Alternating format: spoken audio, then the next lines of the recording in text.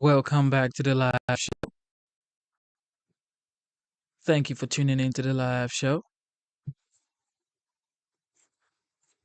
Yes, sir. Yes, sir. Yes, sir. Welcome back to the live show. You know what time it is. It is your boy Genesis. I am back with another episode. Good morning. It is currently 12:56 a.m. and today's date is the 30th of November 2024. Ladies and gentlemen, this is the last day of November. Last day. Man, the year has 31 days to go. 31 days to go, guys. 31 days to go. Isn't it just wild that we were just celebrating New Year's like 2 seconds ago? And now it is currently 31 days to go for the end of the year. This is incredible.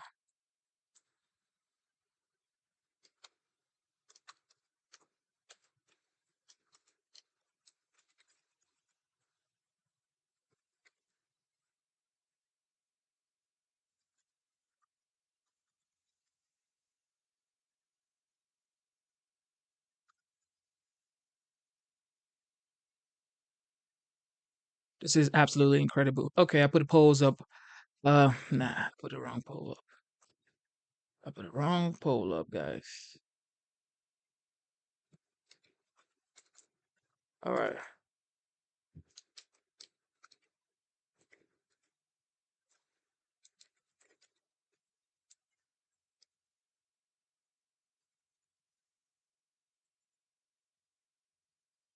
All right.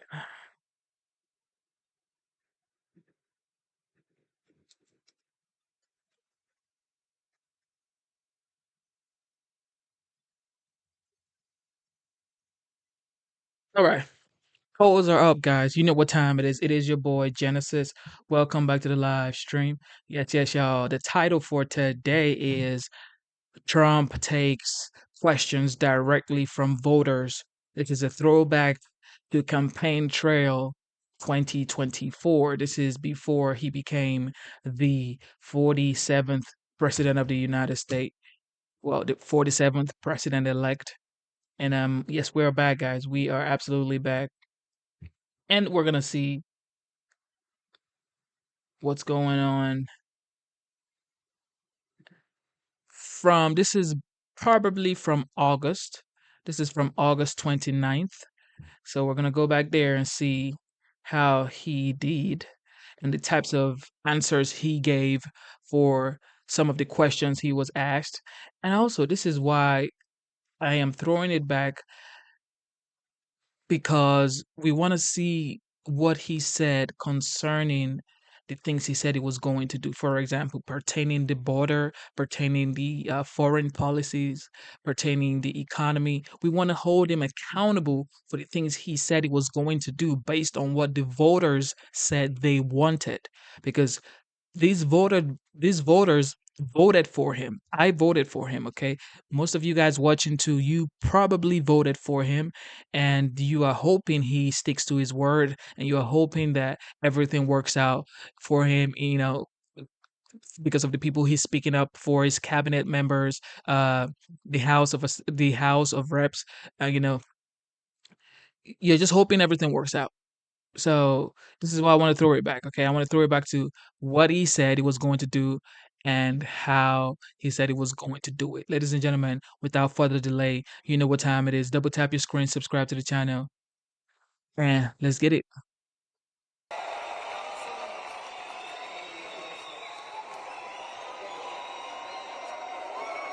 Thank you. USA. USA. USA. We love our country. We love our country, don't we? It's amazing. And it's a great country, but we have to take it back because our country's not feeling so well nowadays. And we're going to bring it back and we're going to make it healthy and beautiful and better than ever. And it's really, this is some crowd, and you can duplicate the crowd outside. So if anybody would like to give up your seat, that would be okay. No? Let's have a good time. Thank you very much, everybody.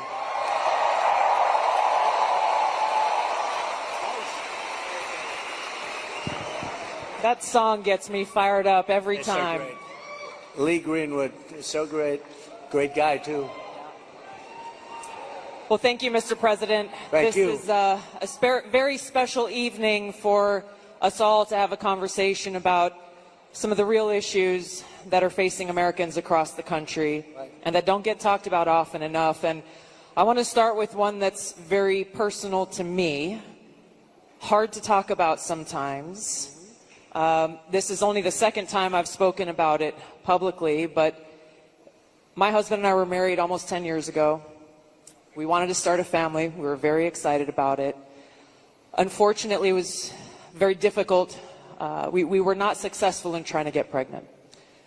For us, IVF seemed to be the only option and the last resort. As you know, it's a pretty difficult process. It's very, very expensive. I was in Congress at the time, traveling. I would carry the medicine that I had to administer shots to myself sometimes in an airport bathroom. And ultimately, the most difficult part was every time going to the doctor for another transfer and hoping that it would result in a positive pregnancy test, and then being heartbroken over and over every time that test came back negative. Now, I know some of your opponents, your political opponents, are saying that you want to ban IVF. While it didn't work for us, it's worked for a lot of families. And I just know that there are women and couples in this crowd, or those who are watching here tonight, who may be going through this same struggle. Hey guys, I totally forgot that Tulsi Gabbard had this conversation with the 47th president-elect. Did you guys remember this IVF conversation? I remember we saw this, but it's like, and now thinking about it, watching it is like, whoa, Tulsi was actually looking for kids, and she had to go through IVF. I totally forgot. I totally forgot this. This is why the throwback is so important. We need to see what they said back in the day so we hold them accountable, because nobody's talking about IVF right now. Nobody's talking about IVF, guys. They better talk about IVF because, we voted for this too. And are concerned about being able to have this option, either because they might not be able to afford it, or they're concerned that it just may not be available. And I'd love for you to talk to them about how they should feel. Well, thank you very much, Tulsi. And I didn't know about your situation. And it's tough stuff, right? Tough. Life is pretty tough. It can be beautiful, but it can be difficult. We are doing something with IVF, because IVF, as you know from friends and people you know, it's really worked out very well for a lot of people. It gave them a child when they would not have had a child. And I told my people I wanted to look at this a couple of weeks ago. And as you know, we have no taxes on a thing called tips. You know that? And I said, tell me, we did three things. We did that, and we did no tax for seniors on Social Security benefits. We want to have that. And I've been seeing a lot of IVF, and I kept hearing that I'm against it, and I'm actually very much for it. In fact, in Alabama, where a judge ruled against it, and I countered the judge and came out with a very strong statement for it. And the Alabama... You were very quick in your response to that. I was, but they were too. They were amazing. The legislature approved virtually my statement. I'm in full IVF, and it has really gone. It's terrific. And I said, so with the tips and with the Social Security, the no taxes on Social Security, I said maybe for IVF, and I've been looking at it, and what we're going to do is for people that are using IVF, which is fertilization, the government is going to pay for it, or we're going to get or mandate your insurance company to pay for it, which is going to be great. We're going to do that. I can't tell you how life-changing that would be for so many families, because it costs a lot of money. A lot of people go into debt just for the hope of being able to start their own family. Well, it's big, and you know what? We want to produce babies in this country, right? We want to produce babies. So I think it's going to be something we sort of announced it a little bit. We were in a great place, Michigan. We all love Michigan, right? We're going to bring back the car industry. And we're going to get a lot of it back to Michigan. They've been taking our cars away. They've been taking our manufacturing away over years, over decades. And if you look at it today, it's a shell of what it was years ago, but we're going to bring it back. Mexico is right now building massive car factories, actually being financed and built by China. And they think they're going to sell their cars back into our country. It's not going to happen.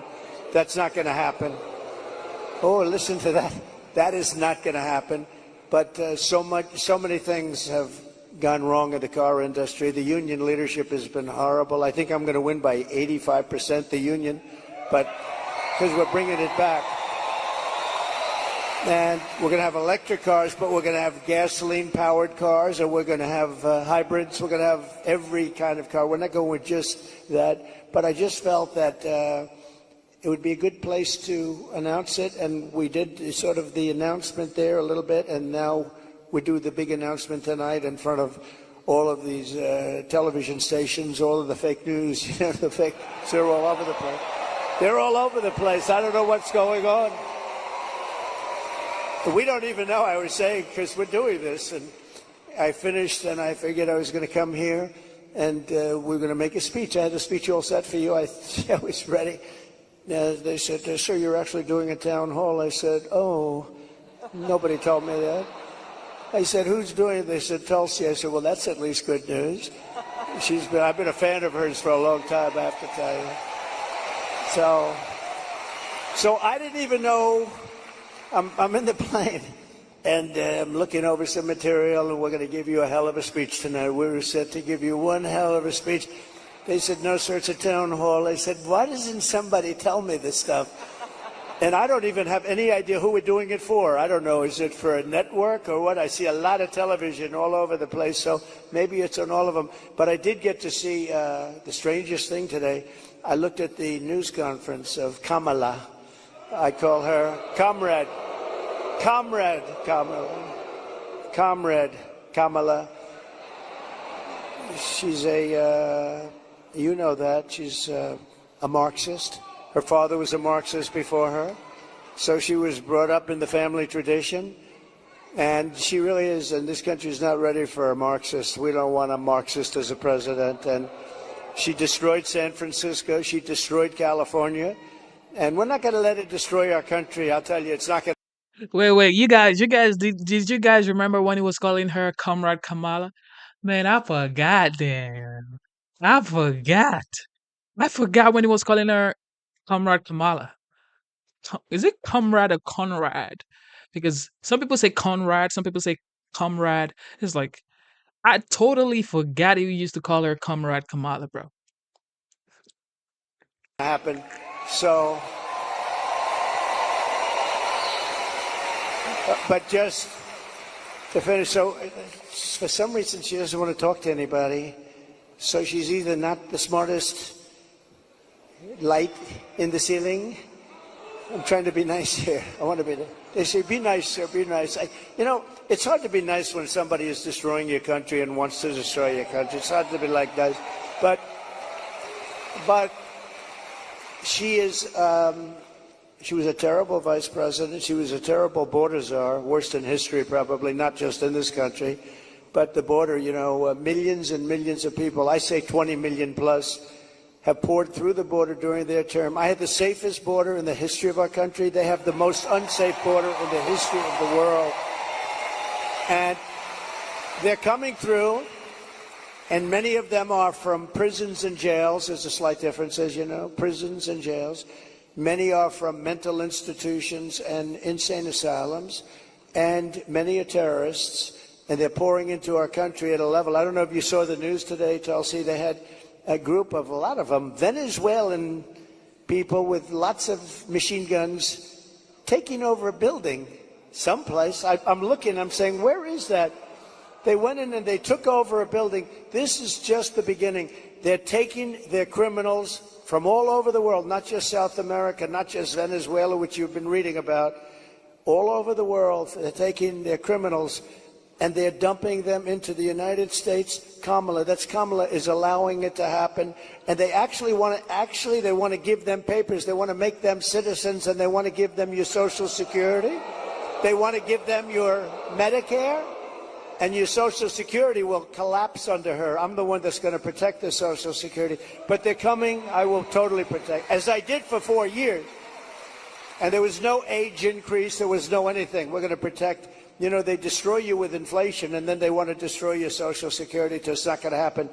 But this is going to be the most important election in the history of our country. So I just want to say that it's an honor to be with you tonight. It's a forum that's very different because I have no idea who the hell is broadcasting it. But all we'll do is we'll talk because we're friends. I love this state. I gave them Marinette. We gave them a very big, you know, Tulsi, we have a ship contract. And as you know, we gave Marinette yards, but we gave them a tremendous contract. They wanted it all over the country. I said, we're going to get it for Wisconsin, and it's a big one. And they're doing a great job, I understand. So we got that. And we're going to have a good time tonight. So let's go. Mr. President, you talked about immigration. We actually have Amber here who's quite concerned about that, and she's got a question for you.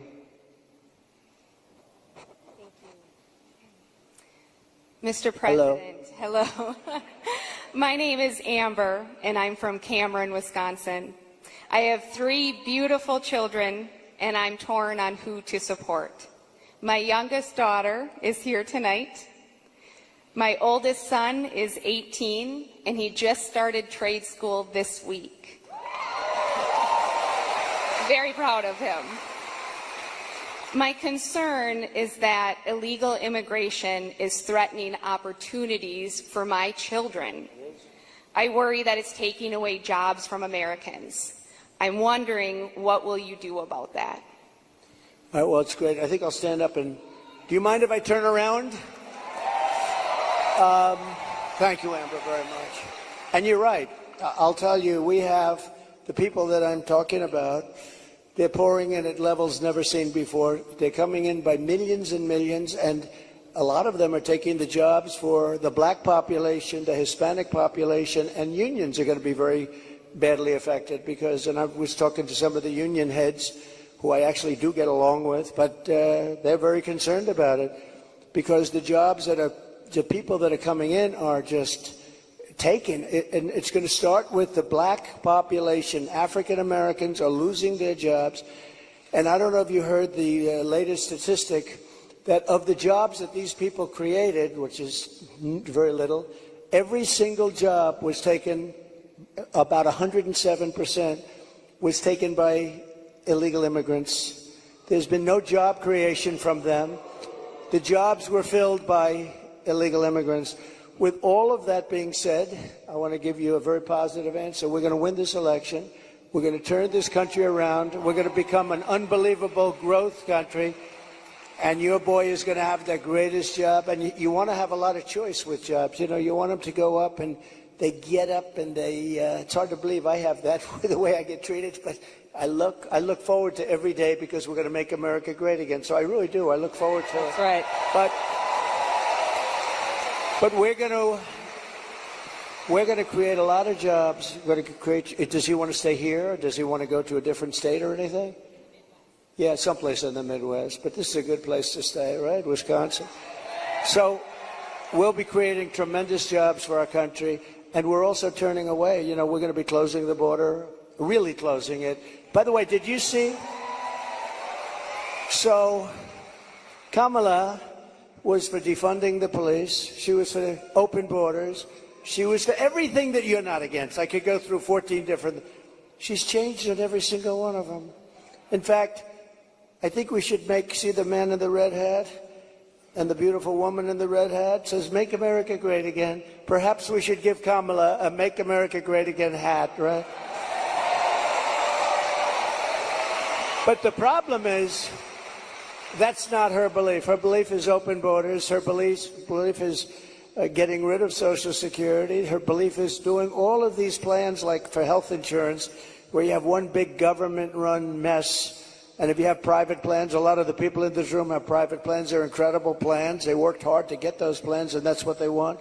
But with her, she wants to have, it's really a communist type of government. And I just saw her, Tulsi, she was sitting behind a desk doing this interview.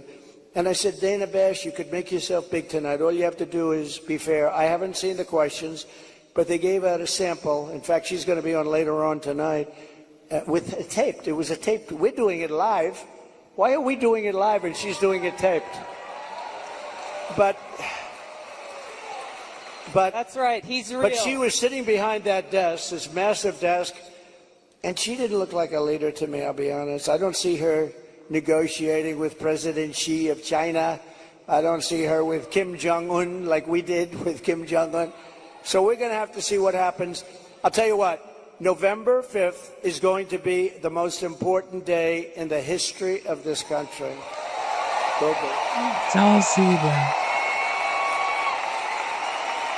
Mr. President, there are a lot.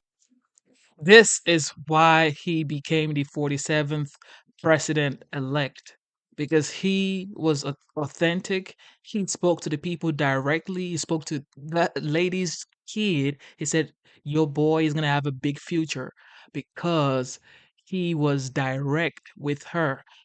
This is the only reason he became the 47th. This right here, authenticity. You can never beat that. A lot of people who want to feel hopeful about our future. I want to introduce you to Luke, who is one of those people. Hi. Hello, Mr. President. Good-looking guy. Thank you. My name is Luke Pulaski, and I'm a junior here at the University of Wisconsin-La Crosse. I'll be voting for the first time in November, and I'm researching each candidate, and I have two questions for you. First, as I've been living on my own and buying my own gas and groceries, I have noticed that everything has become more expensive. For me personally, I try to eat healthy and stay lean. A pound of meat has gone from $4 to almost $7. I also would like to buy a home someday, but that seems just impossible now. What's your plan to make life more affordable and bring down inflation for someone like me? Very good. Thank you. Good. It's probably the question I get most. You know, they say you're going to vote with your stomach. I don't know if you've heard it, but it's a little bit true. And groceries, food has gone up at levels that nobody's ever seen before. We've never seen anything like it, 50, 60, 70%. You take a look at bacon and some of these products, and some people don't eat bacon anymore. And Zyro said they need edit. The energy prices down. When we get energy down, you know, this was caused by their horrible energy. Shout out to Zyro, man. Wind. They want wind all over the place. But when it doesn't blow, we have a little problem. This was caused by energy. This was really caused by energy, and also their unbelievable spending. They're spending us out of wealth, actually. They're taking our wealth away. But it was caused by energy. And what they've done is they started cutting way back. We were in third place. When I left, we were by far in first place, beating Russia, beating Saudi Arabia.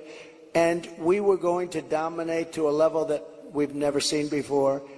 And then we had a bad election. I'll be very nice. I'm supposed to be nice when I talk about the election, because everybody's afraid to talk about, oh, please, sir, don't talk about the election, please. You know, if you can't talk about a bad election, you really don't have a democracy if you think about it, right?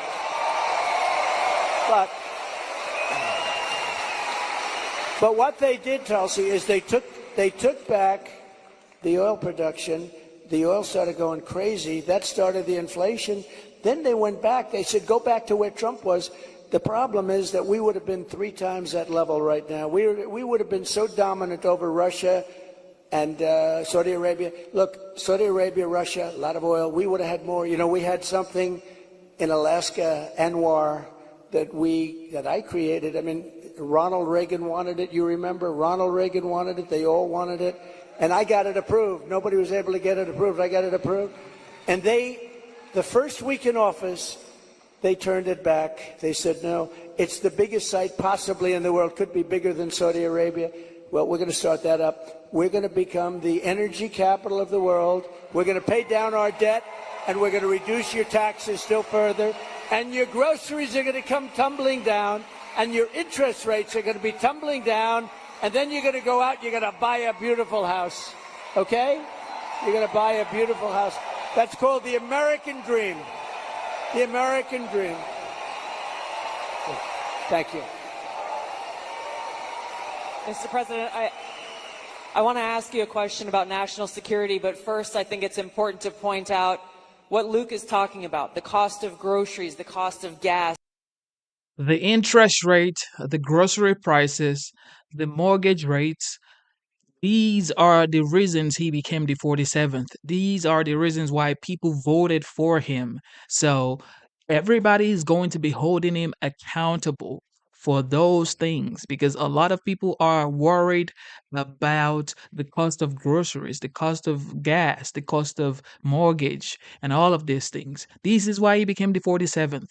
And his first 100 days has to speak volume. And you know, this man prides himself in being a man of his words. He prides himself in that. So I believe in this guy, okay? I believe in this guy because I voted for him. I see what he did in 2016. I saw the price of gas. I saw the mortgage rates. I saw, the inflation rate. I saw how the economy was booming. You know what I mean? So it's like he has to do something in his first 100 days that shakes the economy. I mean, the crypto market is already going crazy anyway. Crypto market is already going crazy. However, economy still has to do something wild that the people would be like, golly, thank goodness I voted for this dude. The cost of housing, mortgages, rent, everything has gone up. Kamala Harris's plan that she has announced is government price controls. And I think it's important to touch on, you just laid out your plan. What's going to happen if Kamala Harris institutes price controls? So that's a communist plan. It's never worked. And it's been tried by others. Believe it or not, Richard Nixon tried it. A lot of people tried it. It's been tried many times, and it always leads to the same failure. And this is my thing, right? This is the thing right here. Why do people keep saying that? Why do people keep saying that was Obama's economy? Why do people keep saying that was Obama's economy? So from 2016 to 2020 was Obama's economy. So then what did Trump do? Trump did nothing. Man, y'all be wilding, bro. Y'all be wilding. Tremendous inflation, lack of product. You don't have anything. The stores are not stocked. It has never worked. It's called control. They want control. And, it's been so often. And everybody that comes in, they say it. It sort of sounds great. We're going to go price control. Actually, when she announced it, she got absolutely slaughtered by even Democrats because it doesn't work. It's a known loser. So now she doesn't talk about it. Do you notice she doesn't talk about climate change anymore? She's not talking about it. You know why? Because people don't want to hear it. They want to live a good life. They want to live a life. They don't want to stop your industry with climate change. They used to call it different things, global warming. Remember, that wasn't working because it was getting a little bit cooler. So they said, what are we going to do? We'll call it global cooling. No. So they came up with the words climate change because that takes care of everything. Climate change. The climate's changing, but according to them, we're all going to be gone in about, what do we have, 3 years left? They had 12 years, remember? So in about 3 years, let me tell you, we do have a problem, though. It's climate change, but a different kind of climate change. It's called nuclear global warming. We can say that's global warming. And if we don't have a smart president, you have 5 nations now with pretty massive nuclear power. Some have very massive, including us and Russia. China's behind, way behind, but within 4 or 5 years they'll catch up. And we don't want them to catch up. Look, the biggest problem, in my opinion, the biggest problem our country has, the biggest problem the world has, is nuclear weapons. They are a destructive force, the likes of which nobody has ever seen before. And we have to make sure they're never used. We have to make sure it's not going to happen. You're exactly right. You brought up Ronald Reagan already. Ronald Reagan famously said, a nuclear war can never be won and should never be fought. And I think it's interesting you talked about climate change, Mr. President. The Democrats and Kamala Harris, they were quick to talk about how climate change is an existential threat. But what they're not talking about is the existential threat of nuclear war and World War III, which is exactly where we sit today because of the warmongers and their puppets, Joe Biden and Kamala Harris. And they don't want to talk about it because the consequence of where they have taken all of us as the American people and the world is economic hardship around the world, a destruction of our economic well-being, and an annihilation of humanity, our families, our kids, our communities around the world. There was a recent poll that YouGov did that pointed out over 60% of Americans feel that World War III and nuclear war is going to happen within 5 to 10 years. And when I heard that, I felt so sad because they're at a point where they feel like this outcome, the annihilation of the world, is inevitable. So I wanted to ask you about this because it's important that people understand what kind of leadership you bring, what you will do to stop this slide towards nuclear war and World War III so that we can feel hopeful again. Well, thank you. So, Viktor Orban, a very strong leader from Hungary, Prime Minister of Hungary, they asked him recently about what's the problem in the world. A few years ago, during my term, we didn't have Israel being attacked. We didn't have Russia attacking Ukraine. And they asked him, why is it so bad now? The Middle East is on fire. So many places are on fire, and there are plenty places that could very well and very quickly catch on. What's the problem? He said, you have to bring Trump back as president of the United States. You will have no problem. He single-handedly kept things, and it's true. And I could do it with telephone calls by being smart. But literally, he said, you have to bring Trump back. Now, he used a term I wouldn't use. He said everybody was afraid of Trump. You know who was afraid of Trump?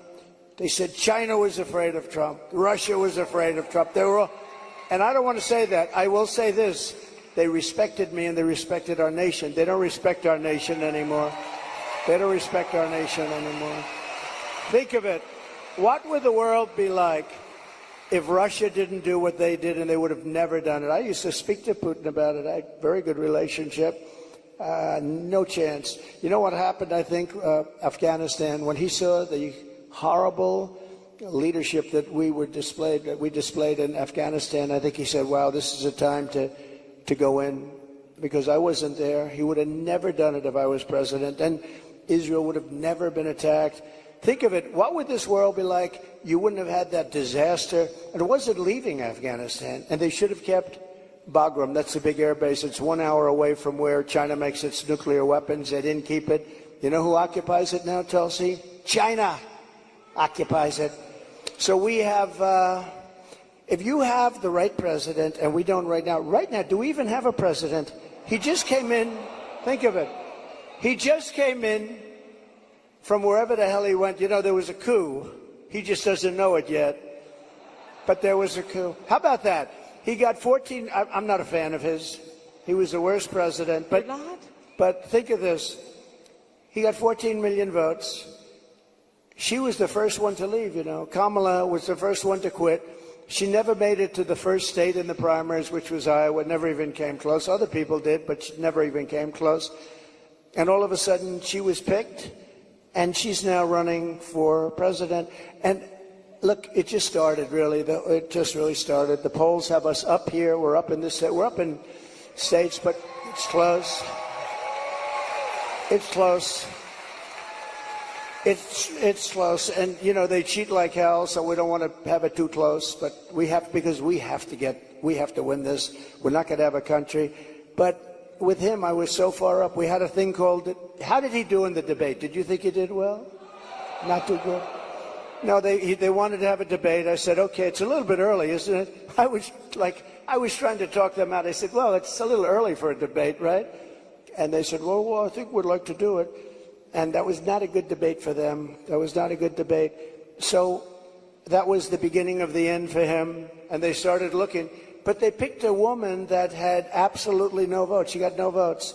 And now she's running. So when you say threat to democracy. They are a threat to democracy. I'm not a threat to democracy. I'm not a threat. Thank you. Mr. President, crime and the rise of crime is on the minds of a lot of people. I want to call on Danielle here, who has a question for you. Hi, Danielle.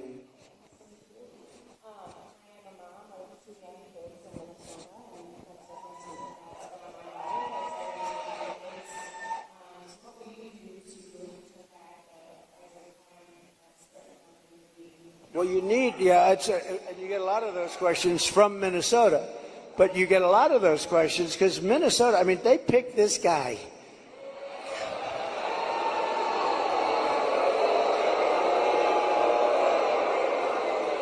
He is weird. Right? He's weird. I'm not weird. He's weird.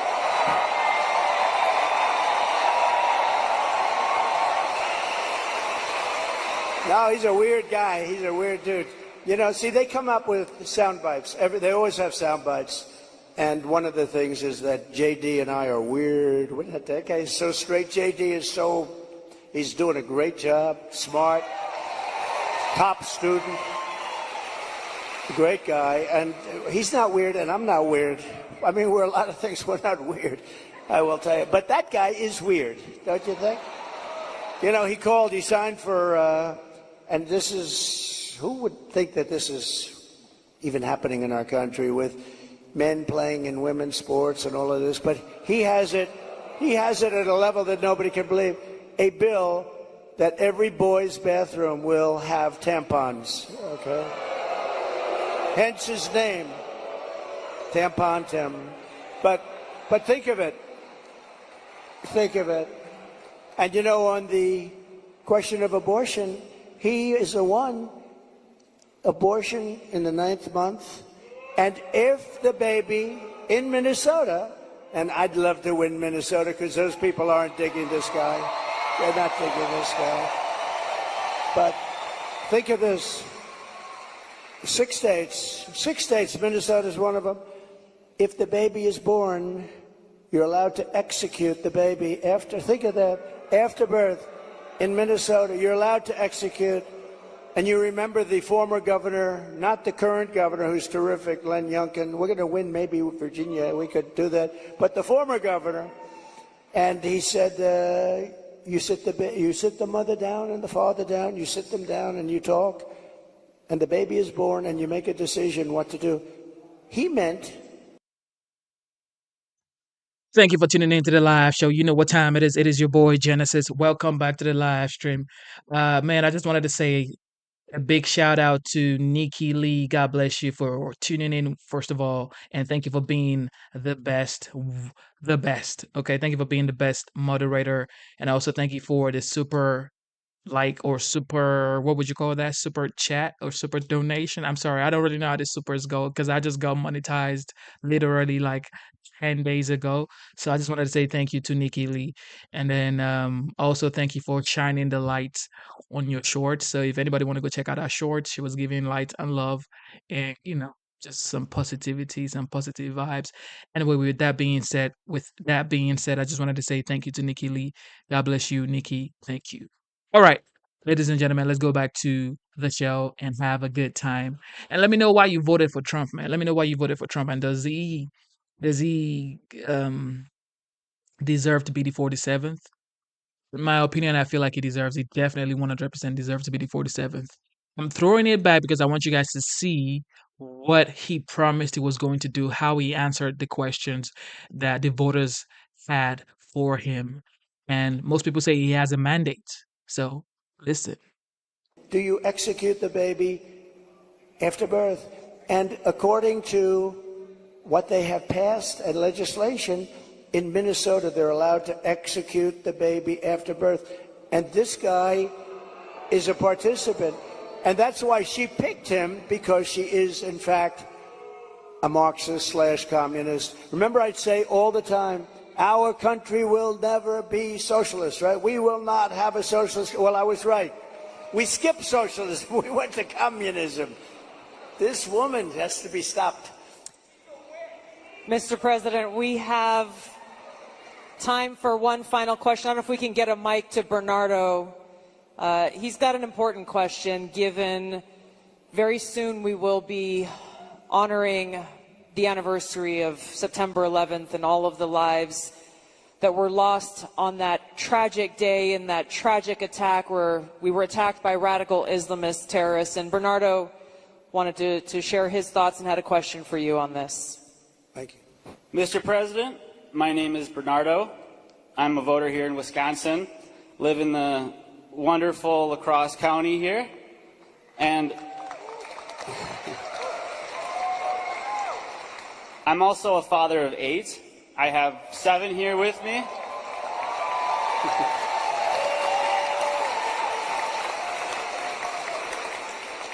And it's the anniversary of 9/11 is coming up. I'm concerned that we're more vulnerable now than ever. And we have a Democrat nominee who doesn't even want to say the words, says we shouldn't say the words, radical Islamic terror. How are we going to protect America from a terrorist attack? First of all, it's a great question. And, you know, we have radical Islamists pouring into our country along with everybody else right now. They're coming in at levels that nobody's ever seen before. We kept them out. We had 1 year where Border Patrol put down, it was, I believe, 2019, where they, and I don't believe this, I don't believe it's right, but I'll take it. They said 0 came in 20, that was my term, 0. Now we have thousands. I'd like to say that was true. It's probably not, because I can't imagine that, but we were very tough on that. Now they have thousands and thousands coming in, along with the prisoners and along with the crime. And remember, a lot of these countries like Venezuela, their crime is way down because they've moved their criminals into our country. It's not even believable. But your question on Islamists and all of the jihad and all of the things that they talk about, they have to respect your country. They have to respect your leader. You know, I had no radical Islam crime for 4 years, and I didn't want to talk about it. I wanted to, I talked about it after, but I didn't want to talk about it during. I don't want to say like, I had absolutely, and the next day you get hit. But we had none, 4 years of it, because they respected your president, they respected your country, and we have to bring back that level of respect, and we're going to do it, and we're not letting the wrong people into our country. Okay, thank you very much. Great question.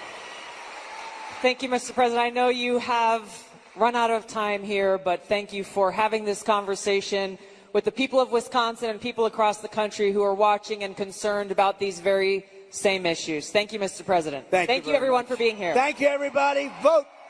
Vote. Thank you, everybody, very much. Not only Michigan, to the world.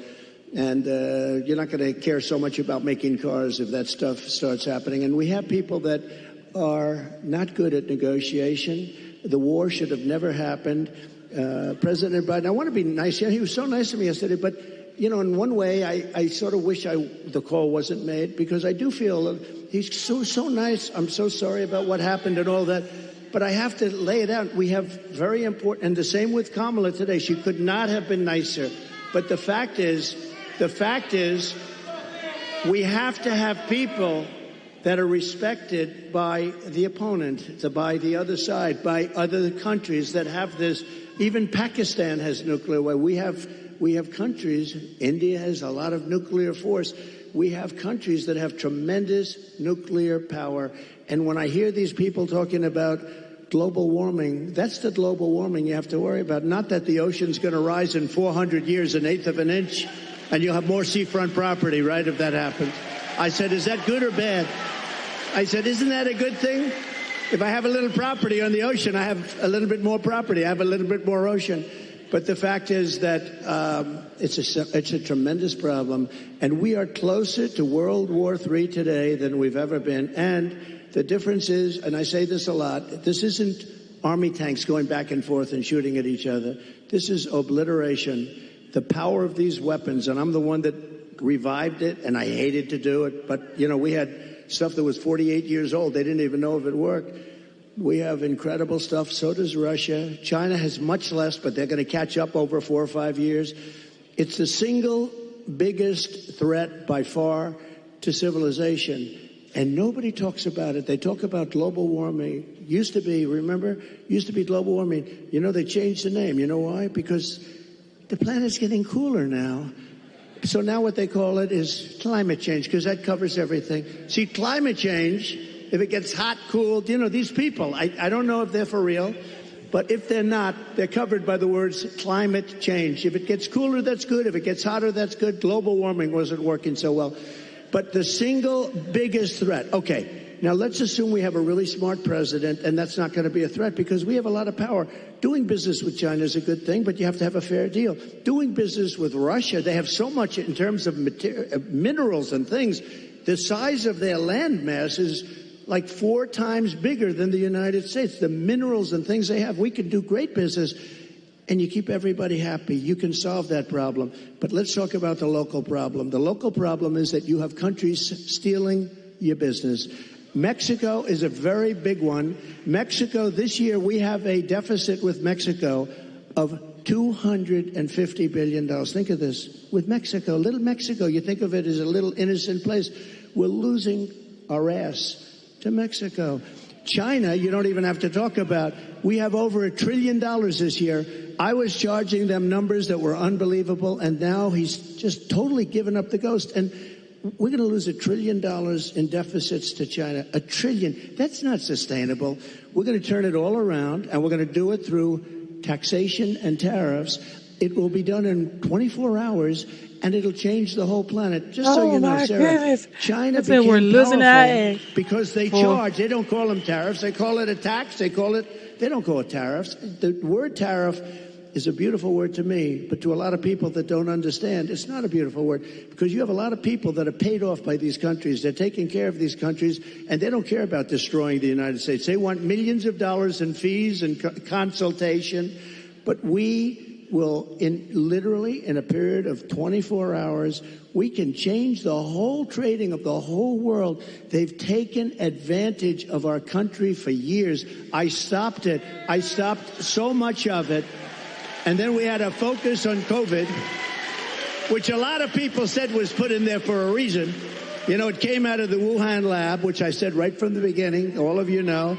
It didn't come out of a cave. They said a cave. It didn't come from France. They blamed France. They blamed, I call it the China virus because I like to be accurate, you know. They call it the Spanish flu. They call it all different names when something comes from a country, except for China. We have to call it COVID. What the hell does COVID mean? The China virus. And a lot of people think they did that because they were not happy with me as president. I actually had a great relationship with President Xi, and in his own way, he probably liked me the most, but maybe or maybe not. I saw that Putin the other day endorsed Kamala, and you have to understand, these are major chess players. So when he endorses Kamala, he may say, well, I did that because I love you, and it's better to be doing it. So who knows? But he endorsed Kamala, which is a little unusual. I was watching, I said, that's interesting. I think that's a good thing, isn't it? It really is. But look, we have to turn it around, and we can. We're going to have a reciprocal trade tax. We're going to have so if China charges 152%, which they do in a car, if we sell a car made here into China, which you don't do because the tax is too high, they say to all your companies and to others, and to Elon Musk, who gave us, he is a great guy. He gave me the strongest endorsement, and he's a really wonderful guy. But they say to him, we don't want your car unless you build your plant in China. And there's nothing wrong with saying that. That's smart people say that. We haven't said it for many years. I said it. We have a lot of plants going up with Apple and other things. I said, you got to build plants. You don't build plants here, we're going to put the tariffs on your products coming in from China. So we can do it quickly, but we're going to have what's called the Reciprocal Trade Act. Now, I dealt with a senator, a very good senator, actually, but he knows nothing about trade. I said, here's what I want to do, Senator. I want to take the reciprocal trade. If they charge us 100%, we charge them 100%. He said, you mean they charge us, we charge them? You got me. How simple could it be? It was sort of cool because he doesn't care. He's a senator, doesn't care about trade, but, you know. So we're going to call it the Trump Reciprocal Trade Act, or I'll leave the name Trump off as long as we do it. So when India, which is a very big abuser, he happens to be coming to meet me next week. And Modi, you're fantastic. I mean, fantastic man. A lot of these leaders are fantastic. You have to understand one thing. They're 100%. These people are the sharpest people. They're not a little bit backward. They are at the top. You know the expression, they're at the top of their game, and they use it against us. But India is very tough. Brazil is very tough. There are certain countries, I can tell you every one. I can give you from top to bottom. China is the toughest of all, but we were taking care of China with the tariffs.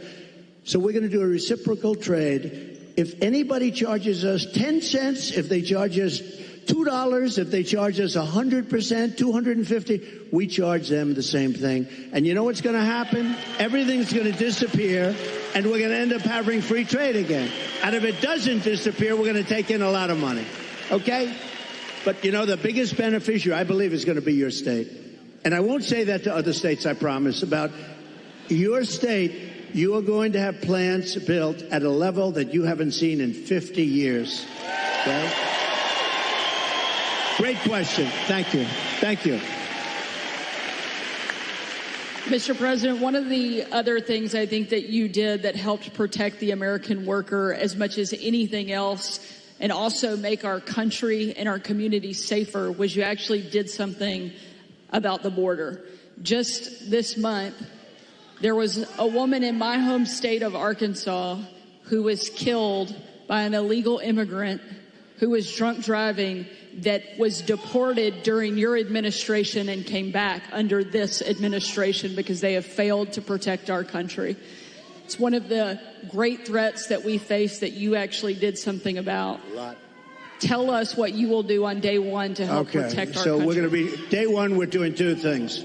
Closing the border and baby drill. Two things. We're going to get down the prices.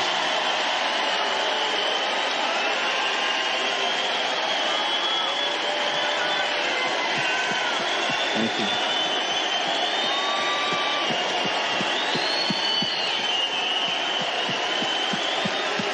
Nice people. I like this crowd. I like this crowd. No, you know what? You're smart people. So, Sarah, thank you.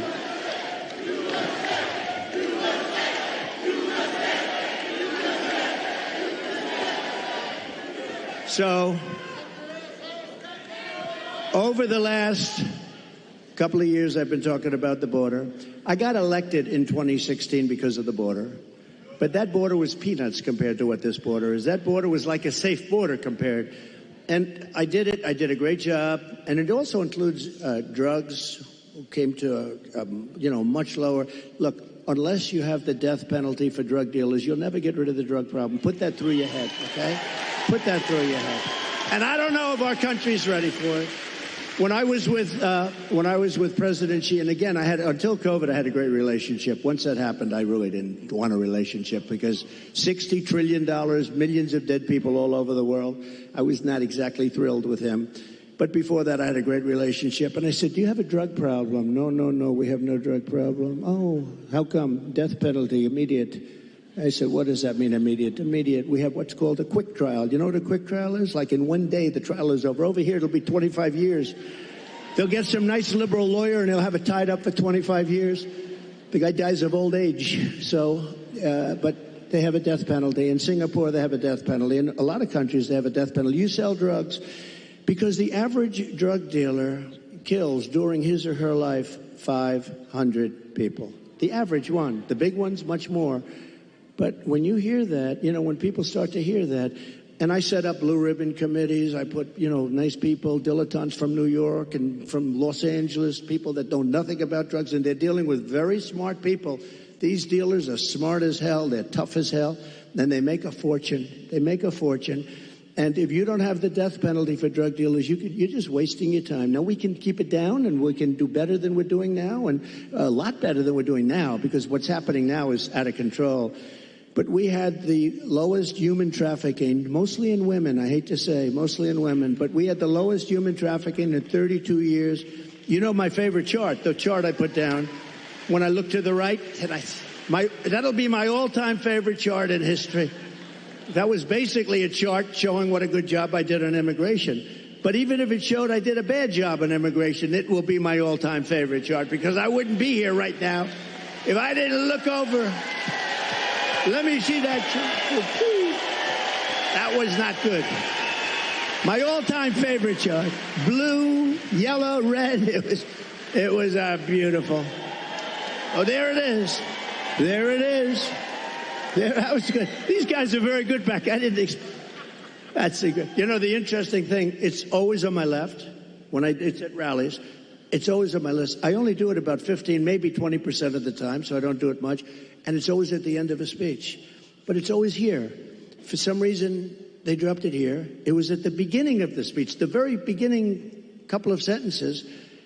And I turned like a deer bolting, I guess, right? They say good hunters say this. Every once in a while, a deer will bolt prior to the shot.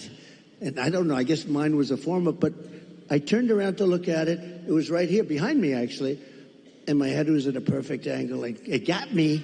But if you got to be hit, that's the best place. Although it's blood. The doctor, I said, how come so much blood? He said, the ear bleeds more than it. I said, I'll take it. I'll take it. But it was an amazing thing. And I have to say, because I have to, while we're on the subject, because people do like to talk about it. A few days ago, we had an incident. I have to say, Secret Service did a hell of a job. They really did. They caught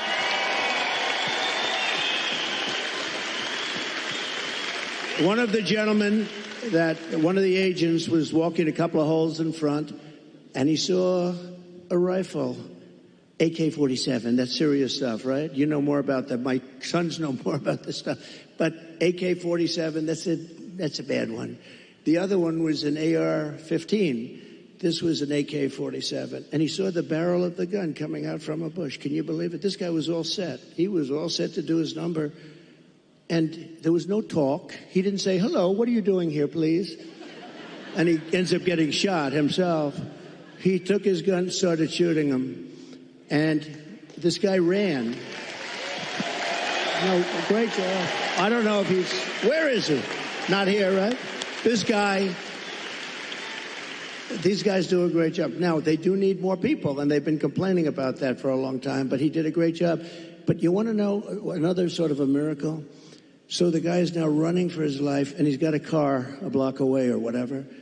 And a woman, this is a woman, not a man, a woman, see? Women are smarter than men. I hate to say. How does that sound? Our great First Lady is very happy now. Let me just tell you, think of this. Who would do this? I actually asked, I was with the sheriff this morning, I was with a couple of people from Secret Service, who would do this? So you now have a man running, not with a gun, he dropped the gun, we found the gun, but he was gone. And a woman driving in a car saw a man on the street, pretty busy street, running, and she followed him. And he got into the car, and she stopped because she thought he was trouble. He looked different. He like trouble. She followed him. It wasn't very far, and parked the car behind his car and started taking pictures of his license plate. Now think of it. And Sarah, think of it. No, seriously, who would do that? It's the women. Not from good or bad, not from, strength or heroism. No, just you see somebody running. I see people running all the time, and she saw something in this guy that was bad. She may have heard maybe gunshots, because there were four gunshots. Actually, the shots, he never got off a shot. The shots were from Secret Service. But think of it. Who would do this?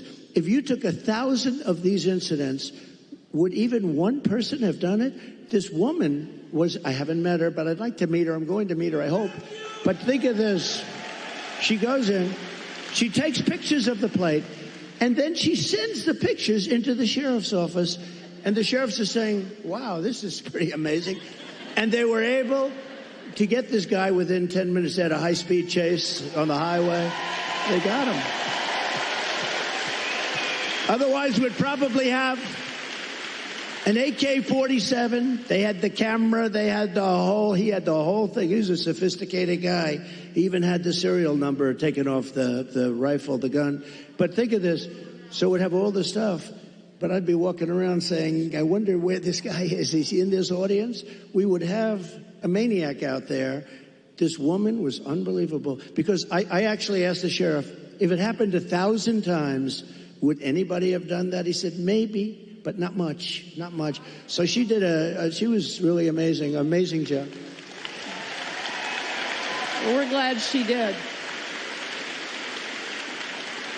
I think there are a couple takeaways there. One, the women of this country love Donald Trump and are going to make sure we do our part.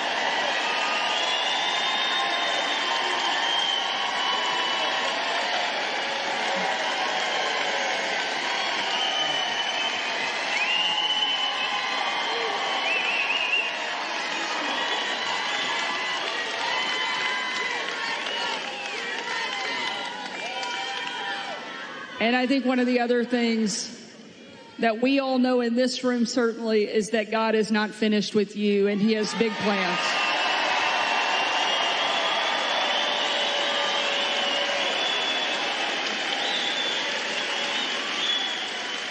Sarah, I just want to say one thing. So when I heard about this tonight, I said, so where am I speaking? Michigan, good. I like Michigan. I want to talk about cars. I love talking about the cars because it's so simple. It's so ridiculous that this is happening. You don't want the electric. You do want electric cars, 7%, 8%. Elon makes a great product. But you know what? And I've driven. His car is incredible.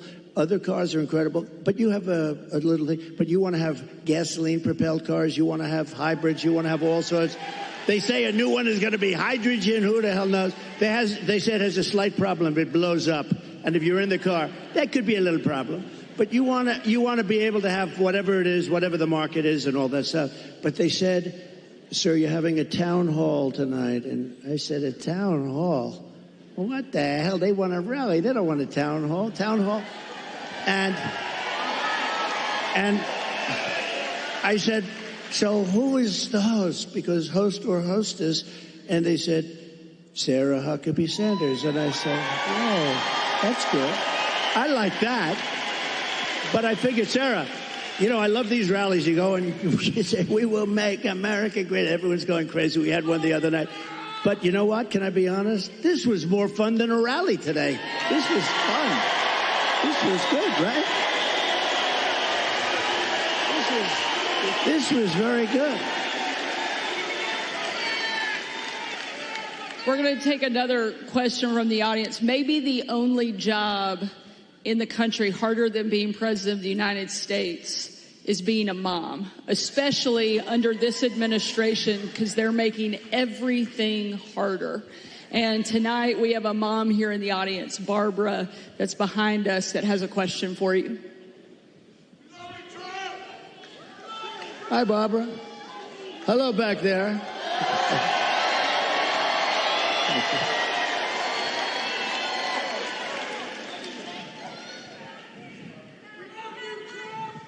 Good evening. Good evening, President Trump. Thank you for taking our question. Thank you. My name is Barbara. I'm a mom of 3, a grandmother of 7, and 3 great-grands, a registered nurse, retired nurse. So I know the cost that goes into raising children and running a household. Yeah. People just can't survive now. How are you going to bring down the cost of food and groceries? Good. Very good. Thank you. So we have to start always with energy. Always. I don't want to be boring about it, but there's no bigger subject. It covers everything. If you make donuts, if you make cars, whatever you make, energy is a big deal. And we're going to get that. It's my ambition to get your energy bill within 12 months down 50%. If I can do that, we've done a hell of a job. 5-0, not 15, 50.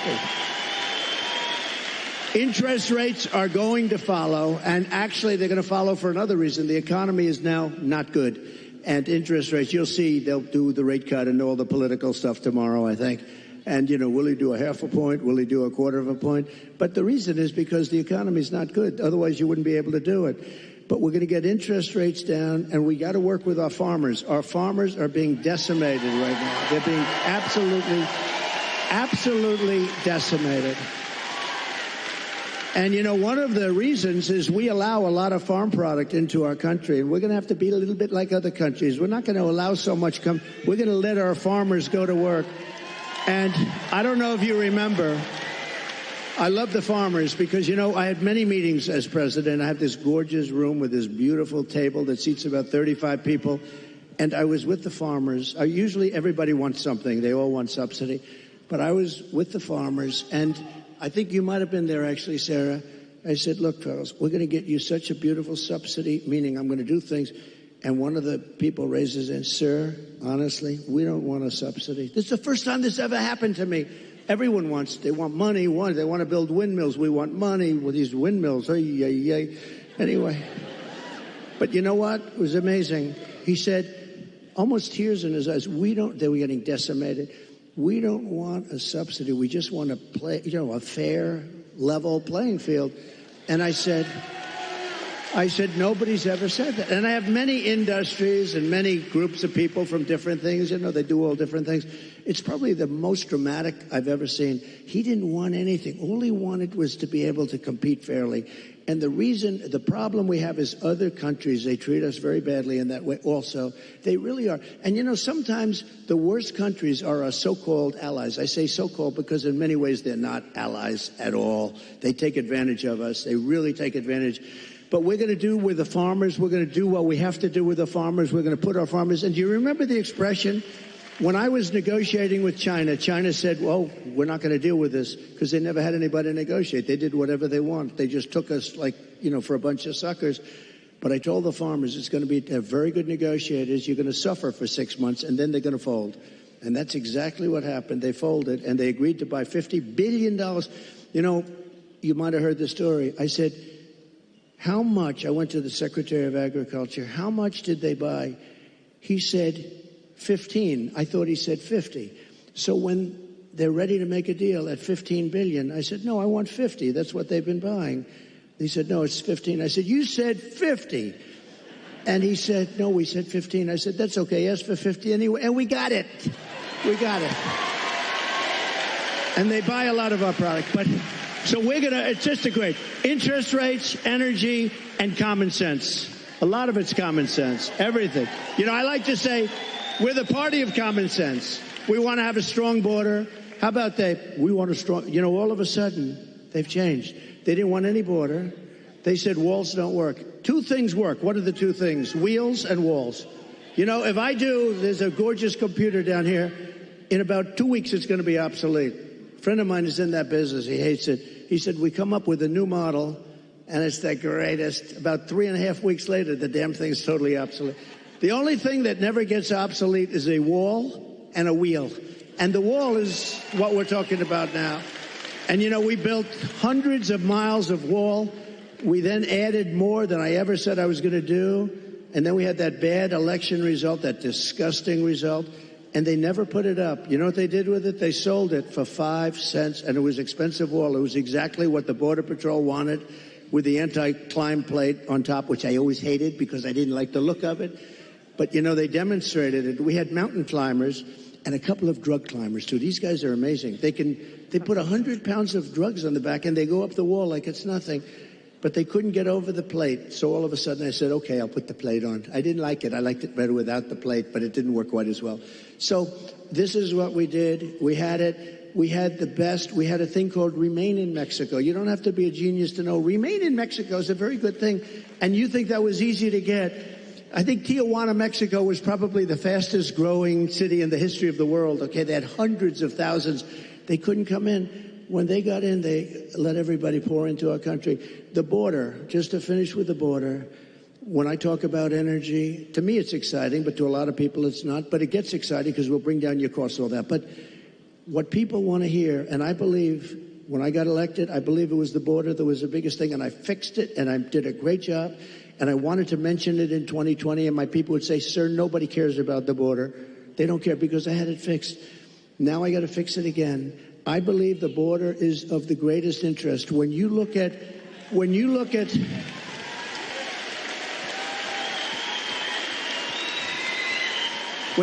what's happening in Aurora, okay? Take a look at Aurora. When you look at what's happening in Ohio, the great state of Ohio, I love it. I'm way the hell up. I wish I was up 18 points in your state, but we are up. We are up. I think when people hear what I have to say, I don't know how you can possibly lose it. I'll tell you this, and I'll say this for Michigan. If I don't win, you will have no auto industry within 2 to 3 years. It'll all be gone.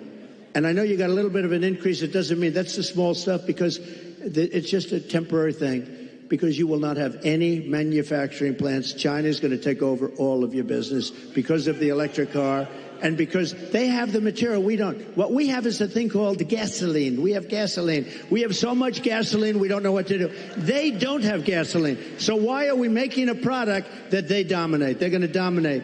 You will not have a car industry left, not even a little bit of a car industry. So, and you're going to have electric cars, but you're going to have 7%, you're going to have 9%, whatever it may be. And maybe someday the technology becomes so good that you can do more. I mean, it's fine. But right now, the battery technology isn't there for long term. I always say, I love the electric car, but they don't go far enough. And they don't do well. In Iowa, it was 20 degrees below zero when we had our great success in Iowa. We had a great... And there were cars all over the place. I said, what's wrong with those cars? They don't work well in cold, and they don't work very well in heat. But Elon's going to figure it out because he's great. He gave me the greatest endorsement. He figures everything out.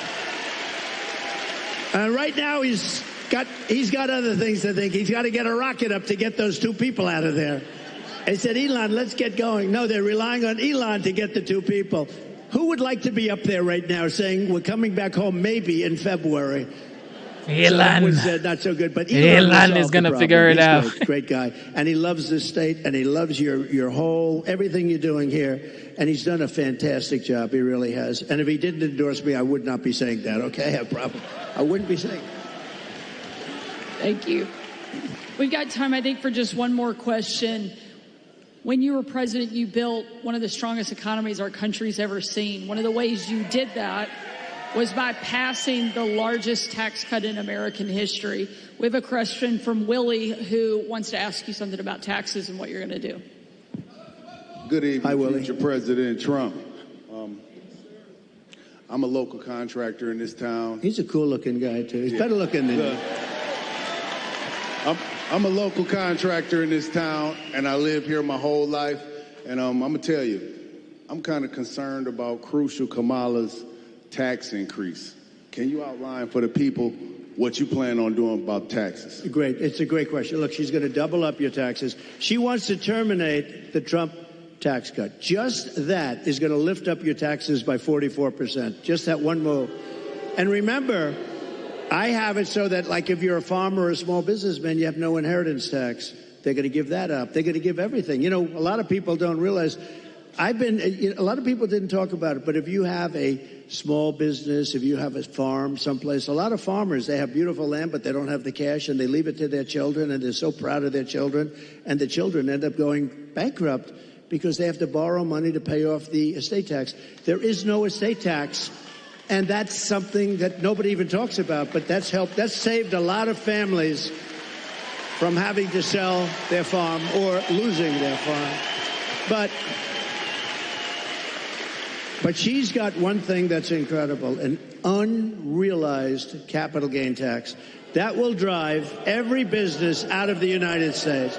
So what that is I don't know how they can possibly administer. The only ones that are going to make money are appraisers and accountants. So they're taking a business, might have not a lot of money, but it might have great land, and they're valuing it. And what was it this year compared to next year? You got to put down a value, and then you got to go out and you have to pay tax, even though you haven't sold anything. It's the craziest thing I've ever heard. And I don't know how any rich person or any person that's in business can even think of supporting her. It's the craziest thing I've ever heard. So, and they're going to raise the capital gains tax, Willie, a lot. Now, as far as regular, people are going to have to pay a lot more tax. your taxes, she said 70 to 80%. Some people will pay 70, 80%. You have to understand, a lot of these people are international business people. A lot of these companies are international. They don't care if they're here or someplace else. They go for the best deal. They go for their shareholders. If they raise the taxes like that, they go to other countries. You know who got a lot of our companies is Ireland. Years ago, they took our pharmaceutical industry because they gave them a better deal. They will leave our country. They will leave all those jobs that we created. And I want people to pay fair taxes and all of that. But she's going to be raising your taxes to 50, 60, 70%. And it's not sustainable. And even for the companies, if they have to pay too much, they're going to leave the country and you're not going to have any jobs. So we have to be very, very careful about it. We have to be very, very careful. And I have to tell you that this has really been an honor. This will be the most fun of any state because we're going to bring back an industry that you can do it. You know, we're going to bring back an industry. And mark my words, if for some reason some tragedy happens, because it would be a tragedy beyond the auto business for the whole country, I really believe that. If a tragedy happens and we don't win, there will be 0 car jobs, manufacturing jobs. It will all be out of here. And that includes South Carolina. That includes other places that are competitors of yours. You won't be making cars here anymore. You won't be making anything in our country anymore. We're going to bring it all back. But the one, and I say this, and I said it to another state the other night, and I said, this is not a good thing to say to another state, but I said, Michigan's going to be the most fun because you're so set up for greatness. All you need is somebody smart at the top to say, you can't flood our market with cars. You just can't do it. And if I say you have to pay 100%, you know China pays a big, but I didn't do the big number yet. But if I say you have to pay 100 or 200%, it doesn't matter because I'm going to say second sense. I hope you don't mind this. However, if you build your plant in Detroit or if you build it in Michigan or if you build it anywhere in the United States for that matter, it seems to be the right location. But we're going to have more fun. So I'm telling them about Michigan and I'm saying, you know, the story's getting a little bit long because I'm talking about Michigan. I happen to be in another state, but everybody loved it because they know you. You're recognized for this. We're going to get, now, they go from paying 100% tariff to paying nothing.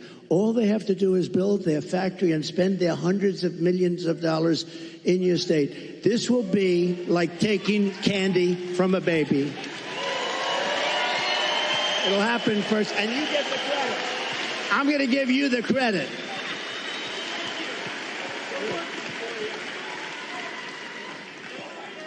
Well, I don't think there's any question that America was better off under Donald Trump. And we know that it's going to be even better the second time around.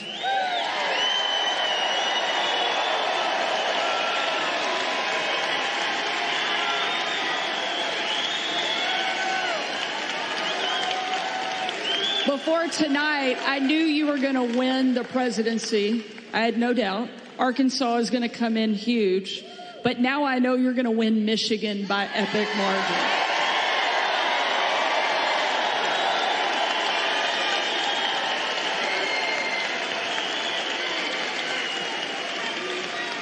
Ladies and gentlemen, we need you to show up.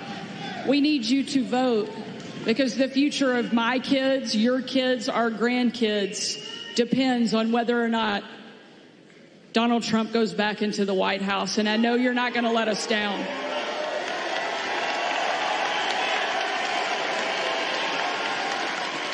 More importantly, I know President Trump is not going to let us down because he's shown us time and time again that no matter what comes at him, no matter what the left throws at him, he's going to get back up and keep fighting for this country that he loves so much.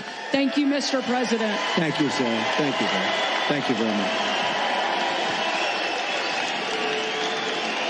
Thank you, everybody. Thank you, man. Senior advisors, former New York Congressman Lee Zeldin. Thank you for tuning in to the live show. You know what time it is. It is your boy Genesis. Welcome to the live stream. If you're just tuning in, make sure to double tap your screen to give this live stream a like. Double tap your screen twice to give this video a like.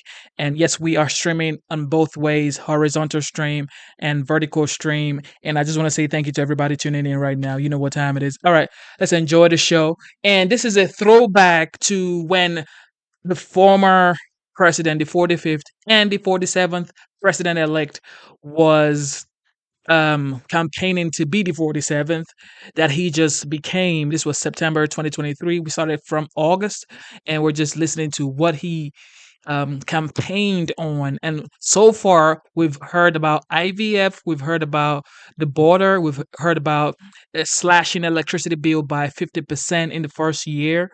This is the reason why we're throwing it back, to listen to what he campaigned on, and we are going to hold him accountable for the things he's saying he's going to do. And we know this man prides himself in being a man of his words. It is just what it is. Let's enjoy the show. And former Ambassador Richard Grinnell.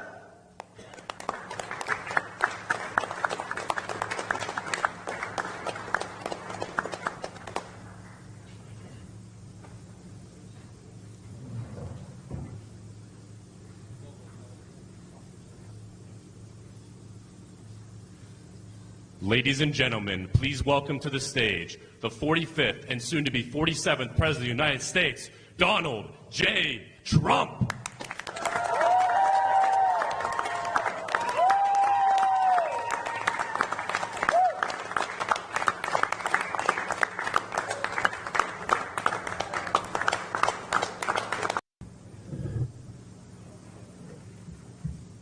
Thank you very much. It's an honor to be with you.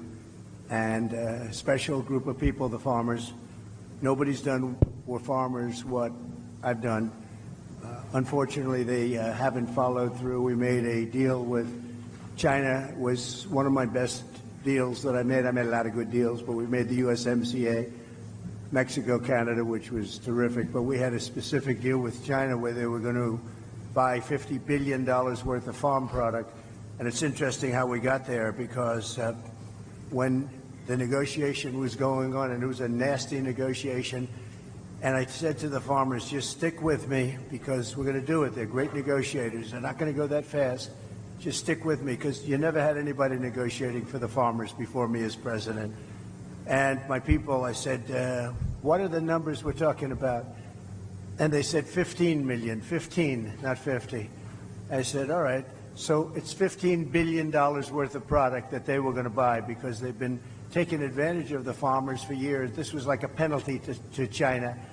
And I thought they said 50, not 15. So the negotiations were going along. We were getting close. I said, how are you doing with the 50 billion? No, sir, we're close to 15. I said, what do you mean 15? You said 50. I said, no, I want 50. They said, that's not what we said. We said 15. I said, that's okay. Ask for 50. Tell them we have to have 50 billion, not 15. And I got it. The problem is, big problem, that now they don't enforce it. I enforced it. Every single week I'd go into the office. I'd say, how's China doing? Because you have to live up to that commitment. I'd say, how's China doing buying the product? Good, sir, good. They're doing good. And they were doing good because they knew I was watching. I don't think Biden is exactly watching. Do you? Does anybody think that Biden is? Let's check it. I don't think so. And it's a shame. And that number is way lower than it's supposed to be. So the first thing I'd do is I would probably, my first call, I'm going to call up President Xi. I'm going to say, you have to honor the deal you made. We made a deal. You'd buy $50 billion worth of American farm product, and I guarantee you he will buy it 100%. He will buy it. Second thing I'm going to do is I'm going to say you have to give the death penalty to your fentanyl dealers who are sending fentanyl. You know, in China, they give the death penalty. They don't have a drug problem because they give the death penalty. But I'm going to say second thing, and this affects you also. It affects everybody. We're losing hundreds of thousands of people a year. Comes through the southern border, now the weakest border in history. It was the best border we ever had when I was there. We built hundreds of miles of wall and everything else, and it was the best border. Now it's the weakest. I had a handshake deal with him. It was going to happen very quickly, and then this side didn't do anything about it.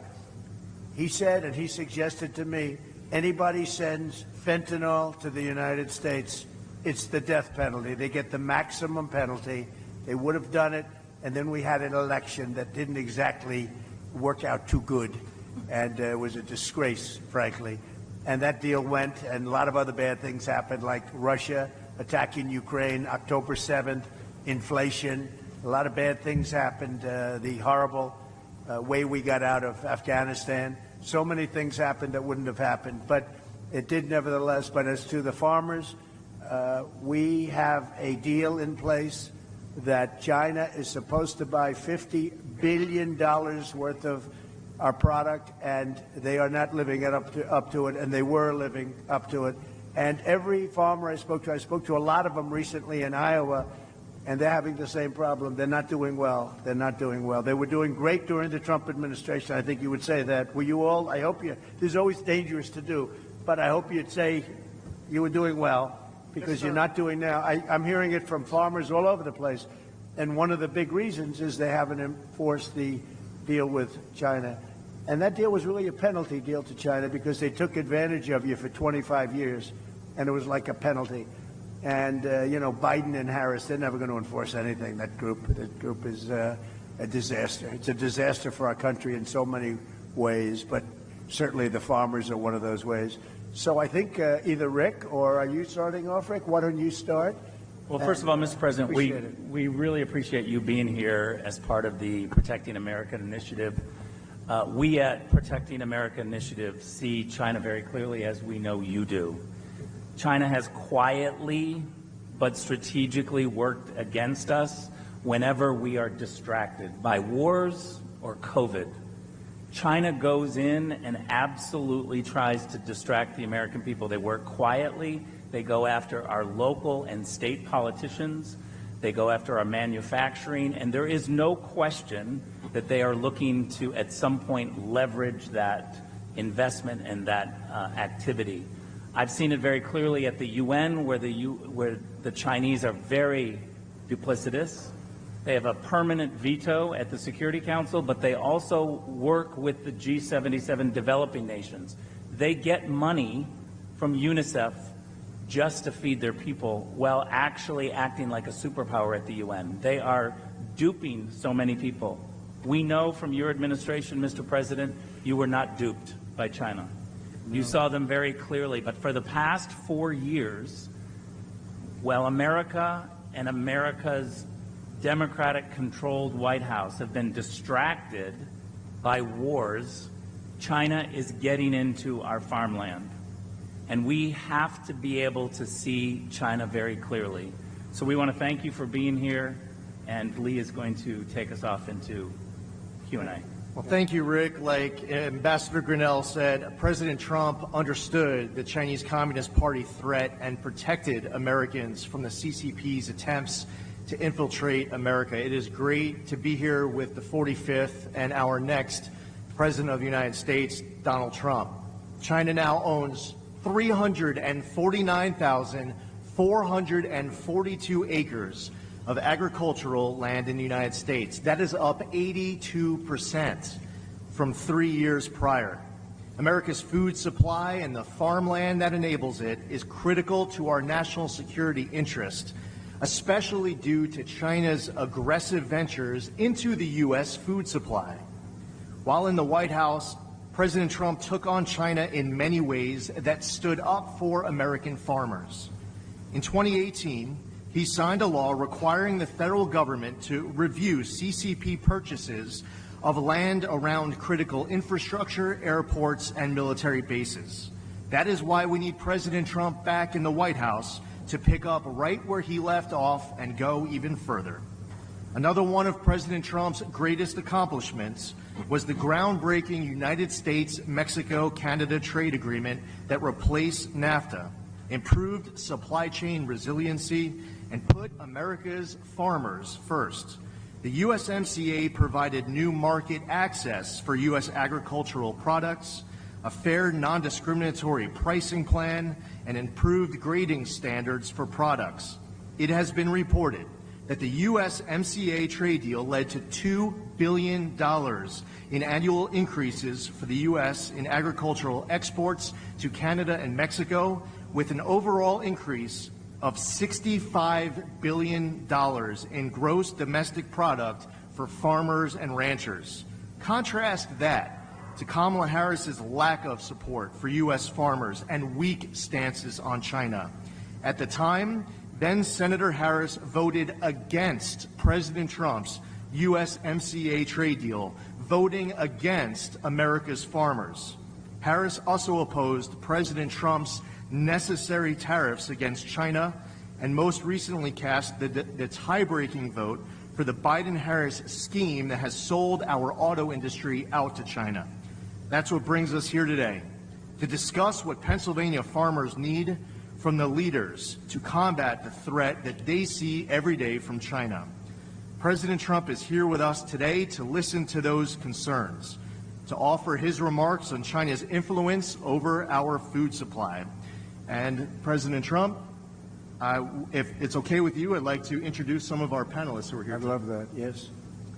Our first speaker here is Todd Reamer. Todd is a cattle farmer from Westmoreland County. Todd?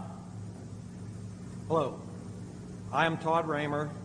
I own with my wife a beef cattle cow-calf operation right here in South Huntington Township.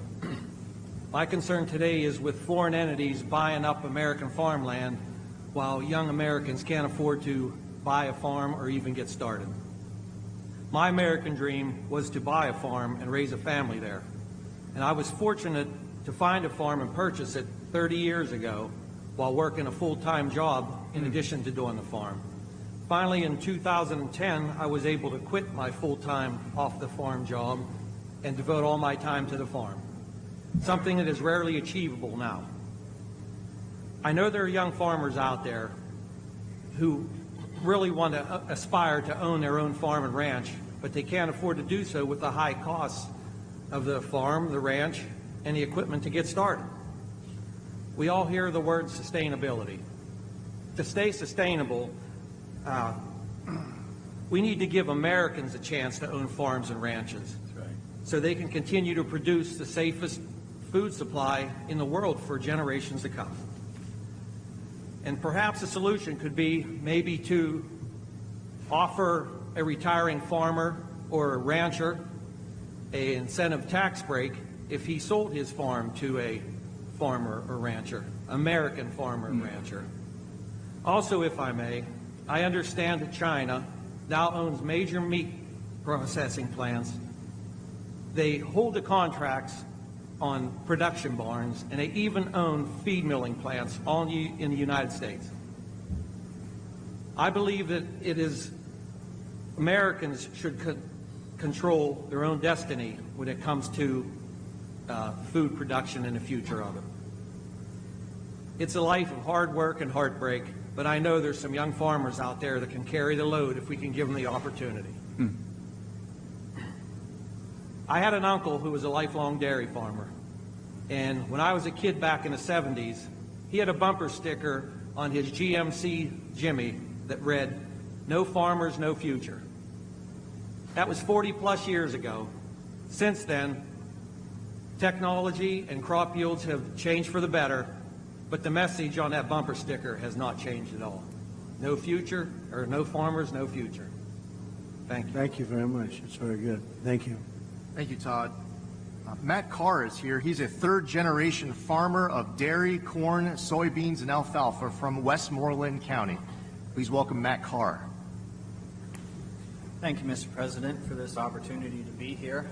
Like I said, like I was introduced, I am a third-generation farmer. I would consider myself the young farmer that Todd is talking about. And I am a small dairy farmer from Westmoreland County. We currently milk 250 head of Holstein cows twice a day. It is more than a job. It is a lifestyle, as you know. But I would like to talk now about what agriculture means to this country. Currently is 30% of the jobs and $7.43 trillion in economic impact to this country. Like you had said, you are pushing through to China for dairy products to be sold there. That is a huge market, and I would see that is a large area that we could expand into and continue to push to try to achieve those goals that you talked about. With that, in 1992, there was 130,000 dairy farms in the United States. That number is now down to 26,000. We are currently losing the small dairy farms, especially in Pennsylvania. Our dairy farm numbers are down 8% from 2022. What is the difference in production? So you have far fewer farms. Well, what would you say is the difference in production? Production is Similar? in Pennsylvania. I think it's down a little bit. It's down from those days? Yeah, the farms are getting bigger. The number of cows are still very. But the overall total production you think is down from what it was when they had so many farms? Oh, no. Total production across Total. the U.S. would be up. Is up. Yeah. But we are losing the small family farm, Sure. like I myself. know that, yes.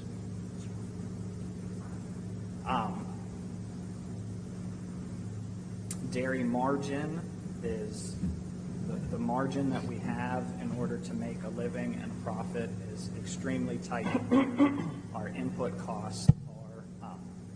So is there a way for America to, we talked about manufacturing, can we manufacture our own and not rely so much on foreign inputs for that in order to address what we need in order to survive into the future?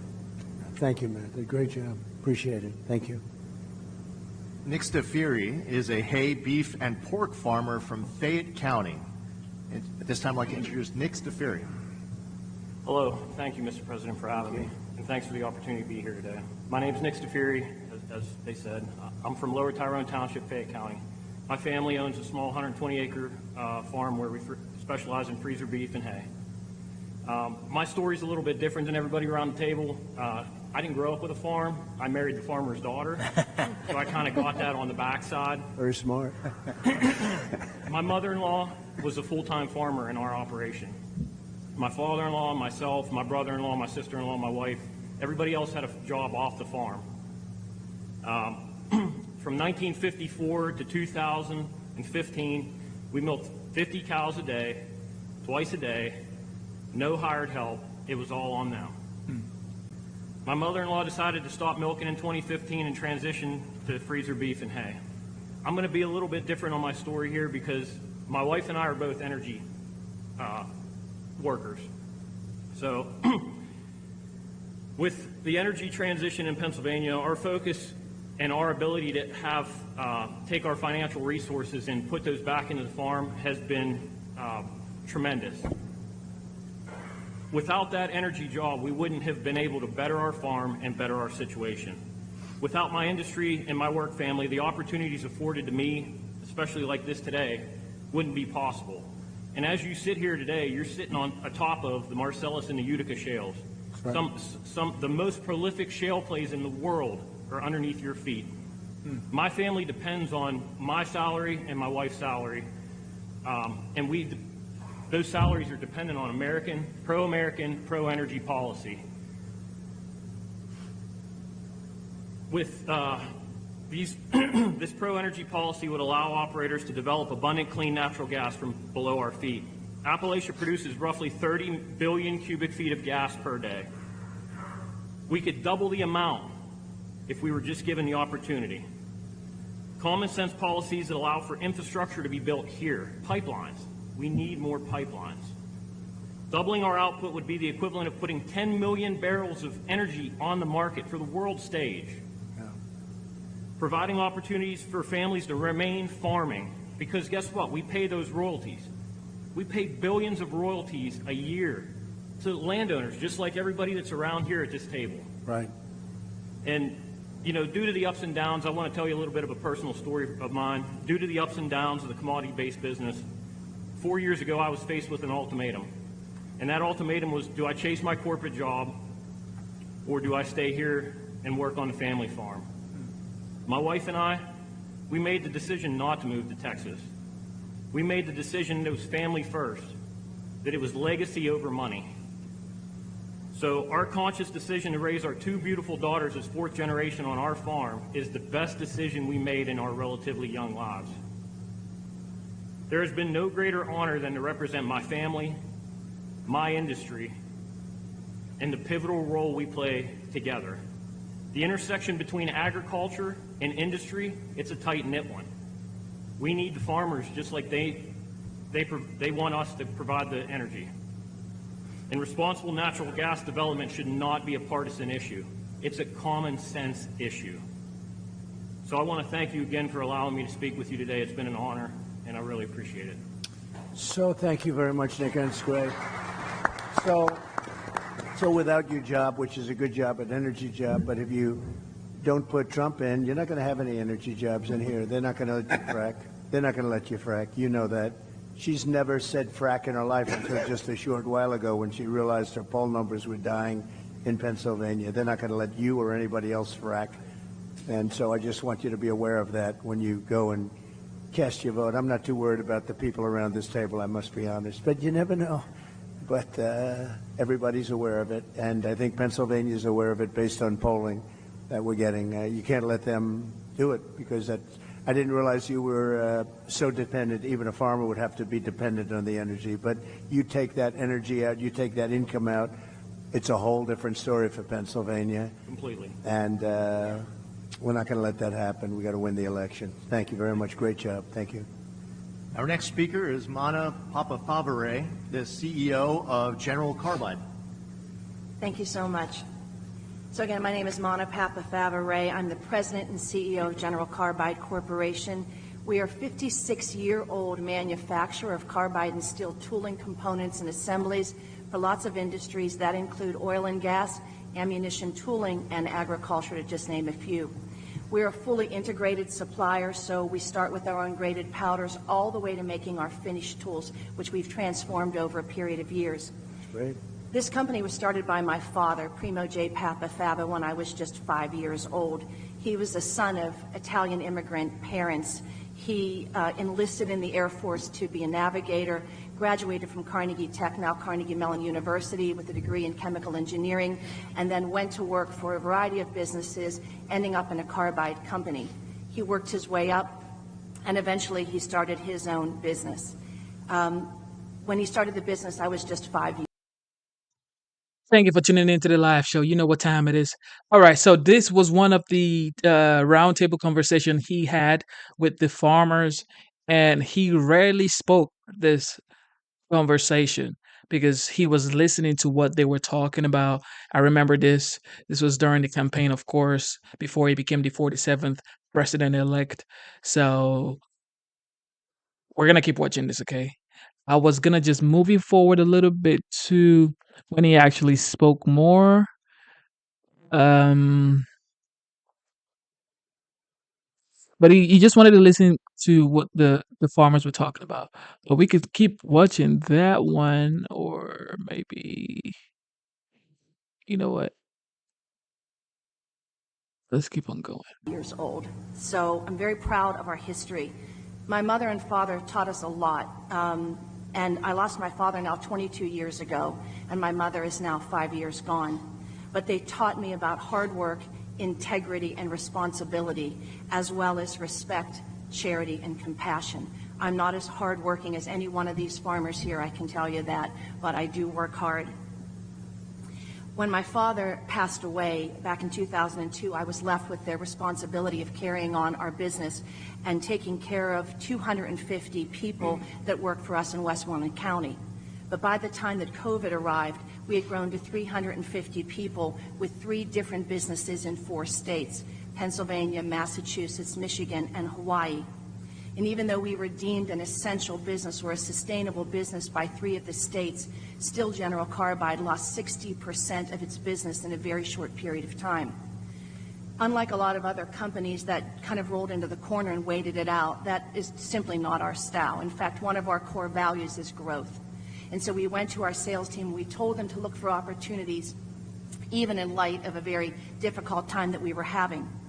And so one of our market segment managers, his name is Eric Butts, he is also a farmer. So he owns his own farm and he is working for us as a sales manager.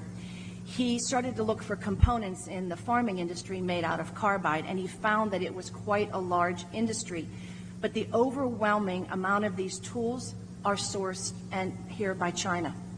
But he thought maybe we would have an opportunity by, employing kind of American ingenuity and doing some things on our own. So we started to move into the industry.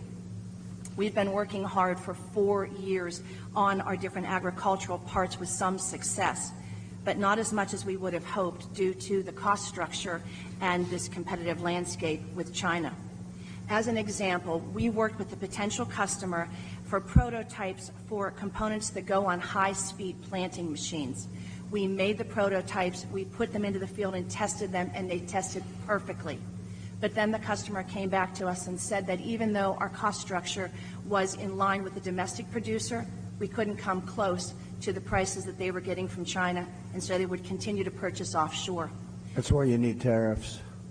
This is a loss of $500,000 for just that one part, and there are so many different kinds of parts that we have out there.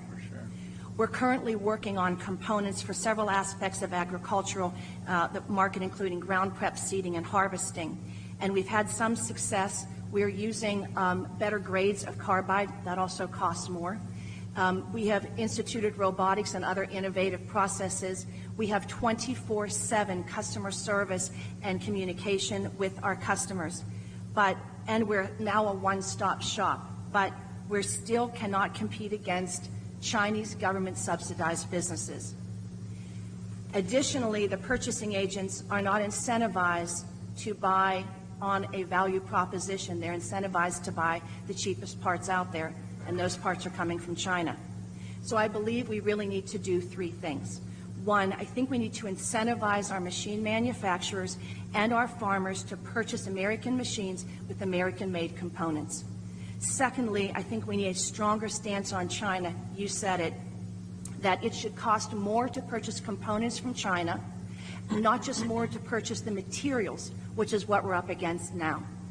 And thirdly, we need to do a better job incentivizing those in purchasing to think about the value proposition, longer running machines in the field. That's really what we need to think about.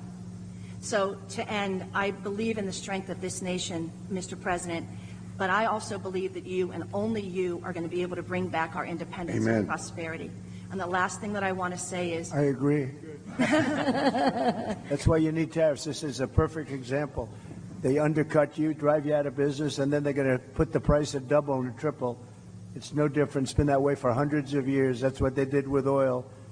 Rockefeller would open up a station on every corner, and you'd have a gas station. Then he'd open up 3. And it cut the price so low, and everybody thought, oh, wow, what a great bargain. He'd put the one guy out of business, and then he'd raise the prices to triple, quadruple what it was.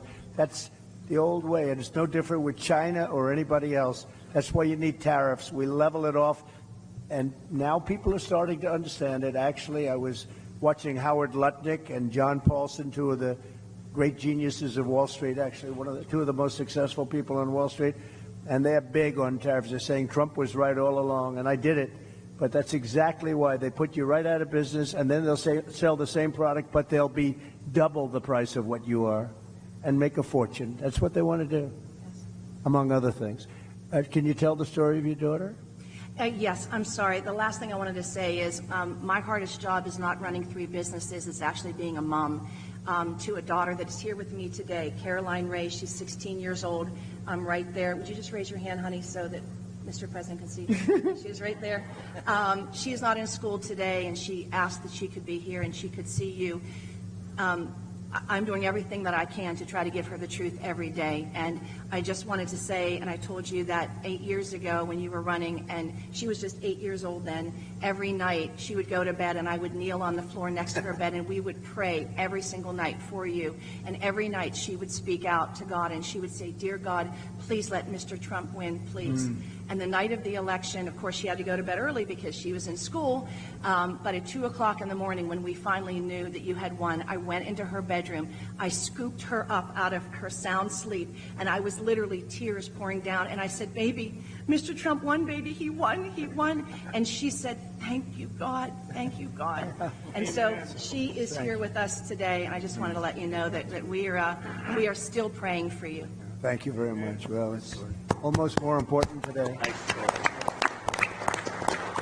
When you add the border, where we have millions of people coming in and from prisons and from mental institutions and terrorists and traffickers, human traffickers, drug traffickers, I believe it's more important today. We had a bad border then, and I fixed it, totally fixed it. In fact, it wasn't even a subject at the next election, but we totally fixed it. And but that border was nothing compared to what's happened now. This border is so bad and so dangerous for our country. I think it's more important today. I think it's going to be the most important election in the history of our country. Thank you very much, and thank you, beautiful daughter. Thank you very much. Very nice story. Thank you. Beth Leeper is a small business owner, former dairy farmer, and current beef and crops farmer from Westmoreland County. I'd like to introduce Beth Leeper. Mr. President, government and elected officials and honored guests, thank you for coming to Western PA again today to hear our concerns and address solutions. My name is Beth Leeper, and to play opposite of Nick, I married the farmer's son, who is here today with my two sons, Levi and Owen. I'm a Christian, a wife, a mother of three, and a small business owner in that particular order. I, with my husband Brian, own and operate a direct-to-consumer, on-the-farm market featuring beef that has been raised on the family farm in Donegal, PA.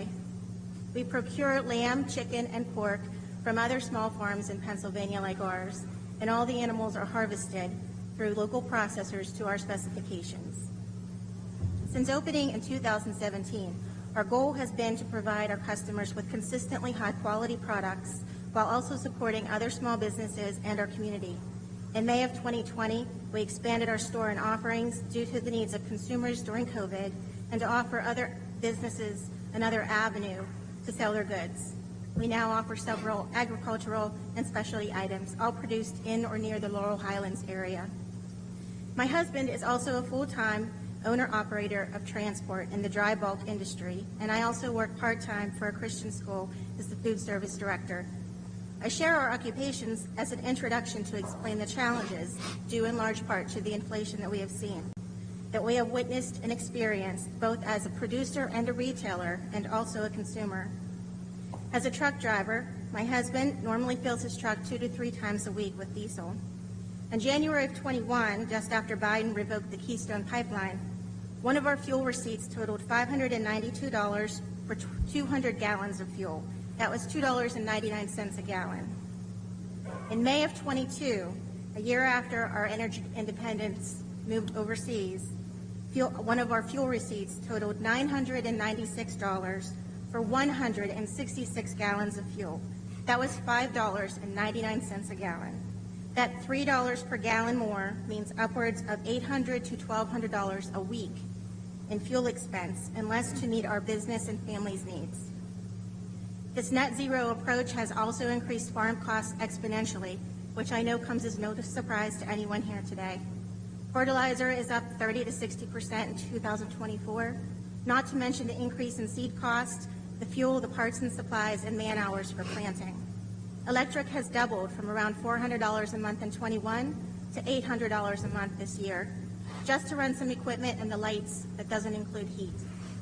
In 2023, feeder calf prices reached an all-time high, coupled with the increase in other commodities and prices to farmers not keeping up. This equals very small profit margins, and therefore, we have been purchasing a fraction of the feeder cattle that we have the capacity to feed. Our farm currently feeds out approximately 70 to 100 head of cattle, and that is reduced from 180 to 200 head just 2 to 4 years ago. But we have the capacity to feed upwards of 400 to 500. Actually, we are currently feeding only enough to satisfy our direct-to-consumer base, as it remains somewhat constant.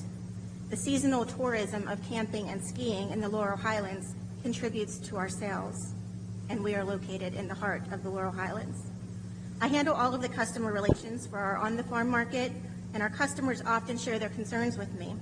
These are some of the things I hear most often. I really don't eat a lot of beef anymore. It costs too much. I can't afford to purchase a whole animal this year. What smaller packages do you offer? We are visiting from out of town. We don't have any places like this where we are from. And recently, the thing I've heard the most is I used to purchase bulk beef from a farmer nearby, a friend, a relative, but they don't have cattle anymore. Just last week, a local dairy in operation for over 65 years announced the closure of their bottling operations due to rising costs of supplies and down demand. Other farms in the area have declared bankruptcy or sold off property and downsized.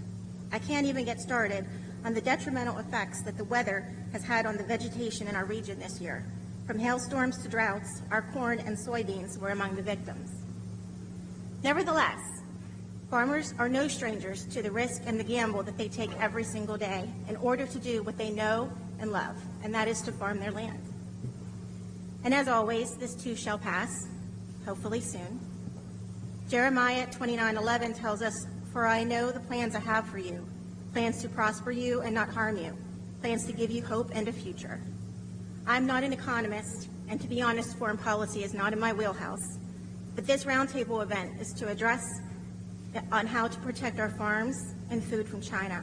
It seems like basic, conservative common sense to me. Do what it takes to keep our farms producing, our markets selling, and our customers buying. Thank you for your time. Thank you. Thank you. Thank you, Beth. Dave McCormick, known national security expert, a fellow former veteran of the 82nd Airborne Division, and hopefully our next senator here from Pennsylvania. Dave McCormick. Thank you. Thanks, Lee. And Mr. President, thank you for being here. And, a lot of bad things have happened over the last 3.5 years, but there's two particularly relevant to this audience. One is, as Lee said, China now has the upper hand. China is our adversary, smells weakness in all of its relationships with the United States because of the weak policies of Harris, Biden, and Bob Casey, who's been a 98% vote. Right. The second bad thing that's happening is our family farms, as you're hearing, our farms across Pennsylvania are struggling. Agriculture is the biggest industry in Pennsylvania. We have 52,000 farms.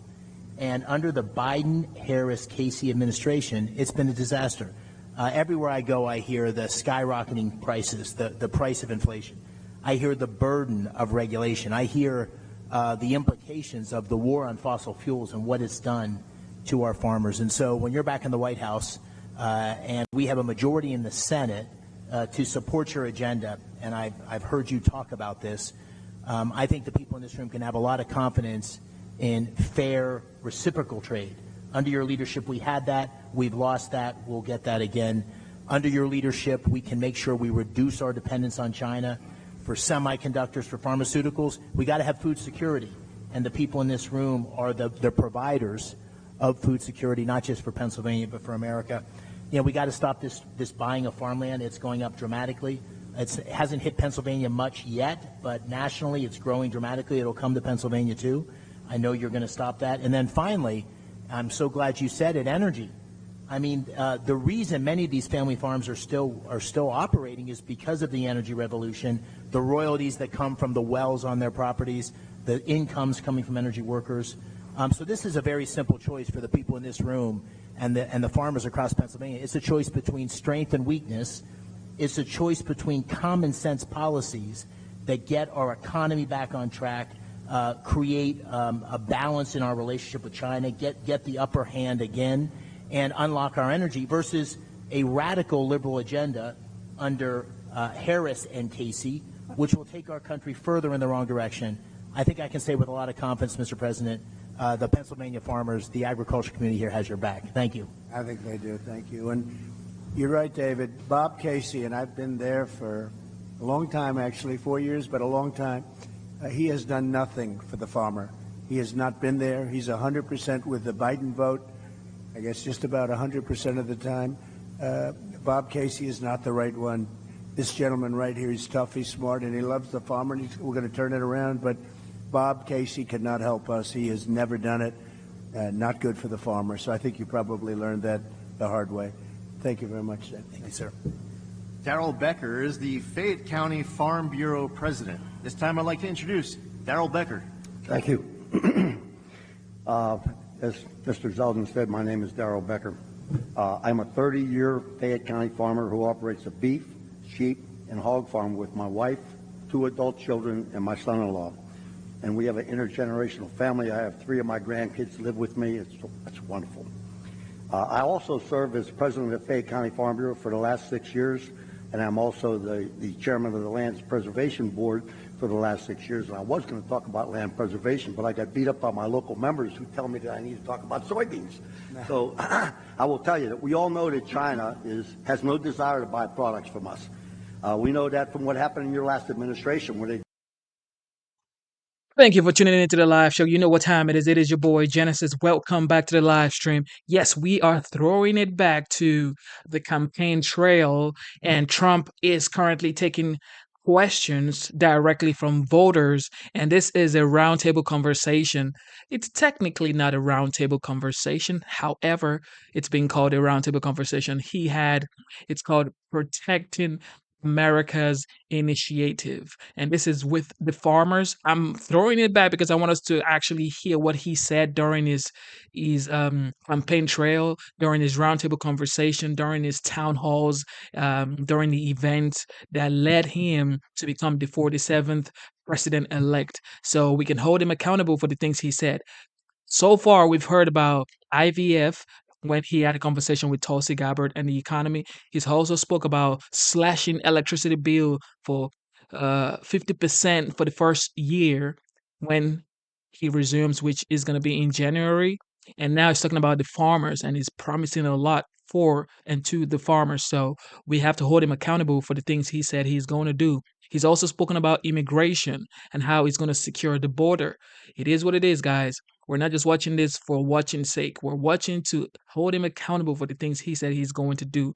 And never forget, okay? I know I voted for Trump, and I know he prides himself in being a man of his words. So I just wanted to throw it back for you guys to listen to the things he said he was going to do. He said the first 100 days is going to achieve a lot. So let's keep watching and see how much more he had to promise to become the 47th.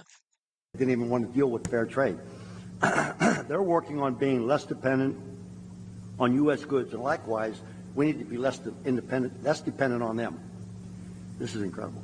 Last week, news came out from California's All Resources Board, CARB, a governing body in charge of the state's air quality rules, who wants to mandate a limit on the amount of biodiesel fuel produced from soybean and canola oil. Under the proposal, beginning in 2028, they would only be eligible for low carbon fuel standards who use canola and things, will only be able to get 20% of the credits of their annual production. Those replacing American grain production used for oil would be assigned a higher carbon intensity score, thus reducing the interest in U.S. bean products. Meanwhile, the USDA has just reported that renewable diesel fuel imports surged 30% higher last year in the first 5 months of this year so that they could take advantage of these federal and state tax credits. In addition, imports of used cooking oil from China are flowing into the U.S. like never before to capture these biofuel tax credits. Farm Bureau and other biofuel advocates are pressing regulators to close the loophole so that only domestic producers are eligible for these tax credits. Because of this change, estimates project that American farmers in California alone would lose 200,000 acres of production. This is diametrically opposed to what American agriculture is all about. We know China's not our friend. Figures, that's why I got to read. I can't remember all these things. 2024 corn receipts are down 20%. Soybean receipts are down 14%. Wheat receipts are down 12%. Government payments to make up the shortfall are not due until October 2025. Expenses for 2025 may expect to decline 1%, but last year in 2009, China bought 49% of our exported soybeans. Now it's 31%. 70% of our bean crop goes to animal feed. Bean exports in 2023 were $34.4 billion. In 2024, they're estimated to be $27 billion.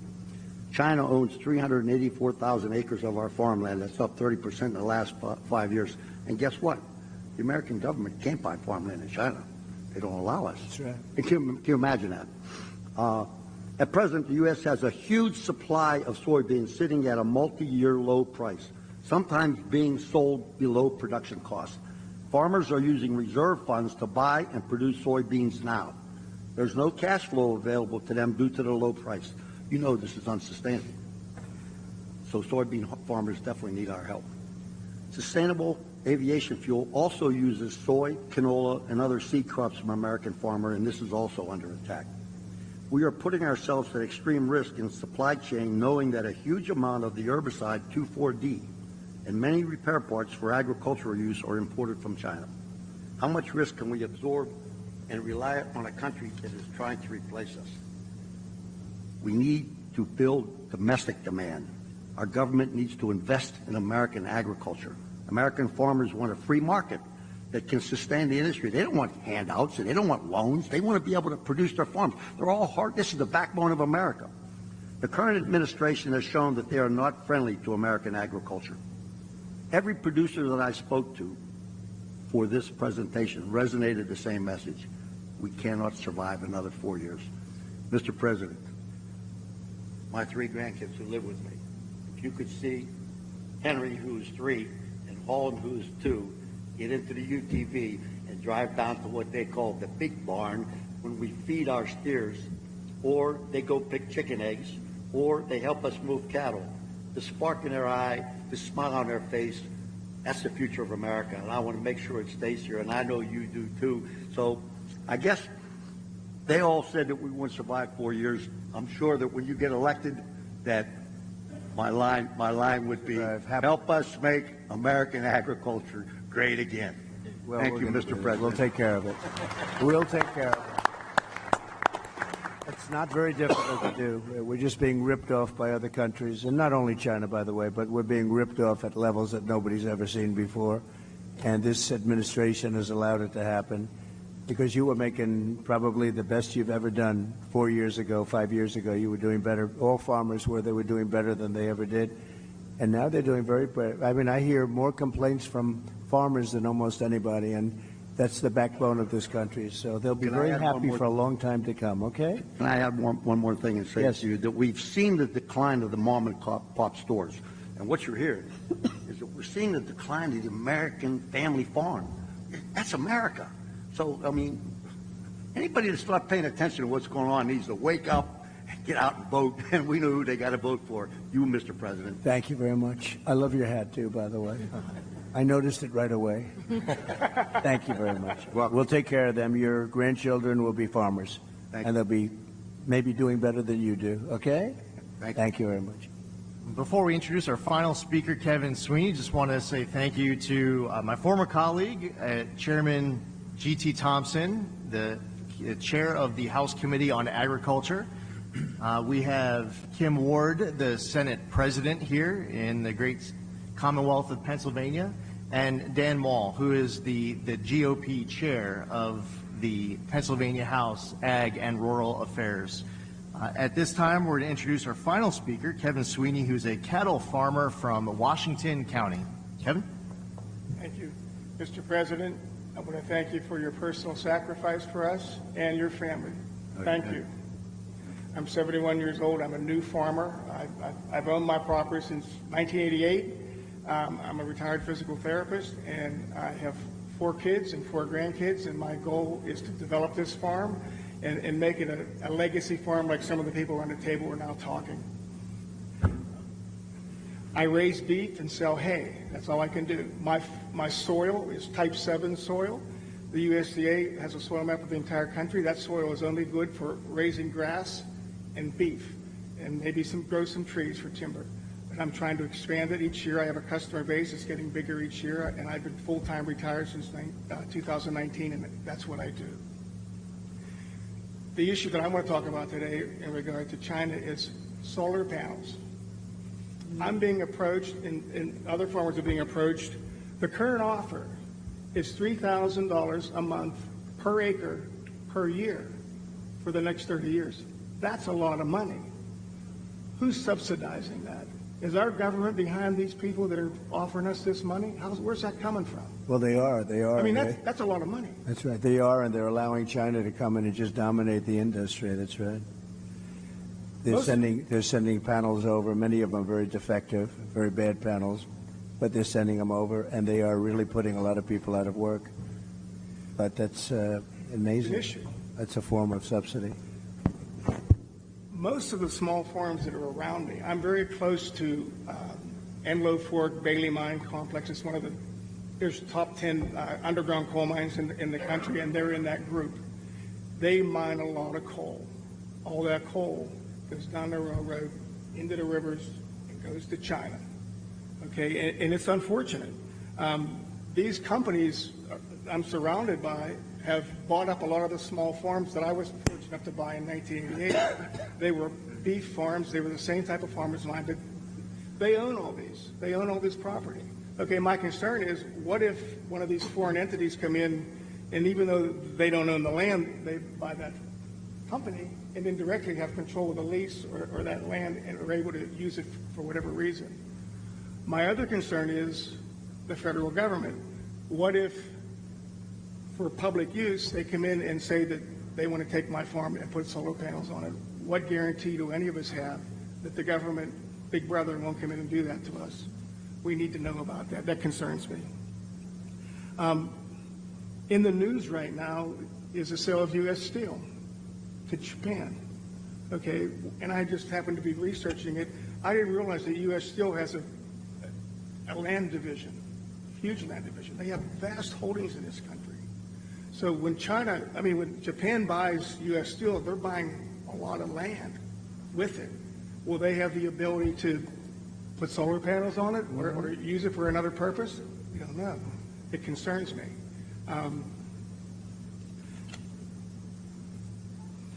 U.S. Steel also owns a lot of coal mines and iron ore mines, which I didn't realize. They have all these iron ore mines out west, and a foreign entity is now going to own all those. And I've said this for a long time. I'm from the Mon Valley, and when I grew up, there were steel mills everywhere. Everybody in my family worked for steel mills. There's none left. They're torn down. They're not even there. The same with coal-fired power plants. They're gone. Should we have some sort of a strategic plan to keep some of these steel mills and to keep some of this stuff as a strategic reserve, whether it's minerals, not only oil, but coal, iron ore, those sort of things? It concerns me that that's just going to go away to foreign countries. It worries me. I have a couple of tax concerns, one being the death tax. My 4 kids, what's going to happen when I'm 71 years old when I'm not here? They're going to pay big money, or they're going to have to sell out, or they're going to have to go get solar panels to keep the property. So, if you can do something about the death tax, appreciate it. By the way, the death tax, as you know, in the Trump bill, you don't have to pay a death tax or a inheritance tax. And under them, they want that terminated. They want you to pay. And what happens, especially with farmers, you're sort of land rich but cash poor. A lot of farmers are land rich and you love it, but you don't always have cash. And you leave it to your loved ones. You leave it to your children, which you want to do. That's what the ultimate is. If you love your children. In some cases, you don't love your children. You don't have to leave them anything, right? But generally, you love your children. And you leave.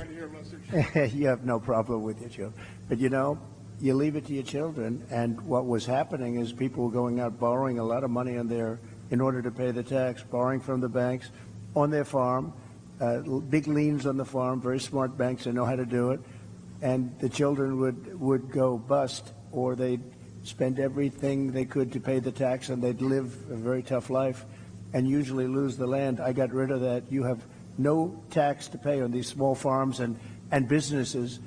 And it's a great thing. Nobody talks about it much. The fake news doesn't ever talk about it, but it's a tremendous factor. And it was one of the things that I was happiest about, because literally farmers are going out of business. Children, they take the farm from their parents and they have to go out borrow a lot of money, and they can't afford to do it, and they can't pay the interest rates. They end up losing the farm over a short period of time.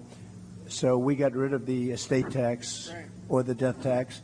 And now it will come back under play under Comrade Kamala. That's what happens. That's not good. What about our capital gains tax? Are we going to keep that down? Well, that's the worst. I mean, they have unrealized capital gain. How about that Yeah, one? how about that? Unrealized. So they want to give you a capital gain if the value of your land goes up. Nobody's ever heard of it before.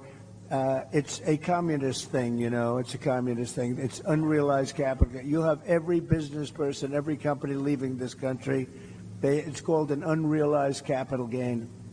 And it's a concept that's been talked about for years. I don't know if any country has even done it, but she wants to do it here. And, come to think of it, now that I'm with farmers, it'll affect farmers probably worse than anything. We have all the minerals under us, which we own, and they're going to put a value on those. And even though we haven't taken You know who's going we to have make a lot of pay money? Appraisers, lawyers, and accountants.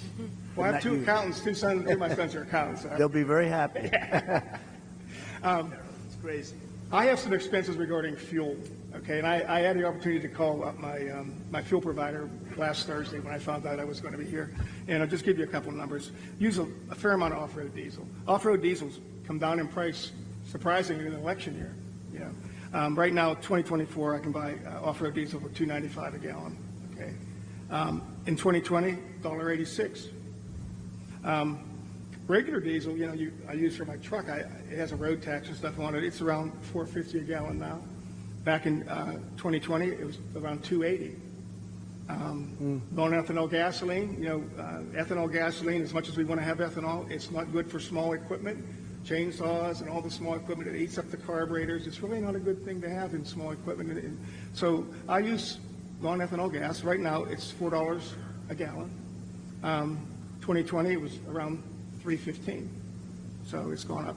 Propane I used to heat with, it stayed about the same. It was $1.97 a gallon in 2024. In 2020, it's $1.65. But the other thing, I lime my fields, because the pH, is low. You're going to have a certain pH to grow good grass, just like the golf course. You understand that part. Anyways, just recently I had an arrangement to have some delivered and spread. It was $45 or $50 a ton. They call me, well, there's been a price increase. It's $70 a ton now, just out of the clear blue. It increased my expense. Fertilizer was $600 a ton. I'm paying $1,000 a ton for fertilizer now. I mean, it's just costs are out of control. The only thing that helps me is the fracking and the money that I was able to get from that. It's allowed me to keep my equipment. It's allowed me to buy another farm adjacent to me. And I'm hopeful that the fracking continues, and I know it will. And I'm hoping we get more of it so that my kids won't have to be forced at my demise to sell the farm to pay the tax. You'll be around a long time. Don't worry about it. Thank you. But it will not continue. I'm not a worrier. They get in, the fracking will not continue. I guarantee you that. My concern in this environment is that small family farms in Pennsylvania are in peril from two sources. One is the foreign competition we talked about, and the second, I believe, is the federal government. And we need to be left alone. Just get out of our lives, leave us alone. We'll figure it out. Thank you, sir, for your time. Thank you, Kevin. Mr. President, I know you're about to get on the road to an amazing rally up in Indiana, but before you leave, and I know Ambassador Grinnell had some final words, would like to turn the floor over to our next president, Mr. Well, thank you Mr. very Trump. much. And it's been great. I love the farmers. I'm very comfortable with the farmers. I feel I know your business, but I haven't plowed quite as much as you. But I do know your business very well. We've had a tremendous relationship. I've always won with the farmers, and that's because I produce promises made, promises kept.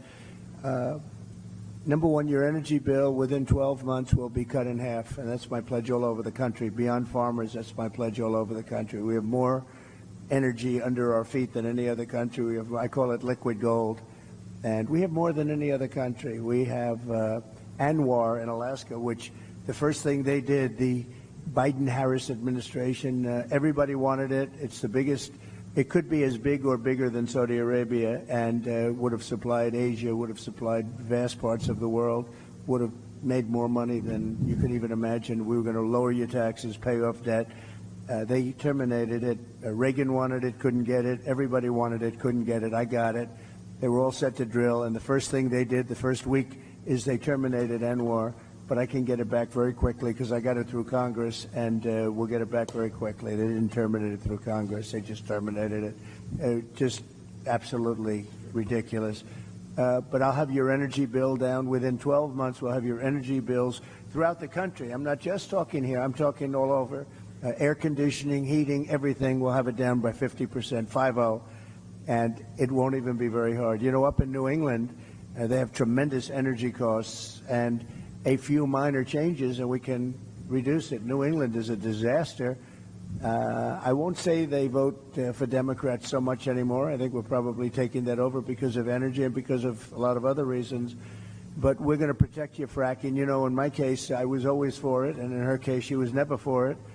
She wants to defund the police, too. All of a sudden, she likes the police. It started a short while ago. I really like the police a lot. Now, she wanted to defund the police.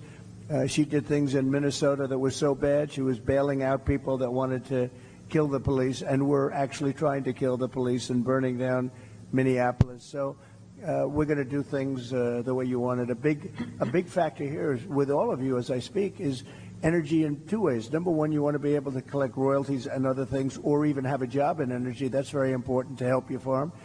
And the other thing is you got to keep the prices down. So we're going to do both, and we'll do it fast too. It'll be largely taken care of within 12 months. I predict within 12 months it'll be down 50%.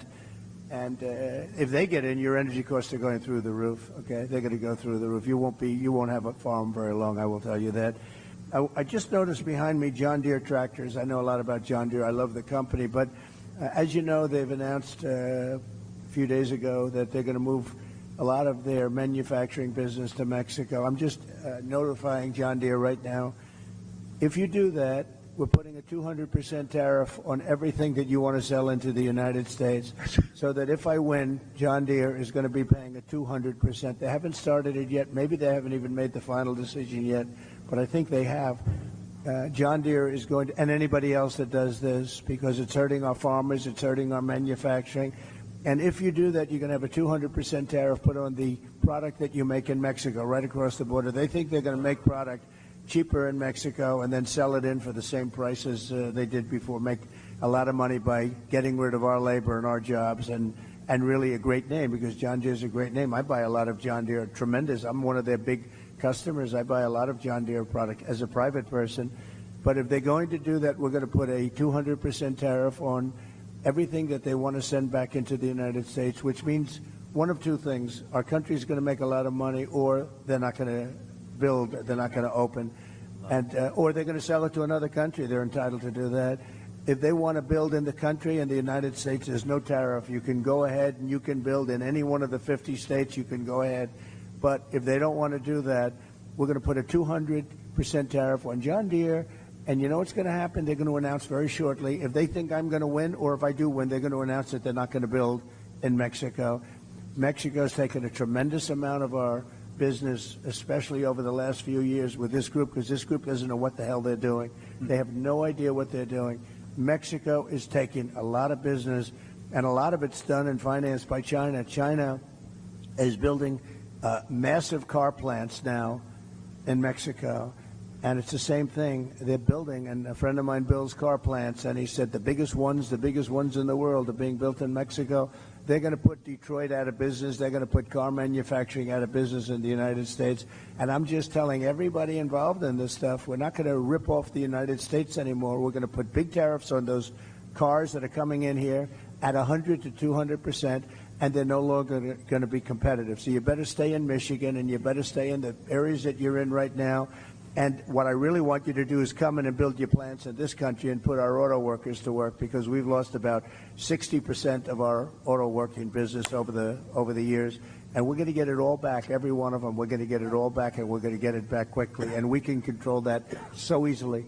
So if they're building those plants in Mexico, which they're starting, if they're building and they wouldn't have done it with me, but now I guess they figure, when they started, it was a little while ago, I guess they didn't even know I was going to run. They weren't too happy when they heard I was going to. But they're going to have to pay a tremendous tariff, which means two things. They're not going to build the plant if it's not too late.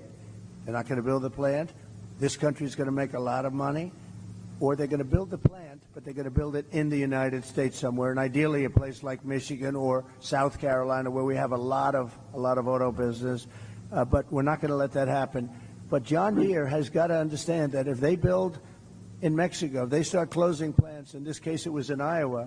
They're going to close a big plant, and a couple of them, and that's just the beginning. The problem is that's just the beginning.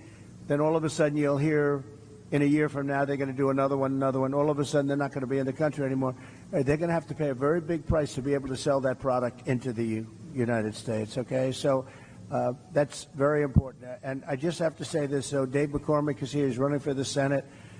He's a great gentleman. He's a hero, great warrior, and he's a real warrior too, served incredibly in the military, so highly respected, did great in the military, went out, did tremendously in the private sector, and he's running against Bob Casey. Bob Casey never did anything for you. He never did anything for Pennsylvania. I was president for 4 years. I don't even know if I ever met him. I mean, I've met everybody. I don't know if I met him. Maybe I did, but it certainly didn't make a hell of an impression on me. But Bob Casey has done nothing for you as farmers. Look at the problems you have. As soon as I left, you have problems. You didn't have problems when I was running things because we ran it and we watched over the farmers. It was very important to me. But Bob Casey has done nothing for the farmers, and he's done nothing for the state. He's got long-term legacy. He inherited the job sort of from his father. And, when that happens, I was telling David, not easy there are other cases like that too, never easy to beat, but they're living only on a past reputation of somebody else, in this case, a father. He's done nothing for the state, and I didn't come here for David, but I have a lot of respect for him. And if I only do David, I tell you what, you have to get him. He's an incredible guy. He's going to make your farmers, he's going to help me make the farmers rich. We'll make the farmers rich again. And I appreciate everybody. I appreciate very much everybody. Just hang in there, and I know it's not been pleasant. But the first thing I do is I tell China, you got to start buying. China's not buying like they're supposed to under the agreement. And I'd say, China, you have to start buying. I'd like to, if I can, Lee, I'd like to have a few questions, if you want, from the media in the back. A lot of media here. Yes, ma'am.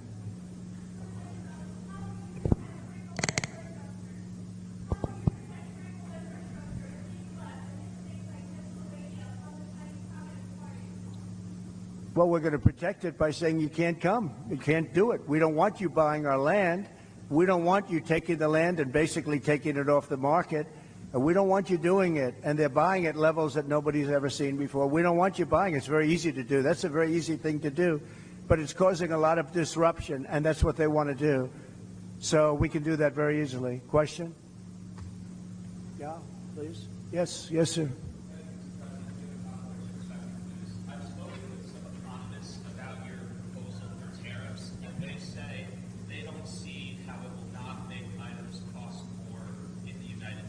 They'll approve it. They'll approve it. And number one, I don't need them. I don't need Congress, but they'll approve it. I'll have the right to impose them myself if they don't. I'd rather get their support. The ones that understand business all support it. I think David would be a very big supporter of the tariffs because you understand what's happening, right? David's a great business person, led a great company. No, the ones that understand business, they understand. I'll give you an example. China will charge us, and it's not only China. I hate to keep using China because it's everyone. The European Union is a disaster for you also, by the way. They don't want your farm product. They don't want our cars. They don't want anything, and yet they sell tremendous amounts of Mercedes-Benzes, and they sell cars to us, but they don't want our cars. They don't want our farm product at all. They don't want it, but they sell farm product to us. And we have a tremendous deficit. And I had them shaped up real good, but they've gotten out of control. They're really out of control. And Mexico's out of control, to be honest with you. They're taking a lot of our companies in the last couple of years, and companies are moving down to Mexico. They don't know that if I come in, it's not going to work out too well for them because they're not going to be able to sell their product into the United States. They're going to have to pay a price, which will make it uncompetitive for them to do that. So we are going to do a real job. We need the support of Pennsylvania. It's a very important state, and she is not going to be good to Pennsylvania between pricing and energy. They started off knocking the hell out of the energy that I had. I had it going at a level. We were number 3 and probably number 4. And by the time I left, we were far and away number 1, ahead of Saudi Arabia, ahead of Russia. And then they cut. When they came in, they started cutting. And then prices started going through the roof at the beginning. And what they did is, let's go back to what Trump was doing. We got to go back. And they opened up the stuff that they were cutting, and it was a similar amount. But what they don't say is that we would be at least 3 to 4 times more production of energy right now, and your prices would never be what they are, because you can't compete when you have to pay that much for energy. So they didn't do their job. And by the way, if they won, you could forget about it. They want to go to all electric cars. How's that going to work? They don't go far. They're too expensive. They're made in China. And on day one, I end the all electric mandate. And I'm a fan of electric cars. Elon Musk, frankly, gave me the most beautiful endorsement. He endorses me all the time. He says, this is the only guy that's going to save our country. He's been very generous. And I think he makes an unbelievable product. But you have to be able to also sell gasoline-powered cars. You know, we have gasoline, and they want to use something that we don't have, but China has, because for the batteries and everything, China has and controls that market.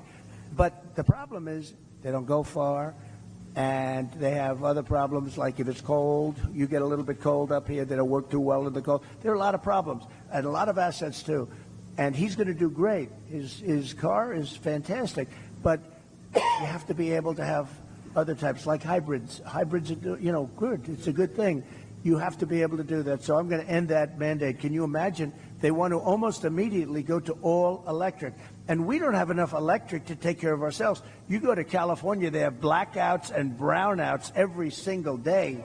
California is a mess. They have the governor of California, Gavin Newsom. Has anybody ever heard of him?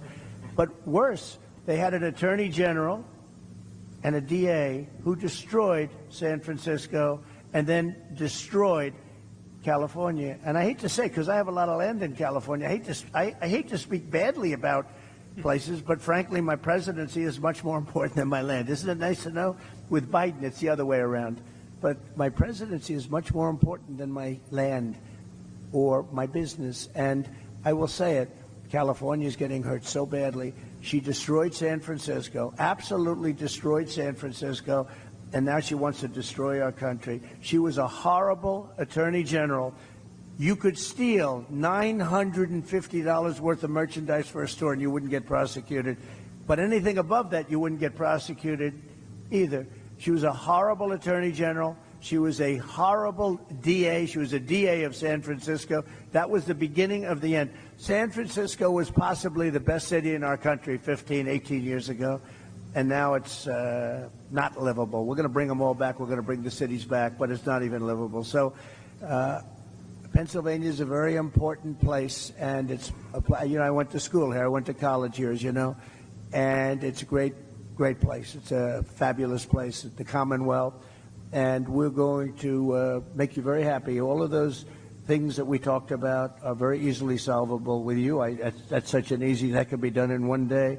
I had a cabinet maker. He said, sir, China and South Korea are dropping cabinets into our country for nothing, and I can't compete. And I studied it, and I ended up putting a 50 or 75% tariff on all cabinets coming into the country. And I didn't know the guy. I met him previous to going in to the presidency. And I saw him 4 years later. He said, sir, you saved my business. You saved the job. I expanded. They stopped with the dumping. And the steel, the same thing. I think the steel people like me the best. Unfortunately, Biden's let it go. I put tariff. They were dumping Chinese steel into our country, David, at levels that nobody's ever seen before. We've never seen anything like it. And I put a 50% tariff on all steel coming in from China and some other places too, but all steel. And we saved these companies, but Biden has let it go. And we need steel. Look, there are some things you could get from outside. But if we're in a war and we need army tanks and we need ships and we need other things that happen to be made of steel, what are we going to do? Go to China and get the steel? We're fighting China, but do you mind selling us some steel? Think of it.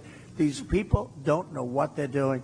So I put big tariffs on steel. They were dumping steel, and it was bad steel, too. It was rotted steel, bad steel. It was imperfect steel. People were building girders for buildings, and they check them, and they're not good. The steel wasn't good.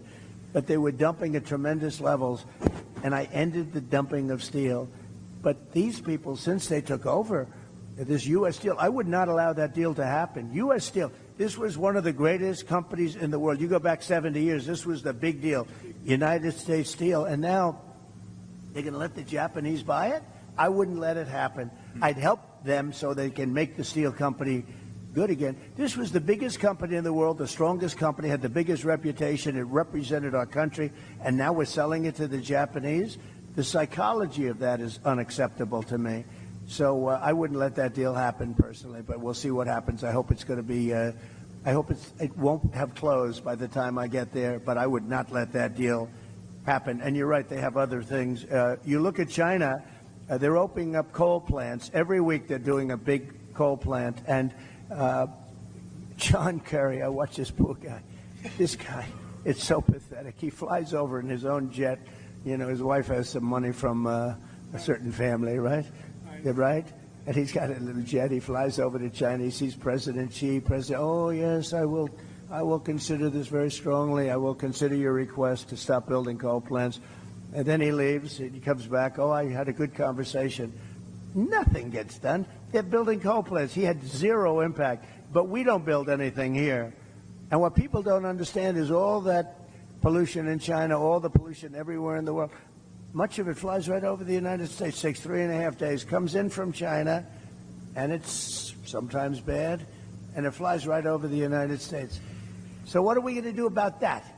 But nobody ever discusses that. They don't want to talk about that. So we'll be nice and clean.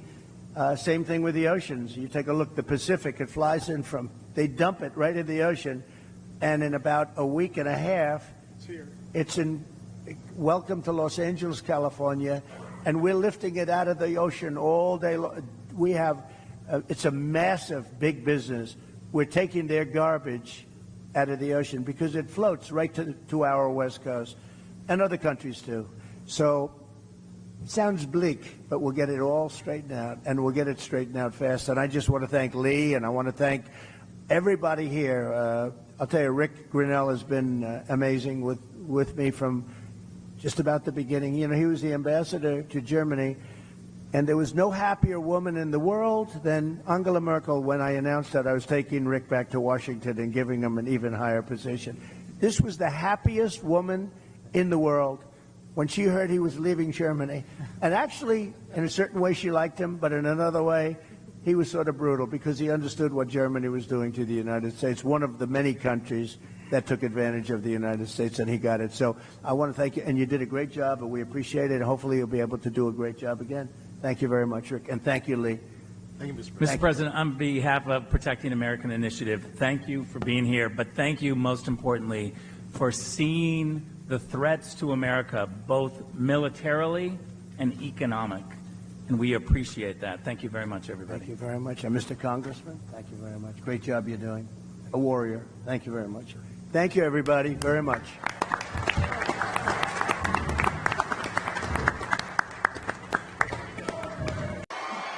Well, thank you. Mr. President. Thank you for tuning into the live show. You know what time it is. It is your boy Genesis. Welcome back to the live stream. If you're just tuning in, double tap your screen, like the live stream. Yes, y'all. We are throwing it back this beautiful Saturday morning. It is currently 3:33 a.m. and today's date is the 30th of November, 2024. Yes, sir. Yes, sir. Yes, sir. All right. See, the reason why we're throwing it back is because Trump won by a landslide. Most Democrats are going to say that is a lie, but he truly won by a landslide. The popular vote and the Electoral College. So we're throwing it back to see why he won, what he promised during the campaign trail, during the town halls, during the Q&As, during the roundtable conversations, and during the event he had during his campaign trail to see what he promised, what he said he was going to do, and the mandates that the media is currently always talking about right now concerning the border, foreign policy, the economy, and drill, baby, drill. So let's listen, okay? And of course, we're going to hold him accountable for these promises he made. It's all yours. Well, it's great to be with you, and this has been a very interesting day. Some numbers came out. Let's give you the bad news first. The worst numbers I think I've ever heard. You know exactly what I'm talking about, with a lot of people being released into our country that should never, ever be here, right? Like nobody can believe, but I've been saying it for 3.5 years because we are the party of common sense. We really know what's going on. And coming out of jails, murderers at levels that nobody thought possible. And it was all done by Comrade Kamala Harris. Our great border czar, who's incompetent, who's totally incompetent, and 245,000 criminals, but much more than 13,000 convicted murderers who were in jail. They were all released into our country, and we can't put up with this. This is gross incompetence, and let's get back to the show, okay? Get back to the show, right? Absolutely. And, Mr. President, I've got to tell you, they have been having a great time. While they've been waiting for you, they've been singing, they've been talking, and I know we've got some questions tonight. And Nico, you're first up. Let's have at it. Good evening, Mr. President. Hello, Nico. My name is Nico. I'm from Plymouth, Michigan. Last week, I was laid off at Detroit Diesel. I was an assembler on the line, building diesel engines made in the USA. And my question is about immigration. Illegal immigrants are hurting American workers like me who are just starting off. How will you stop this invasion? Well, very easy. We're going to close the wall. We're going to close the border. You know, I built hundreds of miles. Nico, I built hundreds of miles of wall and did it well. And we had the best numbers we ever had 4 years ago, and now we have the worst numbers in the history of the world, not just this country. At least 21 million people came in during their term, and as we just said, a lot of them are real bad people, real rough people. But they're also taking a lot of jobs from Americans, probably happened with you. And as the small number of jobs they created were all taken by illegal immigrants in the last short period of time, and we're going to make that change. You look like it'd be great. I'd like to have you make the motor, the engine, the motor of my car any day of the week. I'll bet you did a great job. I'll bet he did a great job. But we're going to bring the automobile business back to this area where it started, and we're going to bring it back at levels that have never been seen before. We're going to be lowering taxes. We're going to be doing a lot of things, but we're lowering taxes. We're going to use tariffs very, very wisely. You know, our country in the 1890s was probably, Marcia, probably the wealthiest it ever was because it was a system of tariffs. And we had a president, you know, McKinley, right? You remember Mount McKinley, and then they changed the name. But one of those things, he was really a very good businessman, and he took in billions of dollars at the time, which today it's always trillions, but then it was billions and probably hundreds of millions. But we were a very wealthy country, and we're going to be doing that now. We're going to do it where we keep, you know, our enemies and our friends, too. They've taken advantage of us for years on trade, and year by year, all the time, we're losing our companies that make our cars, make the autos. A lot of them are going to Mexico now, and it's Mexico through China because China owns the factories. They're building big factories. They wouldn't have done it with me. They're building big factories, the biggest in Mexico, and they think they're going to make the cars and sell them in and close up Detroit, close up everything in this area, close up South Carolina, and it's not going to happen because we're going to put very heavy tariffs on those cars coming across the border, and we're not going to let that happen. We're not going to let it happen. So what we're saying is, Nico, we're going to have these companies that want to build in Mexico, they want to build in China, if they want to do business in the United States, they have to make their product, whether it's a car or anything else. We want them to make their product, have their plant in the United States. This way we employ our people like Nico, we're going to employ you, I guarantee, and we're going to do it very fast. And then we have to keep out the competition, and we're going to make fair trade by charging them tariffs. If they want to come in and steal our wealth and steal our jobs and steal our companies, then they have to pay a price for that. And we've done it. And, you know, I charged, as Marcia can tell you, China paid hundreds of billions of dollars during my term, and I had no inflation. We had the greatest economy in the history of our country. And we were just getting started, actually, but we had the greatest economy, the greatest employment for everybody, men, women, African American, Hispanic American, Asian American, everybody, young people with a diploma, without a diploma, people that went to the best schools in the world, got PhDs. Every single class, without exception, was the best they've ever been. And we're going to get that back and then some. So we're going to bring a lot of companies in, and we're going to have a lot of jobs, and you're going to have a lot of jobs to choose from, okay? Thank you. That's great. Everybody appreciates that and appreciate when you talk about immigration, you talk about building the wall and making certain that we secure this country. Okay, Misty. And by the way, we built more wall than I said I was going to build, and then we had 200 miles of wall ready to go. It was all fabricated, all made to the highest specifications of Border Patrol and ICE, and it was all set. And then we got more votes than any sitting president has ever gotten by far. And they say we lost the election. So let's leave it at this. You know what? We have one coming up in 39 days, so that'll be a wonderful replacement. Wonderful replacement. Absolutely. All right. Misty. Good evening, President Trump. I wasn't sure. She reminded me when I was in the debate with crooked Hillary Clinton. She got up and she started walking around, and I said, "What's going on up here?" Go ahead. I didn't know you were going for such a beautiful young lady. Go ahead, please. Oh, thank you. Good evening, President Trump. Good evening. My name's Misty. I proudly build the Ford Broncos and Rangers.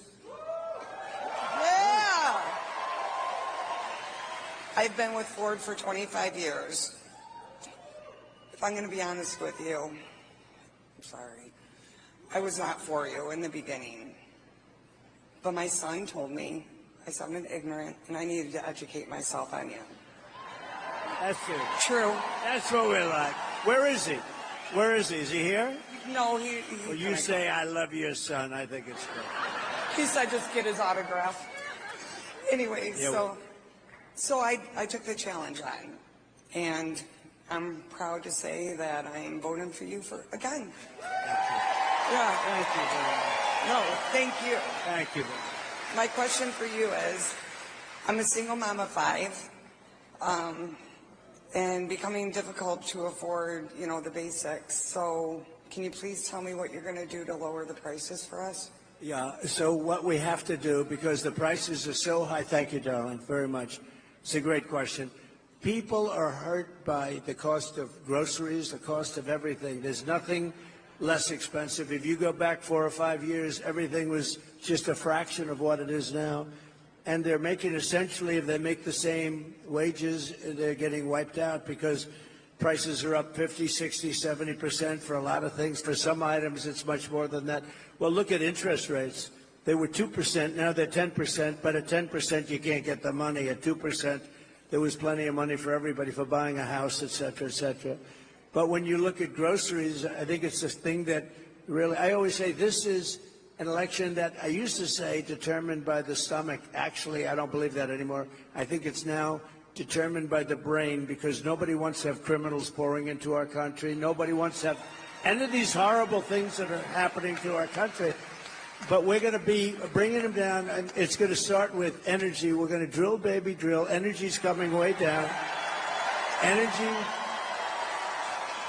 Energy's coming way down, and when energy comes down, everything else follows. That's what started this onslaught of inflation, that the greatest we've ever had in our country. We had the greatest inflation over the list, and it actually, you know, we had almost no inflation, and that carried on for 2 years into there. I used to say his, now I say there, but nobody even really knows who our president is, if you want to know. Who's our president? Who is he? Nobody, we're not sure who the president is. Yeah. It sounds good. Thank you, thank you, thank you. But the inflation, it carried on for almost 2 years into that. We had a solid no inflation. It was solid, and then it exploded. Because what they did was the energy, and also what they did, just almost as importantly, was they spent like nobody's ever spent. They went crazy.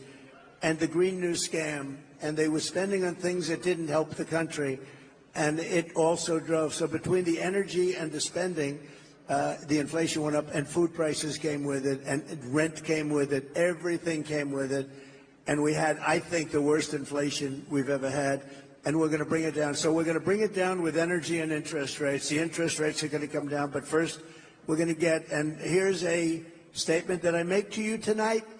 We are going to have energy. We have more liquid gold, I call it. You've heard that said, liquid gold. That's oil and gas. We have more oil and gas, liquid gold, than any country in the world, including Saudi Arabia and Russia. And we're going to bring it down. We're going to bring your energy bills down, and also business, where they can employ people. But we're going to bring the energy down by 50% in the first 50% in the first 12 months. And when we do that, everything else is going to follow. Everything follows the energy. And because we have so much, you know, they don't drill, they go to Venezuela. We buy oil from Venezuela. What's that all about? And we have more than anybody else in the world. Think of it. Saudi Arabia doesn't have as much. Russia doesn't have as much. And we're going to other countries. We're going to drill, and we're going to take it out. Your energy bills will be 50% lower 1 year from January 20th. 1 year from January 20th, okay? And that's going to have a huge impact, okay? Thank you. Say hello to your son. Thank you. Very good. Good job. Thank you. Well, I think that everybody is ready to get those prices at the pump down. And one thing I found out is 84% of all the cars that these good people made, and 84% of the cars sold in 2023 were gas-powered cars. And we need to get that price down. Yeah, so it's a good point. Look, they have an electric mandate. Every car is going to be electric, they say. I will terminate that now. And you have to understand, Elon endorsed me with the strongest endorsement, and we love him, and he's great. And by the way, the Tesla is amazing, but not everybody should have an electric car. It might be 7 or 8% of the market. And then you also want hybrids, and you want to have pure gasoline-driven powered cars. We're going to have everything. The new one is hydrogen. There's one problem. Do you know what the problem is? They blow up. You'll be to the other side of the arena, and you won't feel too good. So until they fix that problem, I'm going to pass personally. If you'd like one, you can buy one, but I'm going to pass. But you've got to have alternatives and choices. That's what the country's all about. And we're not going to have, I will end the electric mandate on day one of the administration. Okay? That is great. I tell you what, if we can get you back to drilling on day one and then get that inflation down, you know, and our audience might not know this, when you left office, inflation was 1.4%. Today, the cumulative inflation rate is 20.3%. And as Mike Rogers, who's running for Senate here. You're going to have a great senator. Where is he? He's here someplace. Somewhere. Where is Mike? There he is. Yes. Hi, Mike. There he is. All right. Wow. There is Mike.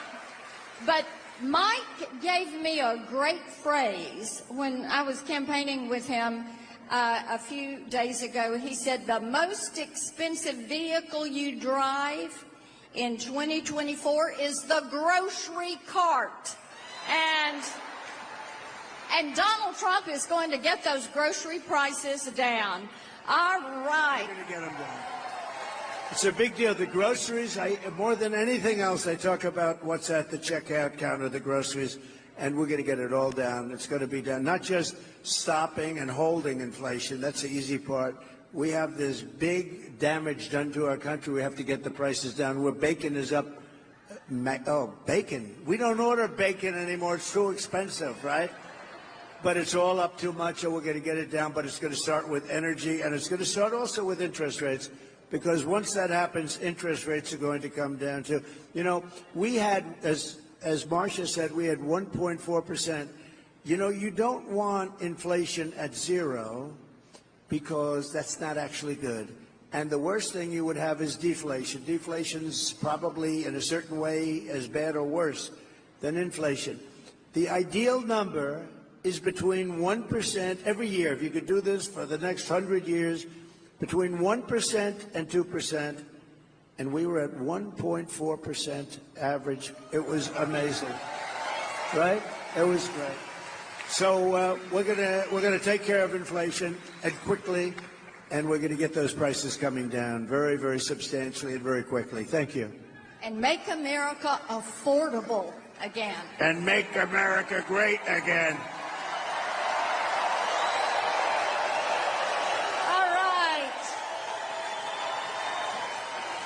Okay, Tony. Where is Tony? He's over here with a question. Right here. And they're bringing you a microphone. Hello. How about it? Hello. Good evening, Senator, Mr. President. Welcome to Michigan. As you heard, my name is Tony. Mr. Trump, we met last year at a great round at Bedminster with the Heritage Foundation. Good. Great event. It was an honor. Our company's based here in the U.S. We melt steel, and we make automotive parts out of ductile iron for brake components, axle components, and those are made for the big three here. Sadly, though, we're losing jobs to China, India, Mexico, and it's become more difficult to compete. Manufacturers like us, we are some of the largest users of energy, and under Harris and Biden, the energy costs have tripled. So my question is, what will you do to get energy back down so us U.S. manufacturers can compete and bring it back to the jobs here? Yeah, so it's a great question. A lot of people have the same question because it's affecting their companies. I just left one. A man from the Netherlands, we made his speech, a wonderful guy, and he said the problem was he opened up because of me. He opened in 2017, and he had 3 great years, and now with them, he's not doing well. What we're doing is, I said about the energy as to what we do and how we do it, but China's coming in, and you said Mexico. Mexico's a big threat now. Mexico's taking a lot of your business, and we're not going to let that happen. We need a smart series of tariffs and taxes, Marcia, and it's very simple business. You know, China won't take cars from outside of China. They only take them if you build in China. You have to build your factory. So if I'm making a car and I think I'm going to sell it into China, they have a massive over 100% tariff. So what you do is you say, to not pay that tariff, I'm going to have to build my factory in China. And they encourage it, they help it. We're going to be doing the same thing, but we're going to do it even better. We're going to bring cars back. We're going to bring, like you say, what are you, auto parts and things like that, right? We're going to bring that all back to this country. It's all coming back. If they had to pay tariffs on what they're doing and what they're selling into our country, they wouldn't be putting your business out of business if that's where you're going. It will never happen, and we're going to do it just the opposite. Plus, we're lowering the tax rate. So I took it from 39% to 21%, These are for companies, and that's why we had the great numbers for jobs. But now what I'm doing is I'm going, and nobody thought that was possible, and I got it approved by Congress, believe it or not. Now we're going to 21, from 21 to 15%, but you have to make your product in the USA. So if you want to take advantage of the low tax rate, you have to make your product. So we'll be down to 15%. That gives us one of the lowest tax rates in the whole world, so it's more than competitive. Companies will come here. But in addition to that, we're going to keep this really terrible competition. I don't mind the word competition, but it's predatory. And we're going to keep this competition out so that you're able to grow your business and grow it well. And you'll make the product and you'll sell it inside our country. And I know exactly what your situation is, and it's so easy to solve. We're going to need the help of the Senate. We're going to need the help of the House. And if they won't do it, I have the authorization and the power to do it myself, and we'll have to do it. Okay? Well, and that's why we need Mike Rogers Senator Mike Rogers. And we've got Lisa McClain, Congresswoman McClain. Right? Yes. A warrior. Yes, she is a warrior. And the amazing, incredible Congressman John James. Hey, John. Good. And they will help us get this done. I appreciate that you talked about tariffs, and I think it's so important that you continue to call out China, and we support you on that, because we don't want China building those plants in Mexico and then running those cars across the border. Without any tax whatsoever, and putting everybody here in not only danger, it's over. Your union head, I don't know who he is, Sean Fain or something, whoever this guy is, he sold you out because he let Biden, who doesn't know what he's doing, I mean, you probably noticed, he let this guy come up with an all-electric mandate. Those cars are all going to be built in China. We want cars built in the USA. It's very simple. And they're going to come in at levels. We'll be having auto manufacturing at levels that we haven't seen in 50 years. We're going to have a lot of companies coming in. And we're going to make it competitive so they can come in and they can thrive, not like this gentleman where they come in and they dump product. And you know what they do? They dump the product cheaply, and then everyone goes out of business. Then they take over the businesses, and they sell it for 2 and 3 times what it was selling for before. The whole thing, it's really not too you know, Rockefeller in the old days, he used to open a gas station. He used to underprice it by 50 or 100. He'd give the gas away. He'd drive the people out of business around him.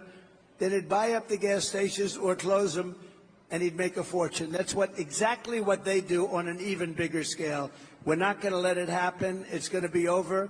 We're going to have a smart system of tariffs. And by the way, if they don't want to play that game, then we're going to get a lot of money from tariffs.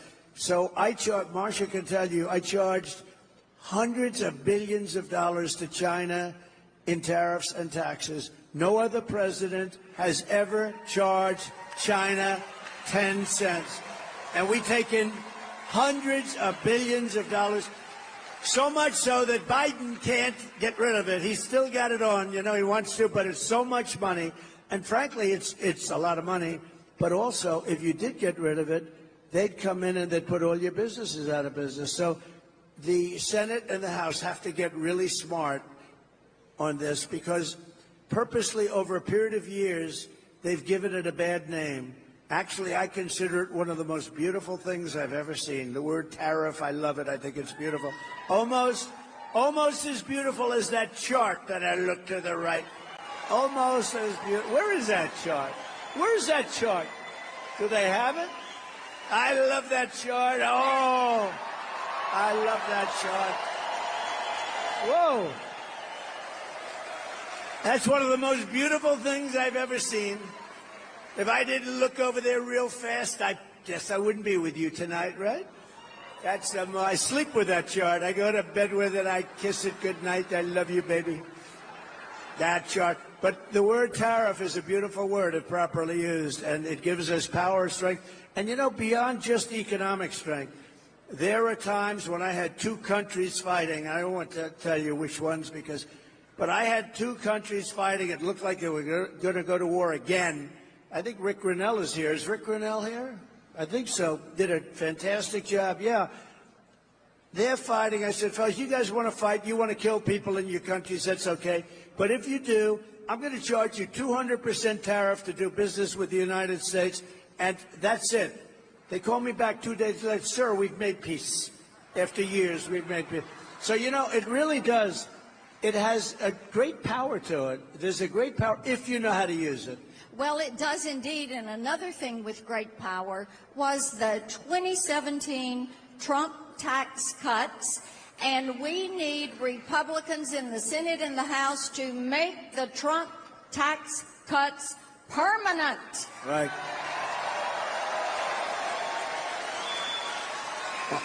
She's right. They want to raise your taxes. They want to take out the Trump tax cuts, which will, I think, close to Depression time. Not recession, but Depression time. Because it was the biggest tax cut in the history of our country. And you got a lot of other things, too. Estate tax, death tax. If you love your children and you want to leave your business to them or whatever, does anybody not love their children? Because if you don't love your children, then it doesn't help you too much. But if you want to leave, leave it to anybody. But you had zero estate tax. You had zero death tax, we call it. Sometimes I like the word estate better than death, but a lot of people use the word death. And that was a big thing because you would have a farm and you'd leave it to your children and they have a big tax to pay. They'd go out to the bank, they'd borrow the money, they'd end up losing the farm and living like hell. And part of our tax cuts, nobody even talks about it, but the people that are involved in this stuff really say that's one of the best things. You have no estate or death tax to pay, so it's really great. Well, we're going to... They want to end that. We'll lower those taxes. We'll have those tariffs. We're going to make those cars right here and then see them loaded on a Teamster-driven big rig and taken all across the country. And thank you to the Teamsters. Did you know I got 60% of the vote with the Teamsters? So thank you, Teamsters. That's the first time that happened in a long time. Yes, it is. Okay. Thank you, Teamsters. Our next question is from Ashley. Whoops, stepped on that water bottle. Hi, Mr. President. Hi. Thank you so much for coming to Michigan. My name is Ashley, and I work at the Chrysler plant. Like many auto workers, I am deeply concerned about the future of our industry. With many jobs being outsourced as we speak, what actions will you take to ensure that our jobs stay in America so we can continue to build the best cars in the world here in Michigan? So pretty much as we've been saying, and what I want to do is I want to be able to, look, your business, years ago in this area, I was honored as the Man of the Year. It was maybe 20 years ago. Oh, and the fake news heard about it. They said, it never happened, it never happened. And I didn't know who it was. It was a group that honored me as Man of the Year. The fakers back there, see the fake news? But they said, oh, and they looked, and it, they said it never happened, but I said, I swear to you, it happened, it did happen. I was Man of the Year. And I came and I made a speech, and I said, why do you allow them to take your car business away? Why do you allow it to happen? They're taking your business away. And I didn't know too much about it. All I know is they were taking your car industry away from you.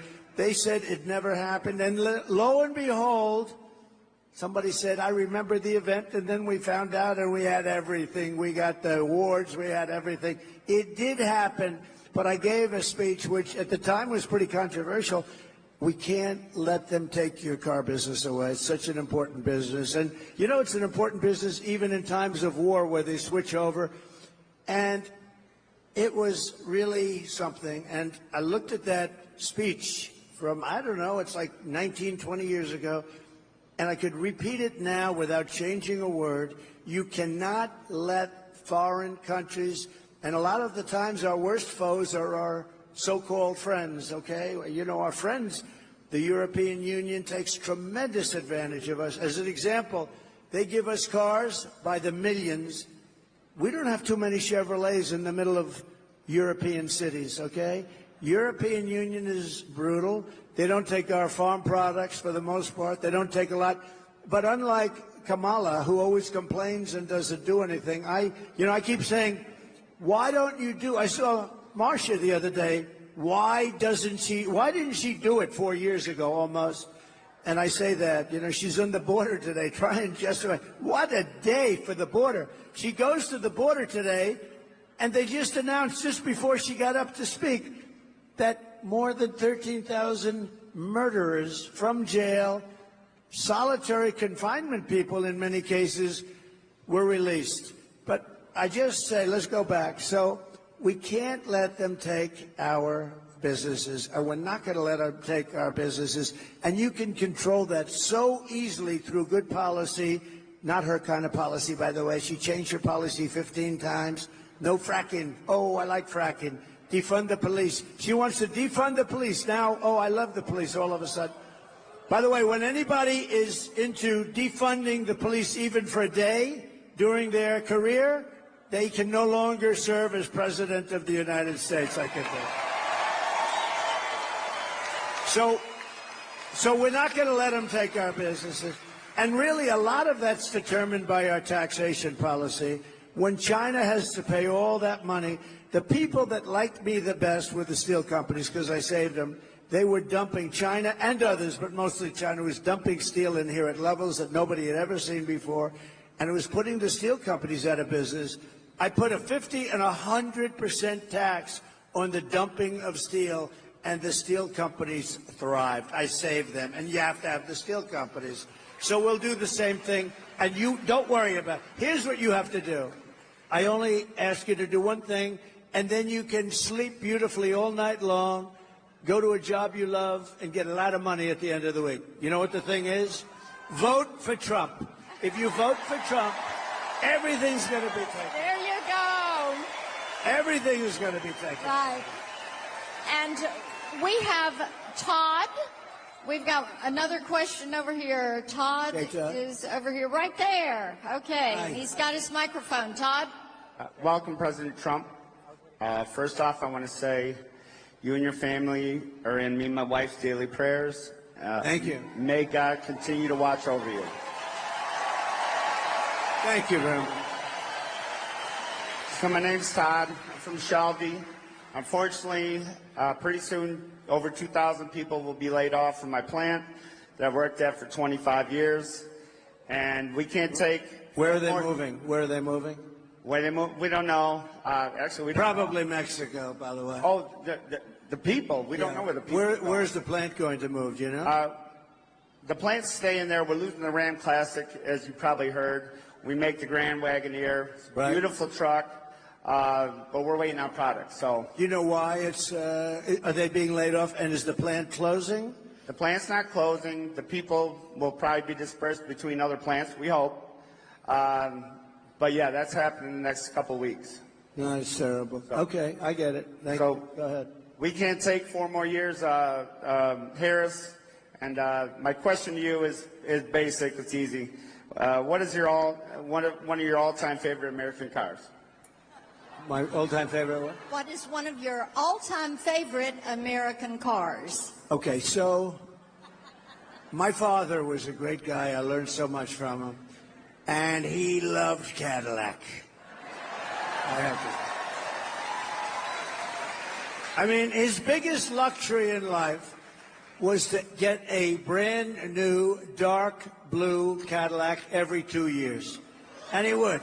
He would get that car. He said, look at this car. He didn't know about a Rolls Royce. He didn't know about, all he liked was Cadillac. And I love it. I think it's a great car. I think it's, right now, it's come a long way, too, because it's come through some problems. But it's a very good car. I buy a lot of them for different clubs and things, and it's great. And they're very nice people that run the company. But my father liked Cadillac, so that's good enough for me. Does that make sense? Good. And we'll take care of your situation. You watch what happens. When I do that, they're going to be better positioned because I see what's happening with the layoffs.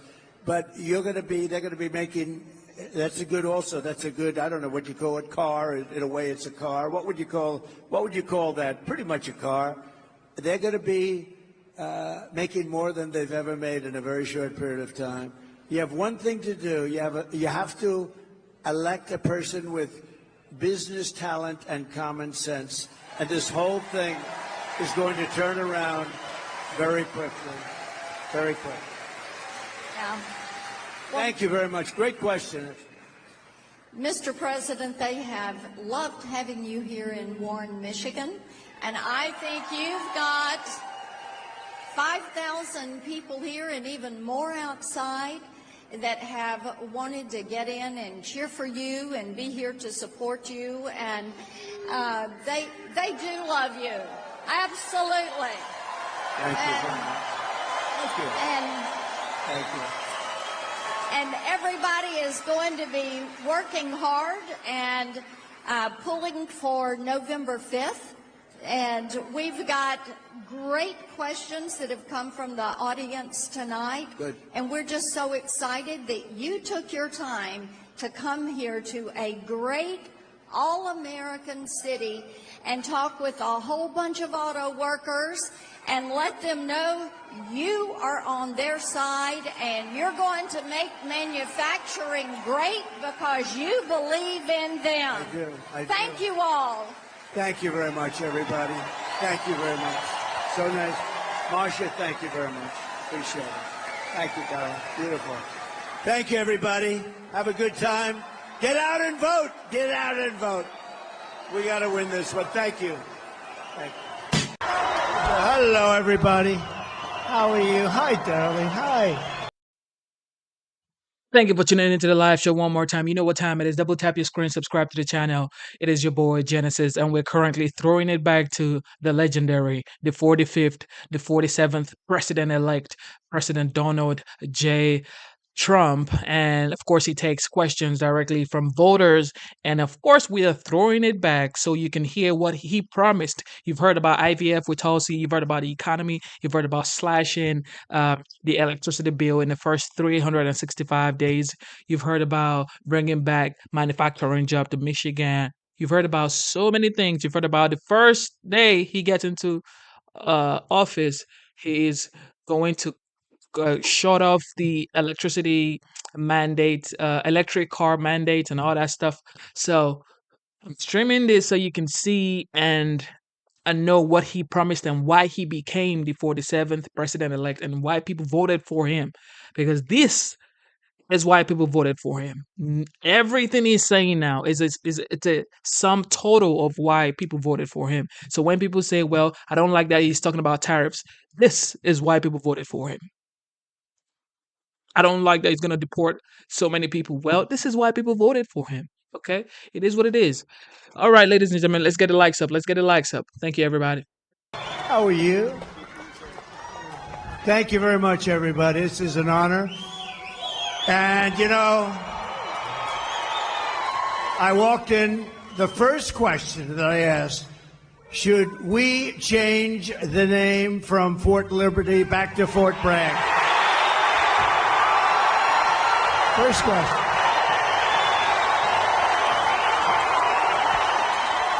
Right? So here's what we do. We get elected. I'm doing it. I'm doing it. And we're leading in all the polls. We should get elected. But remember this, they cheat like hell. We got too big to rig. We need too big to rig. So I just appreciate being here. You know, we did win 2 world wars from Fort Bragg.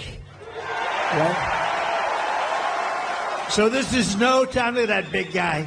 This is no time to be changing names. I'm doing it. We get elected. I'm doing it. We're going to get it back. We're going to bring our country back. We're going to bring our country back. Thank you, everybody. Let's have a little fun. Right?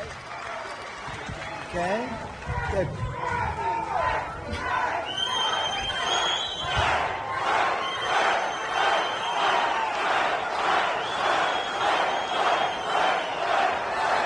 Be careful what he said. Mr. President, I don't think you'd have a problem with North Carolina. I think they love you here. I love that. And you know, Kamala should be here. She shouldn't be anywhere else. And they're missing $1 billion that they gave to migrants coming into our country. Some of them are murderers, some of them are drug dealers, some of them, many of them. 13,099 murderers came into our country during their 3.5, and we're missing $1 billion they gave them to the migrants that came in, and now we don't have the money. We'll do it, but they don't have the money to take care of. That's why they're giving you lousy treatment in North Carolina in particular, and we don't like that, so we're going to let it be known, and they have to get a lot better because people are not happy. Well, you're absolutely right, Mr. President. And before we start with that town hall, I actually wanted to mention that one of your friends here is Silk. Silk, are you here? Where are you at?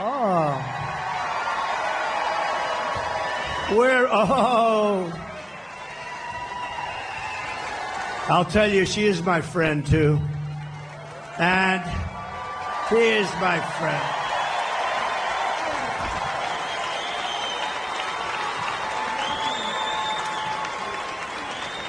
My friend. Oh, wow.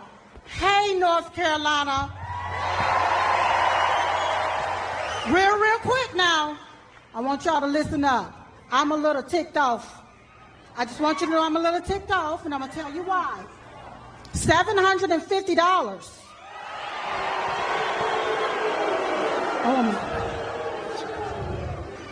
Where American tax dollars is being used to fund illegal aliens into our country. And these illegal aliens didn't pay one dime or one red cent into our systems. And all Kamala Harris and Tampon Timmy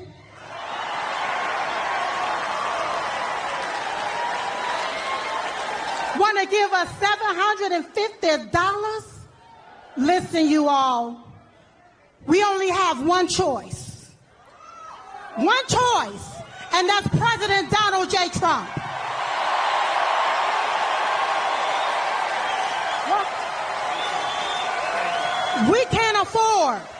We cannot afford another 4 years of this, so you're going to have to vote like your life depends on it. Like when you're taking your breath and it's your last breath and you need that vote in order to breathe, that's what you're going to have to do. So you're going to have to, I'm almost finished, Mr. President.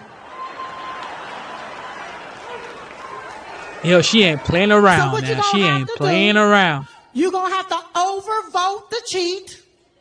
You're going to have to outrun the runway. And we're going to have to make it too big to rig.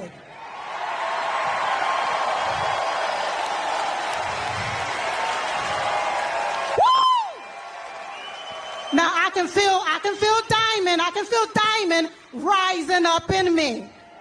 Because you have to vote right so you won't get left again.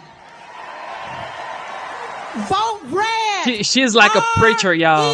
She is like a preacher. She is like a preacher. Democrat. Tell you that much.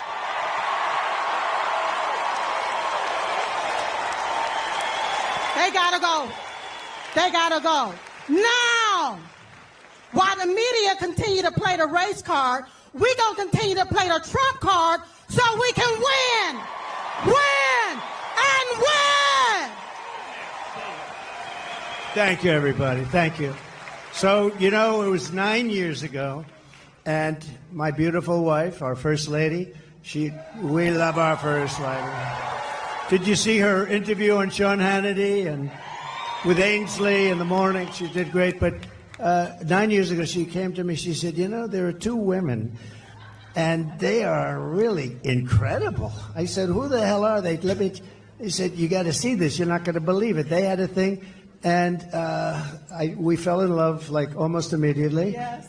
And her sister was just unbelievable too. Yes. And she passed away like a couple of years ago now. It's a long time ago. It seems it goes fast, right? But what a great combination. We love you both. They were loyal to me from day one. When they heard stuff, they said, that's a lot of crap. Day one. They were with me from day one. Day one. And that Trump sign gets bigger and bigger. I said, that's so nice, I want to buy one for myself. But Don't you worry, I just, Mr. President, I'm going to give you one. I don't worry. That's But right, you know baby. what? Yes. You know what? We appreciate your loyalty, your friendship. Thank you. And I saw Silk backstage. I said, I'm bringing you upstage. I'm going to bring you upstage. And we miss your great sister. Yes. And we love you. And thank you very Love much. you so Thank much you. more.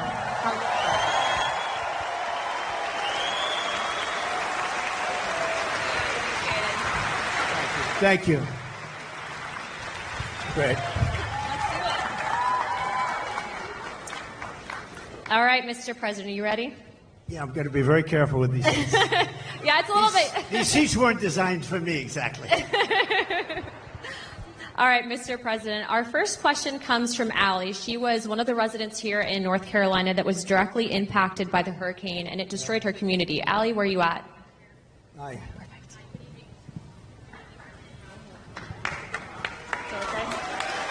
Good evening, President Trump. My name is Allie, and I'm from the foothills of North Carolina. Our entire community has been decimated.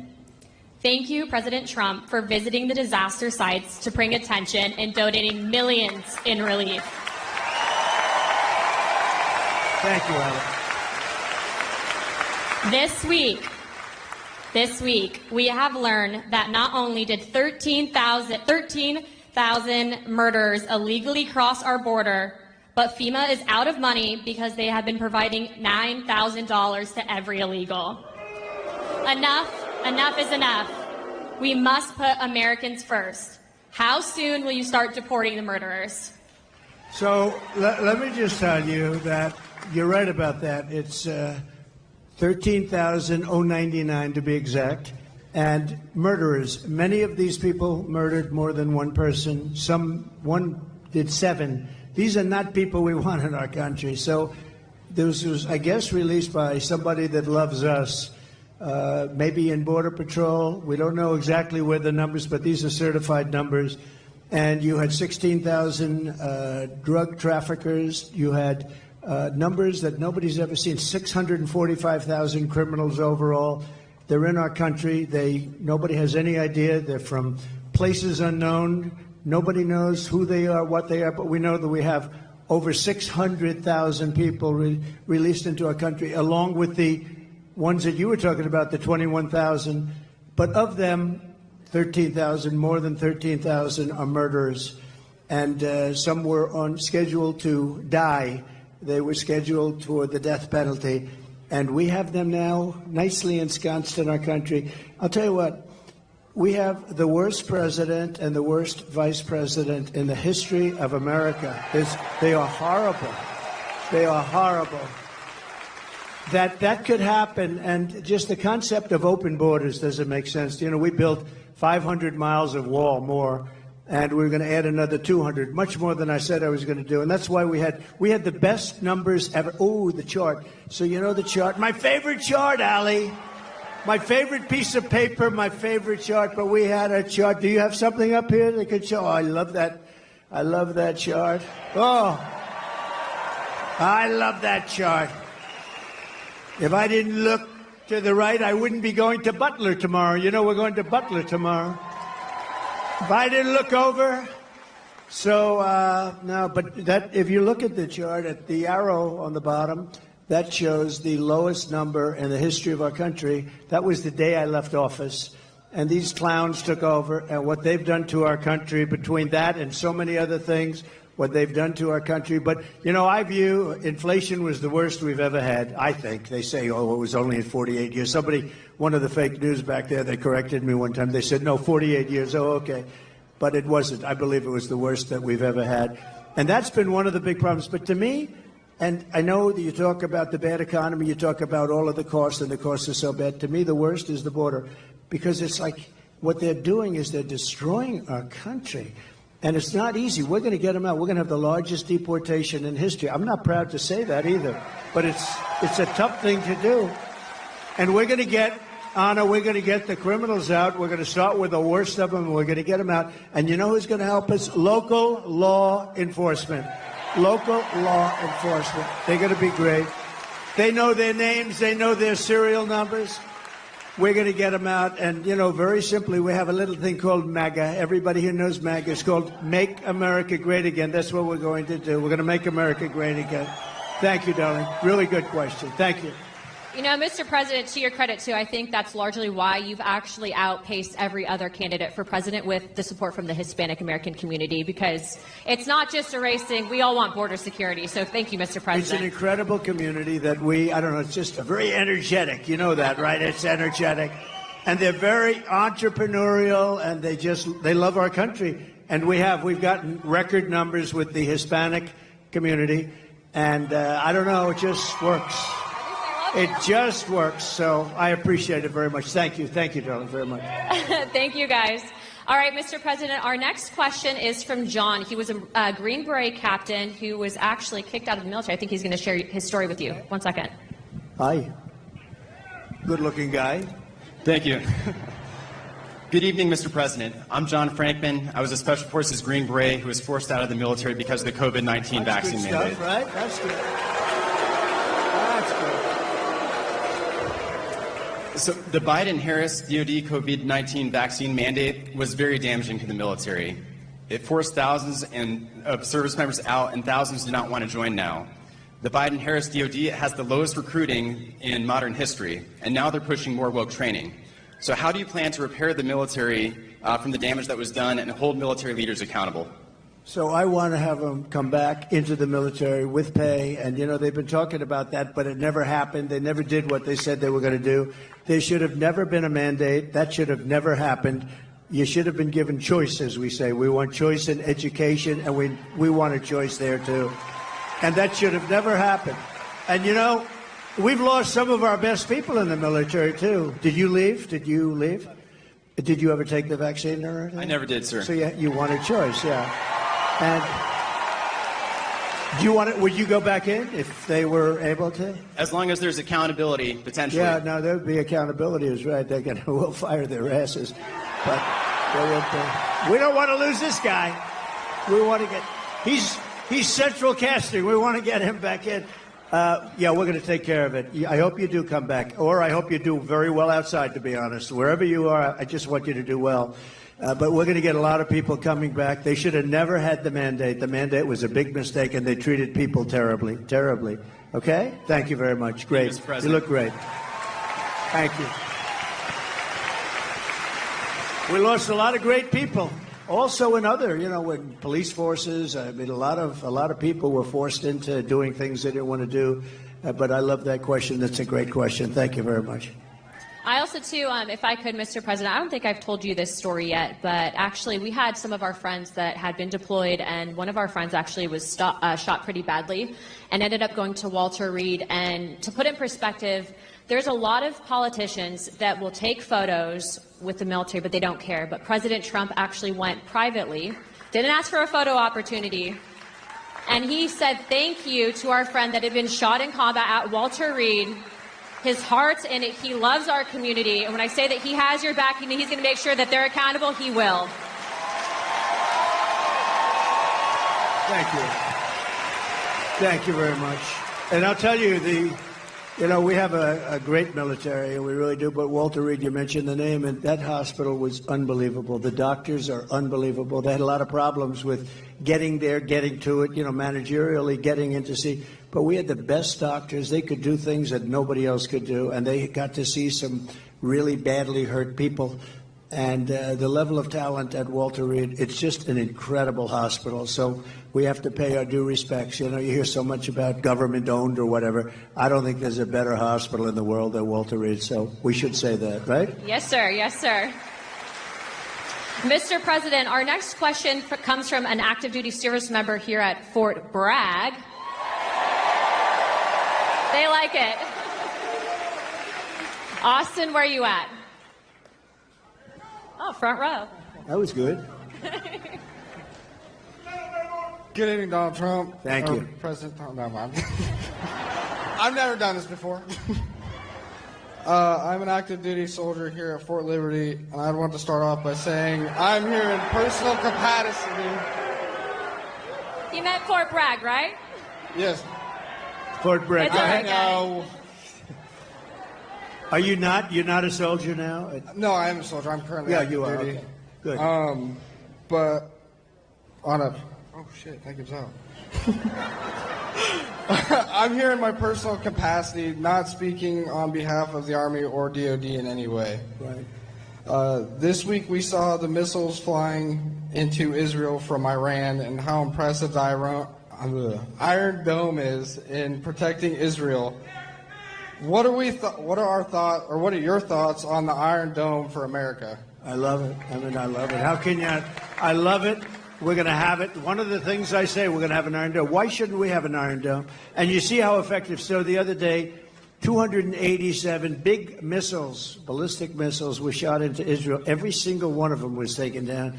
Well, why shouldn't we have that? And it's all going to be made in the United States. You know, it was our technology. It's all going to be made in the U.S., and a lot of it's going to be made in a place called North Carolina, if you don't mind, okay? And I think I just learned the secret. Look, we're going to win. I believe you got to get out there, you got to vote and all that. But I think I just learned the secret to winning absolutely and by massive margins.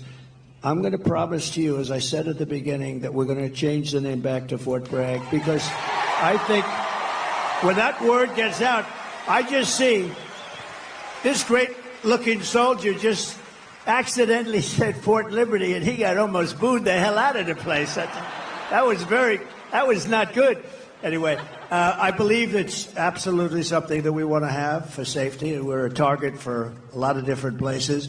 I listened to Biden yesterday. You know, since I went under the wing, I used to go under the wing of the aircraft. Nobody ever did that before. I did. All of a sudden, Biden started. But he only takes like a half a question, usually can't answer it. But they asked him, what do you think about Iran? Would you hit Iran? And he goes, as long as they don't hit the nuclear stuff. That's the thing you want to hit, right? I said, I think he's got that one wrong. Isn't that what you're supposed to hit? I mean, it's the biggest risk we have. Nuclear weapons, the power of nuclear weapons, the power of weaponry. You know, I rebuilt the entire military, jets, everything. I built it, including nuclear, and I hated to build the nuclear, but I got to know firsthand the power of that stuff, and I'll tell you what, we have to be totally prepared. We have to be absolutely prepared. But when they asked him that question, the answer should have been, hit the nuclear first and worry about the rest later. And that's where they should. If they're going to do it, they're going to do it. But we'll find out whatever their plans are. But great question. Thank you very much. Thank you. Thank you, Austin. Mr. President, I don't think you get enough credit for what you did with the Abraham Accords. I mean, that really was historical. I agree. But realistically, because of the failed foreign policy out of this current administration, we are on the verge of World War III. When you get back in office, what are you going to do to change it? So a lot of things are happening very fast, and, we could end up in World War III before we get there. The way it's going right now, look at Russia with Ukraine, that's a disaster. Look at the Middle East, it's exploding all over the place. And we have people we have a president that he spends most of his time on the beach sleeping. I never saw a guy could sleep in front of a camera. Does anybody think of it? I don't sleep that much. I toss and turn. I think. I'm always thinking. Do you ever do that? You're sweating and you're thinking and you're trying to figure out how to beat this one, how to make our country great. But I toss and I turn. This guy just falls asleep on the beach like there's nothing to it. I wish I had that ability. That's one ability he has that I do not have. And I wouldn't mind having it. I could use a little extra sleep. But we are going to do things with our country. We just have to be respected again. Viktor Orban, he's, the fake news, a lot of fake news back there, by the way. But the fake news, they call him a strong man. He's the head of Hungary.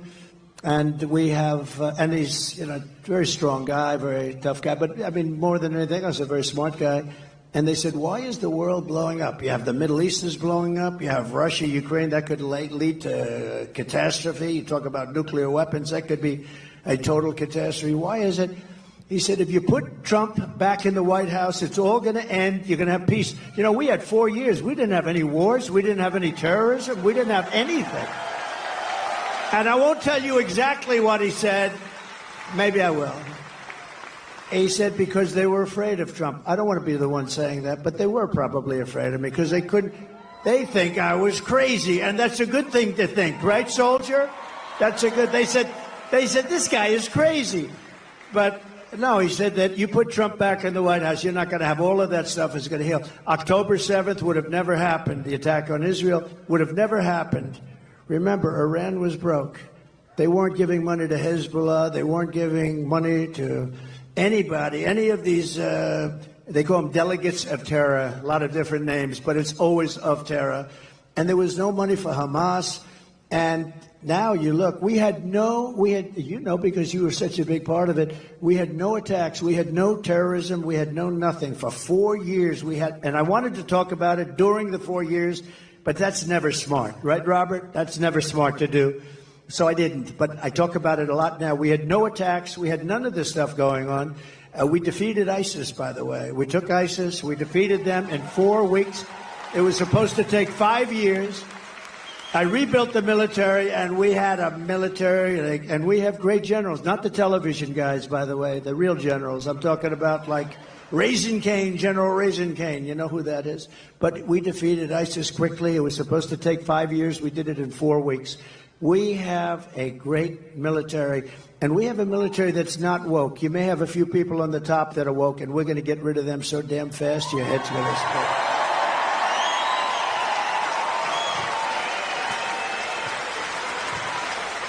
Yeah, he's not kidding. I mean, we've traveled around the world just on CODELs, and every single world leader that we met with said that they needed you back because you'd be tough on China. They know that other people won't be tough on China, but you'll be tough on China. Well, even China likes us back. You know, China wants to see a little stability, too. But I charged China hundreds of billions of dollars in taxes and tariffs, and they paid it.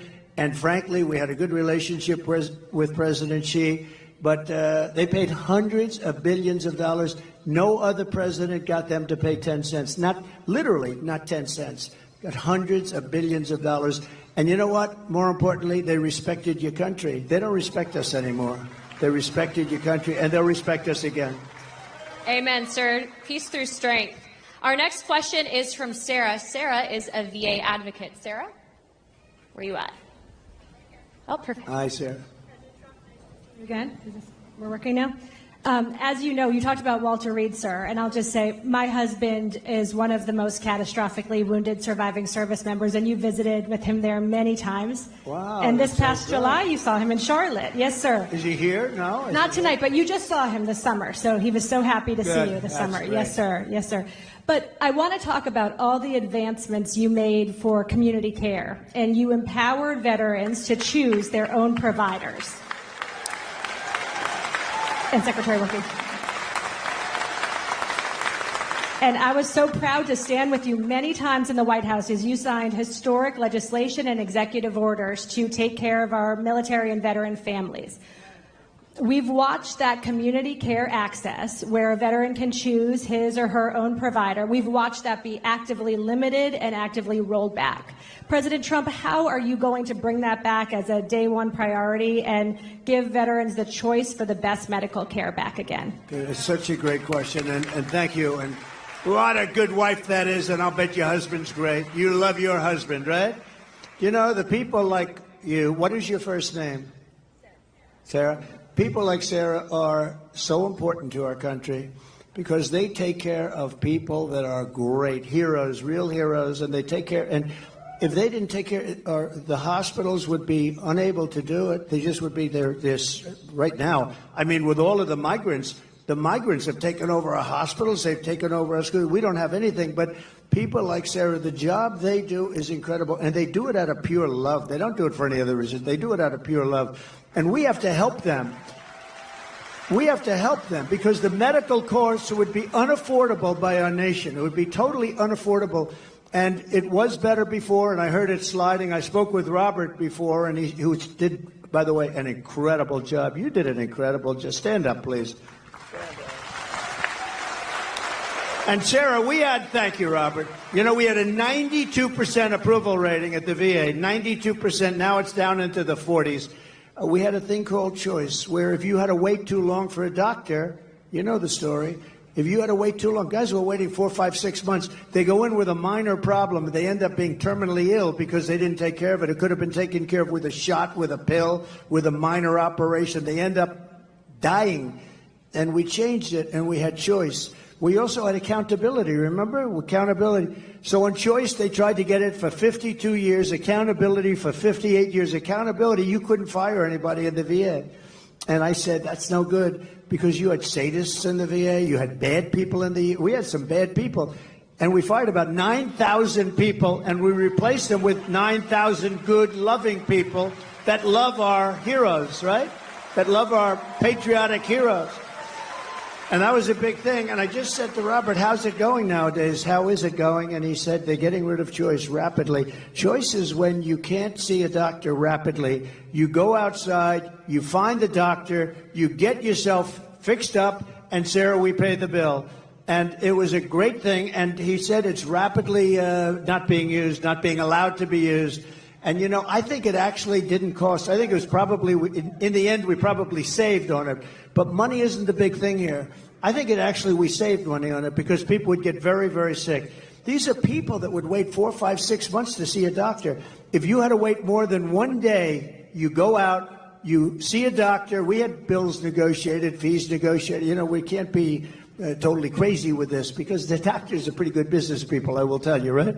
But we had a lot of fees negotiated. But you go out, see a doctor, get yourself fixed up, and you have no problems. It was one of the best things we ever did. And now this group of lunatics that don't give a damn about the military, they're making you go through that waiting of 4, 5, 6 months again. And our people can't. We have great doctors, but they can't handle the loads. And we're going to go back. We get back in, we're going back to that, right? We're going back to it immediately. You're going to be in great shape, Sarah. You and your husband are going to be in great shape. And thank you very much. Incredible. Thank you, Sarah. Mr. President, we actually have someone that, and before we ask his question, I wanted to read this to the crowd. He had actually written a letter to you after you'd been shot in Pennsylvania. Dear President Trump, watching you during the Butler rally and you getting back up, both my wife and I gave a sigh of relief as well as a few tears. I would be honored if you would accept this small token that I received as a young Marine in Vietnam. My wife and I both thought it appropriate. God bless you, your family, and the United States of America. Sincerely, Dwight. Dwight, where are you at?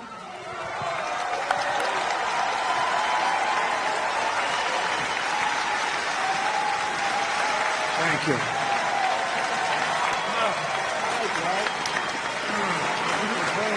Whoa. Looks like a check. It's a check. It's cash. For those of you who may not know, Dwight had given President Trump his Purple Heart. That's right. That's right. I couldn't think anybody more deserving of a Purple Heart. Thank you very much. You took it, you laid down there, you got back up, and the first words out of your mouth was fight, fight, fight. You didn't even have anything to shoot back at. You got guts. Hold that up right there. He doesn't do this, but he's better than anybody as far as I'm... No, I'm hardly better than you on this thing. You're great at this. And I wanted to thank you. I know that most of you all watched the president on that day and were very fearful that something terrible happened when he went down on the ground. But it was such a relief. Our hearts were so filled with joy because we saw what happened. And it was a minor wound, but it was close to being a terrible. You know, I said, how does it, why was there so much blood to the doctor? There's bleeding like crazy. This is a little fact. Some of you might have heard this, but you get hit in the ear, and it bleeds more than any other part of the body. So I didn't mind being hit that way. I don't want to be hit that way. This way. This way. If I didn't make the turn, I would have been hit the other way. That's no good. That would not have been too good.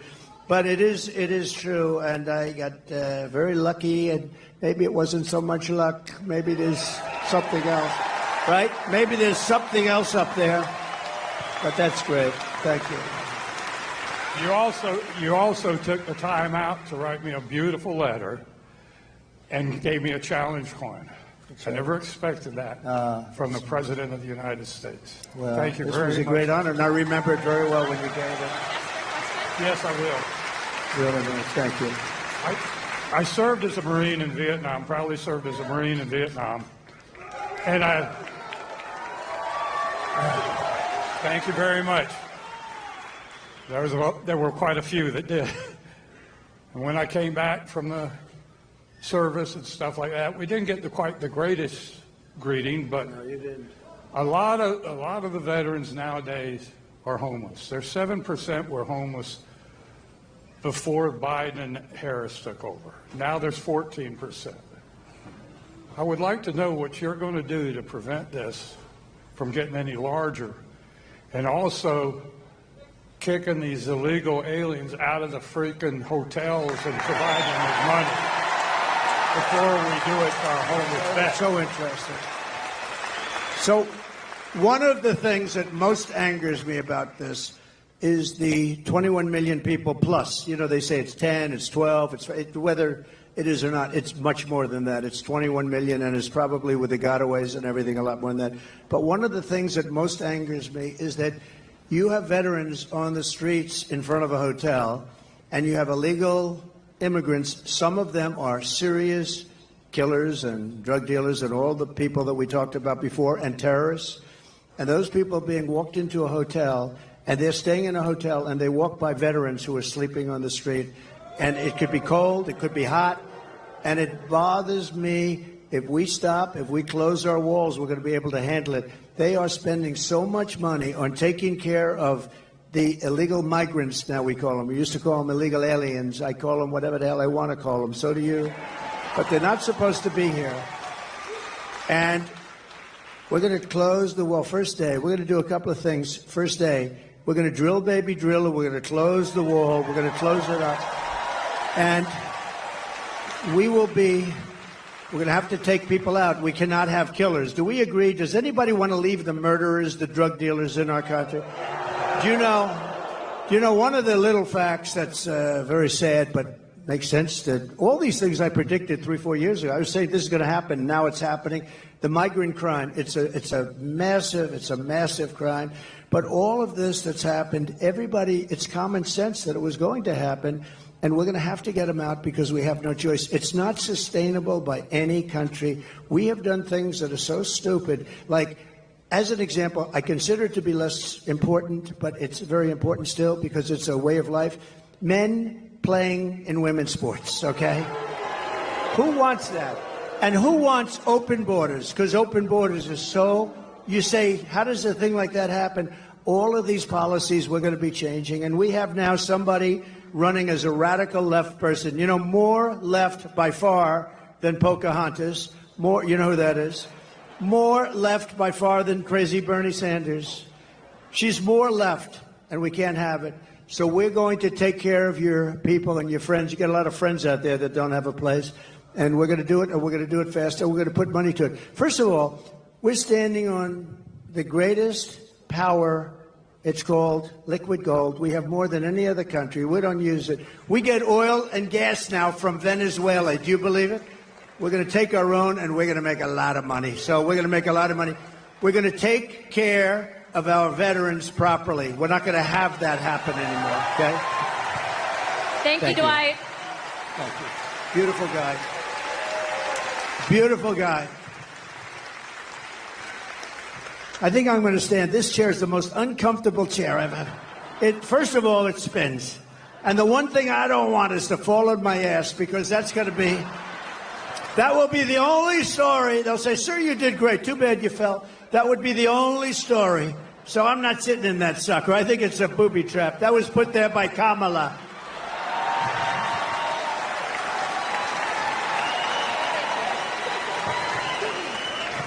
Well, that brings me to my next question. So you're talking on immigration and border security. So we all know that that's tied to national security. And the one thing that ticks me off is you have Kamala Harris, who runs on the fact that she's a minority woman.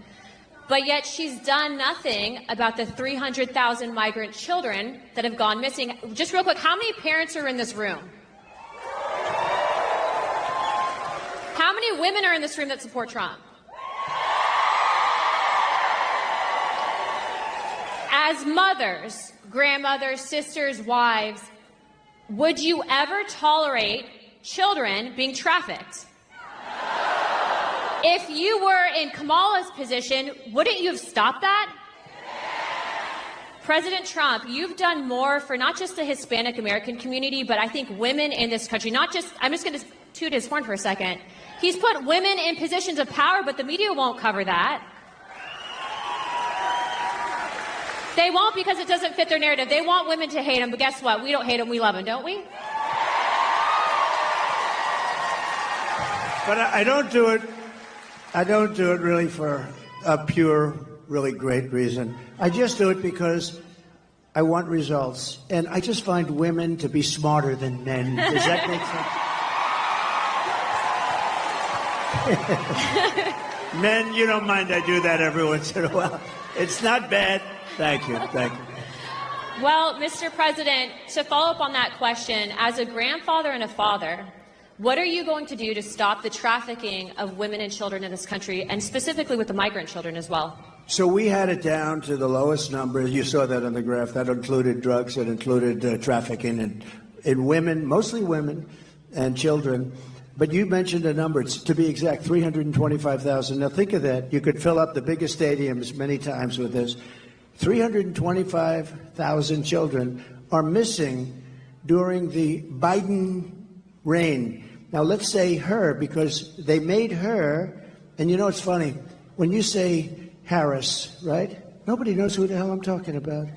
You say the Harris team, who nobody knows. They have to say Kamala. So Kamala. But Kamala and Biden, 325,000 just during this almost 4-year reign. That's missing, but many of them are dead. Many of them are in sex slavery. Many of them are slavery, period, and they're gone, and never to be seen probably by their parents again, never to be seen. Their parents are all over the world looking. They're looking for them. And what we've done here is so horrible. 325. Can you imagine if that were me, where they were missing? This would be the biggest story. The fake news media never talks about it. You know what they're not talking about? And you know, Anna, you know what they're not talking about? They're not talking about something else that's very important. They are doing, this is Katrina, they are doing the worst job on a hurricane that any administration has ever done, and these people don't want to talk about it. They don't want to talk about it. People are saying it's the worst job, and you people know it. A lot of you people know it because you're here, but they've done the worst job. Kamala has done the worst job. And it's really like her because she was put in charge. Now she said, I wasn't the border czar. They shouldn't call. Well, she was always the border czar. She never went to the border until a little while ago. And then she made a speech like, I'm going to start getting very tough. Why didn't she do it 4 years ago? You know, you could always say, why didn't? And all she had to do is leave our policies. We had Brandon Judd. We had Tom Homan, you know Tom Homan, I see him a lot. He's great, like Central Casting, he was great. All these people are great. We have great people there right now, but we have some tremendous people. And you know, it's interesting with Border Patrol and ICE, it's really easier for them not to do their job, but they love the country. They really want to do the job. They're so disgusted when they have to let people, and you look at some people, you know they're criminals, and they have to let them go walking right by into our country. No, we're going to straighten it out. It's going to be straightened out right. But 300, remember this number, 325,000 children are missing. That means many dead are missing during this administration.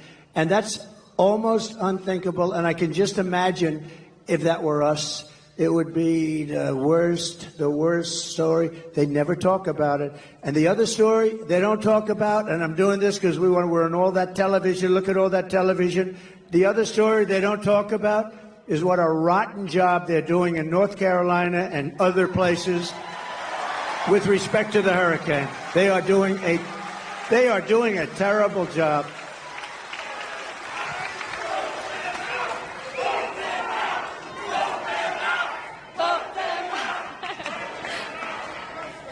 Mr. President, to follow up on that, because the media is here, I do believe that they've intentionally, and this is my opinion, not helped out those residents because it's red communities that are impacted. Let's call a spade a spade. Do your job and do better. Anna, one thing. So Elon Musk, we all love Elon, you know, Elon. We have to take care of our brilliant people. We don't have too many of them, right? There aren't too many brilliant people. But I got a call, an emergency call 2 days ago to speak to Elon, and he endorsed me very strongly. He endorses me almost every day. He wants us to win so badly. But Elon is a brilliant guy between the Tesla and this, that, the rockets. But he also does something called, you know, the links, Starlinks. So he has Starlinks. Now, I'm not familiar with it. All I know is it's really supposed to be great. So they call because in North Carolina and parts of North, and a little bit Georgia, but in parts of North Carolina, every line is down. There was no calls, no anything. Nobody could get through to anybody. And I got a call from a big person in North Carolina. Could you possibly call Elon Musk because we need help with Starlinks? Could we get Starlinks, you know, really? And I did, and he was great. And, you know, he did something that was, he had it ordered. I got a call during my phone call. They called me up, the people from North Carolina, and they said, thank you very much for helping us with Mr. Musk. I was talking to him. He wasn't off the phone. I said, do you have some kind of a thing that we're talking and you're ordering people? This was the craziest thing. No, this is, he's like, I'm talking to, so Elon, thank you very much. I appreciate it. I'll see you. He's going to Butler tomorrow. You know, Elon is going to Butler. But I asked him about Starlinks. Would you be able to get a certain section of Georgia? They're going to fly them in with helicopters and everything else. Would you be able? And as I'm talking to him, they're calling me on the other line, thanking me for getting it. So I got to ask him what the hell that was all about, right? He's probably got some little contraption that he's going like this as he's talking to him. He's incredible, that guy, I'll tell you. But he got a tremendous for Georgia and for North Carolina, the Starlinks. They got here's the one thing they have to do. They have to distribute it. They have to get it out there. He got it here, but they have to get it out there. They're not getting it out. That's FEMA. They've got to get it out. So important. But he's really done a great job, so we appreciate it. Thank you, Mr. President. Thank you for all you're doing continuously. Our next question is from Pete, who is a Marine Corps veteran, and his question is going to be covering the withdrawal of Afghanistan. Pete?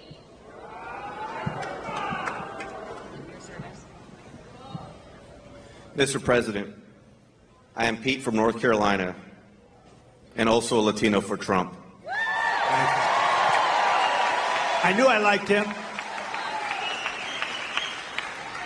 And I proudly served the United States Marine Corps, first as enlisted, that's great. then as an officer.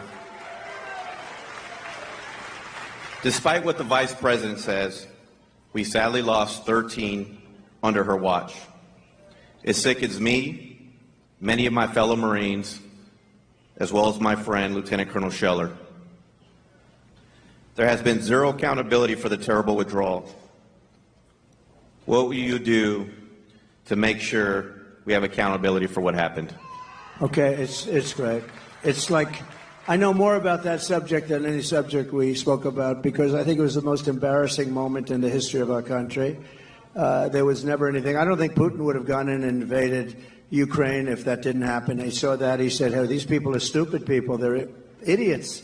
And, you know, they only respect power and force. When they saw that, by the way, if I were president, Putin would have never done it, period. And you would have never had the attack, and you wouldn't have had inflation, and you wouldn't have had the problem that we're talking about. Because, you know, I had it down to 5,000. I was getting out. They were there for 20 years. But a couple of things were done wrong. Number one, they should have kept the military base, right, Bagram? So you have a military base, one of the largest bases in the world. We left it. It's 1 hour, forget about Afghanistan, it's 1 hour away from where China makes its nuclear weapons, okay? You got to keep that, and they didn't. They fled, they left. We had, as you know, 18 months. I called up Abdul. Abdul is the head of the Taliban. That's the ones that do the shooting, okay? Not the Afghans. It's called the Taliban. And the press said, why would you call him? Because that's where the shooting is. And I called him up. We didn't have, it was nasty. We didn't have one soldier killed because they were killing a lot of our soldiers, the snipers, and a lot of them with the Obama-Biden administration before I got there, and a lot of them. And I called them up, had a rough call. And after that call, we didn't have one soldier killed for 18 months. We didn't have one soldier shot at for 18 months. And then we had a terrible election. We're not going to let that happen again. We can't ever let that happen again. We're not going to have what a shame that was. But we had an election, and these guys took over, and it all started up again. And what they did with that withdrawal was so bad. Number one, we lost 13 great soldiers. And as you know, I know the parents of a lot of them. But we lost the soldiers. We left $85 billion worth of equipment behind. We left Americans behind. Everything was wrong, and we embarrassed our country. I really mean, I think it was the most embarrassing. The one thing you do is you take the soldiers out last. Okay, they took the soldiers out first. A 5-year-old child would tell you that. The other thing you do is you fire every general that was involved in that case because those guys were incompetent. And you haven't heard the last of that, I promise you. You have not heard the last of it. What a terrible thing that was. Worst, one of the most embarrassing, me as a person that loves our country, that was the most embarrassing moment in the history of our country, in my opinion. Thank you. We're gonna take care of that. I got to get back in.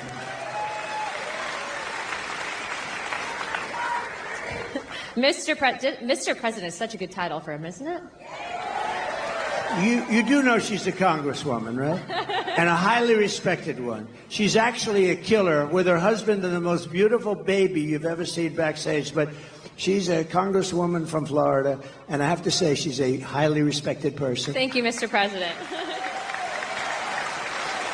Thank you. Mr. President, our next question is from Terry in regards to military pay, and Terry is from the 82nd Airborne.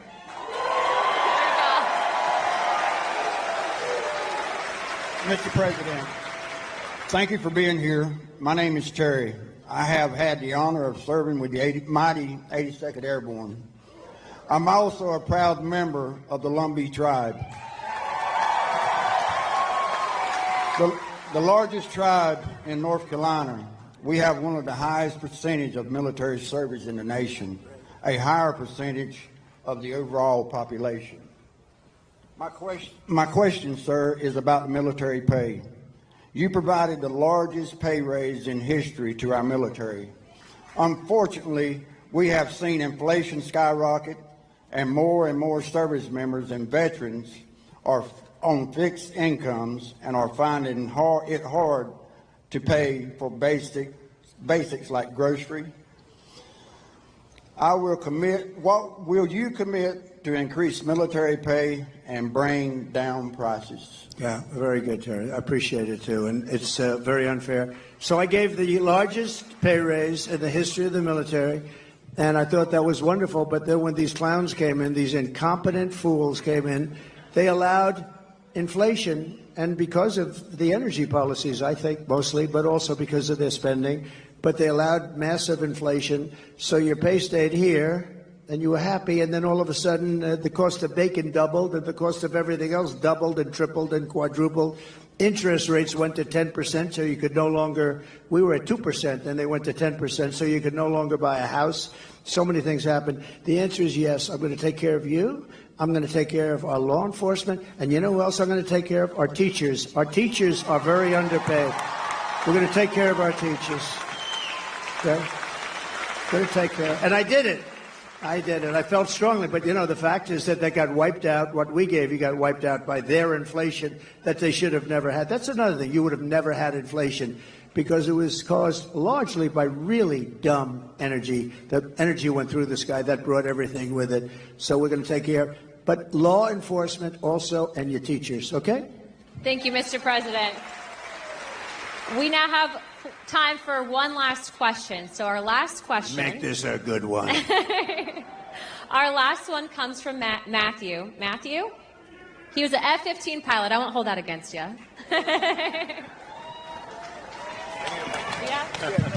Here, I got it. Mr. President, first off, I want to speak on behalf of everyone here and say thank you for taking time tonight to speak with our troops. Thank you. Thank you very much. We got a lot of good-looking men in this audience, don't we, huh? And a lot of good-looking women also, by the way. Thank you very much. Okay, go ahead. I'm going to revisit something you've talked about already. My name is Matt Lohmeyer. I was an Air Force F-15 pilot, and I was a commander in your newly created U.S. Space Force. I am also the first veteran of the Space Force because under the Biden-Harris regime, I was fired from my command and lost my pension for criticizing DEI trainings that were rampant in the military. Those trainings are still dividing our troops, and thank you for saying you would fire those few woke generals who are a big problem. They're gone. I'm going to suggest that it might, in fact, require ongoing oversight and a persistent, consistent, watchful eye within the Pentagon to ensure this monster never returns to the Defense Department. Will you consider establishing a special task force, office, or position to ensure that these monsters never return to the Defense Department? You know what I'll do? And I'm pretty good at this stuff. Sometimes you get it wrong. I'm going to put you on that task force. I think it's good. Not going to do better than him. I'll put you on. Make sure you give the name. Thank you. It's beautiful. Right? I have your approval? Yes, sir. I have your approval? We're not going to get better than him. You're right about it. You're right. 100%. Thank you. Done. I'm cut. Mr. President, that wraps it up for the evening. Do you have any closing statements to everyone? Well, I just want to say that it was very important that I got to North Carolina. You know, Laura, my daughter-in-law, gave me the most beautiful grandchildren. But Laura's here. I don't know if she's right here or where is Laura. Would you come out here? She is absolutely the... Come on up here. Come on.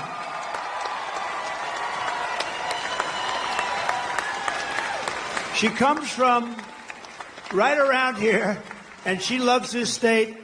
And you better be careful because I'm going to blame her if anything happens in this state. That's true. I said, I'm going to but blame we're her. going to win North Carolina, are we not?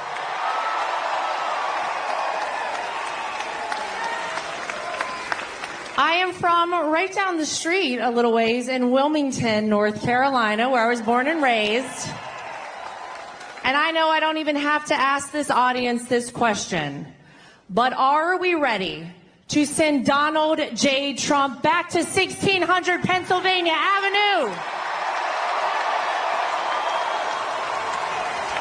All right. Here's what I need from everybody. You might know that I am right now the co-chair of the RNC, thanks to my father-in-law calling me one evening. But here's how we are going to make it too big to rig. Here's how we're going to swamp the vote. Is everyone in here registered to vote? If you are not, go right now to swampthevoteusa.com and get registered. Go vote early and take every person you know to go vote early. We will win this big league, as Donald Trump says, on November 5th. All right, ladies and gentlemen, thank you, guys. I love you, North Carolina. Thank you. I have to thank you because you gave me really a great daughter-in-law. She's really special. And she's along with Michael, who's here, Michael Whatley. They're essentially the co-chairman of the Republican Party. This is a very upwardly mobile person. She's doing good. But you know the truth? She's so good. I'm very conscious of, like, nepotism. But when I did with her, I recommended, all I did was recommend, and everybody couldn't believe she was even doing it. She is really a person that's incredible. She's respected by everybody. They love her. She comes from here, and there is no place she likes better than North Carolina. So get out there and vote in honor of this wonderful person, Where is Michael? Will you get up here, Michael, please? Don't worry about the time. The networks will stay with us, right? Michael, would you say a few words? So Michael Whatley, I mean, I guess I like North Carolina because he was the head of the Republican Party. We won the state twice.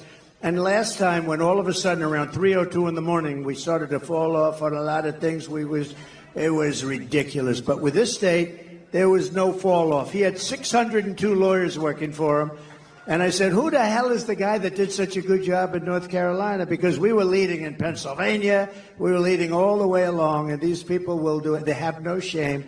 And he did the job, and I said, I want to get him. And he's chairman of essentially the Republican Party. And I just want to say you're doing a great job. But I don't want to say it too early. Let's wait till November 6th. I want to wait till the morning after, right?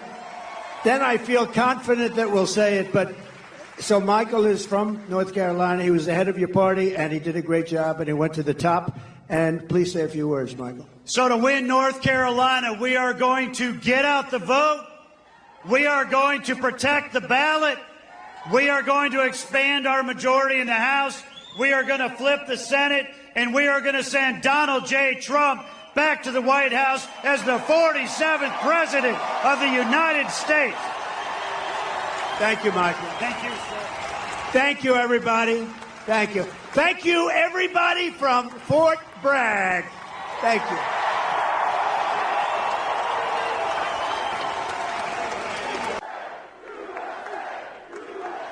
Thank you, bro. This is a nice crowd. Yes, they love you. You know why? It's because they recognize, sir, that you're the one who fights for them. You're the one who protects them. And you know what else? They fight for themselves, and they've been fighting for a long time, and we're going to make your fight easier. It's very important. We're going to make it easier. Because what's happened to our country in the last almost 4 years now, it's hard to believe, but if you look at the borders, if you look at inflation, you look at the Afghanistan disaster, the most embarrassing time in the history of our country. I think the most embarrassing moment in the history of our country, Afghanistan, the way they did, not getting out, I was getting out with dignity, strength. The way they got out was the most embarrassing thing that ever happened. Probably led to Putin going into Ukraine. Probably, he looked at it, he said, these people aren't very good, are they? He would have never done that with me. So, you know, we're all in this together. We got to win the election November 5th. Yes. And, sir, he has never yet called those Gold Star families to express his grief for the people and the soldiers that we lost that day. And who controls that airstrip now? China. China. Yes. No, they have, you know, China took over. And one of the things, get out, we were there like for 20 years. I said, what are we doing here? So we get the hell out. But, you know, I had a talk with the Taliban, and we didn't lose one soldier in 18 months until this catastrophe happened when they took over. But, you know, one of the things we, aside from everything else, we spent billions of dollars years ago to build a big air base. And you knew that one from your own time. Yes, I did. A big one, a really good one, powerful runways, long runways. And you know what happened? I'll tell you, they gave it up. And it was 1 hour away from where China built, forget about Afghanistan, 1 hour away from where China builds its nuclear weapons. Would have been very nice to have. And China now occupies that air base. So it's terrible. It's terrible. It is. Mr. President, as you can see, we've got a lot of American patriots here tonight who want to ask you some questions. Good. If you don't mind, we'll move into that portion of the town hall tonight. Let's go to our first question. Our first question is going to be from a man named Reed. And Reed, I'm not certain where you are. Where's Reed? There he is. Hi, Reed. There he is, over there. Nice looking guy. And Reed, I believe you're a Navy SEAL, correct? No. No. Okay, I got that wrong. All right, thank you very much. Good evening, Mr. President. My name is Reed. Hi, Reed. I'm a single father and Iraq War veteran. I dream of owning a home for me and my son, but mortgage rates under the Biden-Harris administration have made that impossible. What can you do to help make home ownership affordable again? All right, good. It's a great question, and a lot of people have this question. First of all, it's too expensive to build the homes, and they're building them, and they cost a fortune, and 30% of the cost in some locations is the cost of, like, planning and certificates and a lot of nonsense they do. They make you go through hell and it takes years to get them, zoning approvals, all of the approvals you need. We're going to get rid of a lot of that, but most importantly, we're going to get interest rates brought way down. You know, we had interest rates at 2%, and now they're 10%, and you can't get the money. We had 2%, and there was plenty of money for everybody. And, you know, I call the home part of the American dream. We're going to create the American dream for young people and for older people, too, by the way. we're not going to forget. I mean, I happen to be a very young man, but we're not going to forget the older people. We're not going to forget the older people. By the way, no tax on Social Security benefits for the older people. For those. I guess, somebody said, oh, he's got a conflict of interest because he benefits by that. I'll give mine up if I save tax. But no, we're going to do that for the older people. That's a big deal because you've been eaten alive with inflation, and all I'm doing is getting you back to even. I think when we do that, we're probably just getting you. You have fixed income, and you went up numbers like 30, 40, 50, depending on what they include. They like to say it was a 20% increase. It wasn't. It was 30, 40, and 50, depending on what they want to include. So we're going to do that. But, Reed, getting back to you, we're going to drill, baby drill. We're going to have so much energy. And we're going to bring prices down because, your prices are up. Don't forget, the damage is done. We have the worst president and the worst vice president in the history of our country by far. And let me tell you, she is worse than him. And he's actually, I didn't think I'd ever say this about anybody. She's actually, you take a look at it, she's more dangerous than him, but he's actually smarter than her. I never thought I'd say that. I never thought I'd say that. But look, we're going to get it down. We're going to drill. We're going to get the energy down. When the energy comes down, prices are going to come down. All of that prices, because, when they say, oh, although they had very bad inflation numbers last month, you saw that. Very, very bad inflation numbers, despite the big, they did this big drop, probably too big a drop. I'm not going to get into that. But we're going to get the prices down because the damage has been done. If we had no inflation now, such damage has been done. The highest, in my opinion, the biggest inflation in the history of our country. They didn't include a lot of the bad numbers. I'll give you an example. On housing and on different things, like crime statistics are fake. They were fake statistics. They didn't include some cities that were really bad. So the crime looked like it was just bad as opposed to being horrific. Jobs, 818,000 fake jobs they added. And they padded the job numbers a couple of months ago so that they'd look better on jobs. 818, they were fake. They were fraudulent jobs, and they thought they'd announce the real numbers after the election. But we had a whistleblower or somebody that let it out, so they cheated us on 18. Think of that, 818,000 jobs they cheated. Usually when you have those numbers, it's 9,000 jobs off it. This is almost 1 million jobs off. It's not even possible. So we're going to bring things, and Reed, you're going to buy that house, and you're going to pay 2.5%, 3% interest, and you're going to say, I love this guy. Because interest rates, Reed, will follow as the energy goes down. And I made another commitment. I made it over the last month. I've been making it. We have more liquid gold under our feet than Saudi Arabia, than Russia, than any other country. I'm going to bring down your energy costs 50% in the first year. 50%. And I better do it because I'm all over the place saying I'm going to have problems if I don't get it done. But we have all the capacity to do it. Nobody else can make that statement. We have so much energy, we don't even use it. We get energy from Venezuela. They don't have good oil. They have tar. They have tar that you have to liquefy. And you know where they do it? In Houston, Texas. Because that's where we have the plant. It's the only plant in the world that can do it. We do it in Houston. So for the environmentalists out there, this is not a pretty picture, what flows into the air, right? But we're going to use our beautiful liquid gold. And when we get everything else down, houses, everything's going to come. It's going to be beautiful. You're going to have a house. Just wait a little while. Give me a little while. Let me get in. 1 year from January 20th, we will have your energy prices cut in half all over the country. Thank you.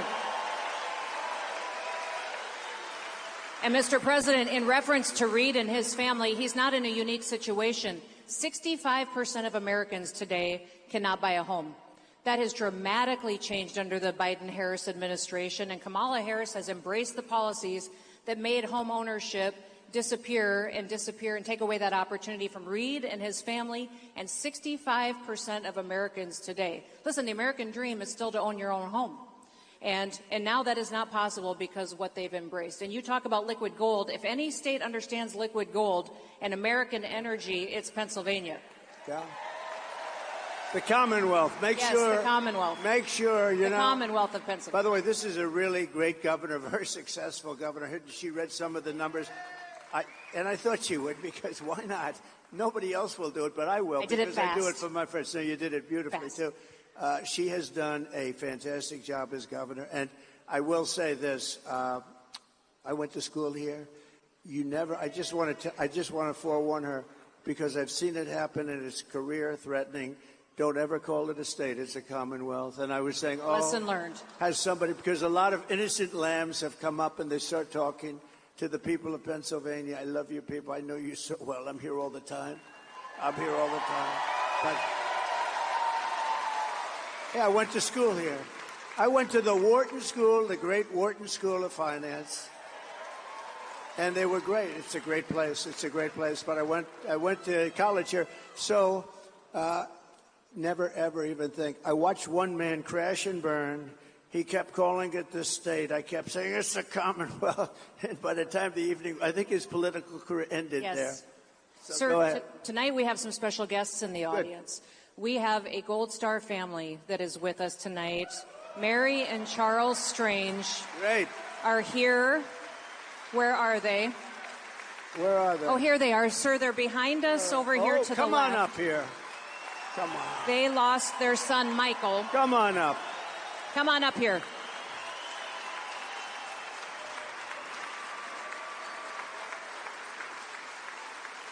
It's a little harder to get up since I got shot.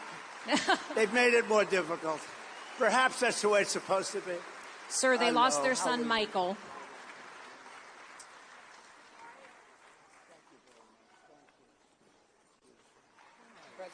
Great to see you again, buddy. Under Obama, all 30 guys. Thank you for tuning into the live show. You know what time it is. It is your boy Genesis. God bless you. God bless you. God bless you. It is currently 5:20 a.m. Eastern time, and today's date is the 30th of November, 2024. It is the last day of the month of November. Ladies and gentlemen, we're gonna continue this live stream in the morning. I am talking about around, let's say, 10 a.m. Let me say 10:30. Okay, I'm not gonna say 10 a.m., but I'm gonna try to be here by 10:30 a.m. Okay, so you guys tune in. 10:30 a.m. I'm gonna set my alarm, so we're gonna do this. Okay, God bless you guys. Instead of looking for perfection, seek for consistency. Never give up on yourself. Never give up on your dreams. Never give up on God. Believe in yourself. Believe in your dreams. Believe in God. Okay. It is your boy Genesis. I am signing out. Thank you to all the moderators. Shout out to Mr. Busky. As always, he tunes in. God bless you, Mr. Busky, one more time. And shout out to everybody who subscribed, who liked. Shout out to everybody who tuned in, man. Shout out to everybody, okay? I just want to say thank you, thank you, thank you. We will be here 10:30. I have to be accountable for my words, so 10:30 I'm gonna try to be here. You guys are the best, man. God bless you. God bless you. God bless you. Thank you. Let's get it. Have a wonderful morning, and thank you to the veterans as well.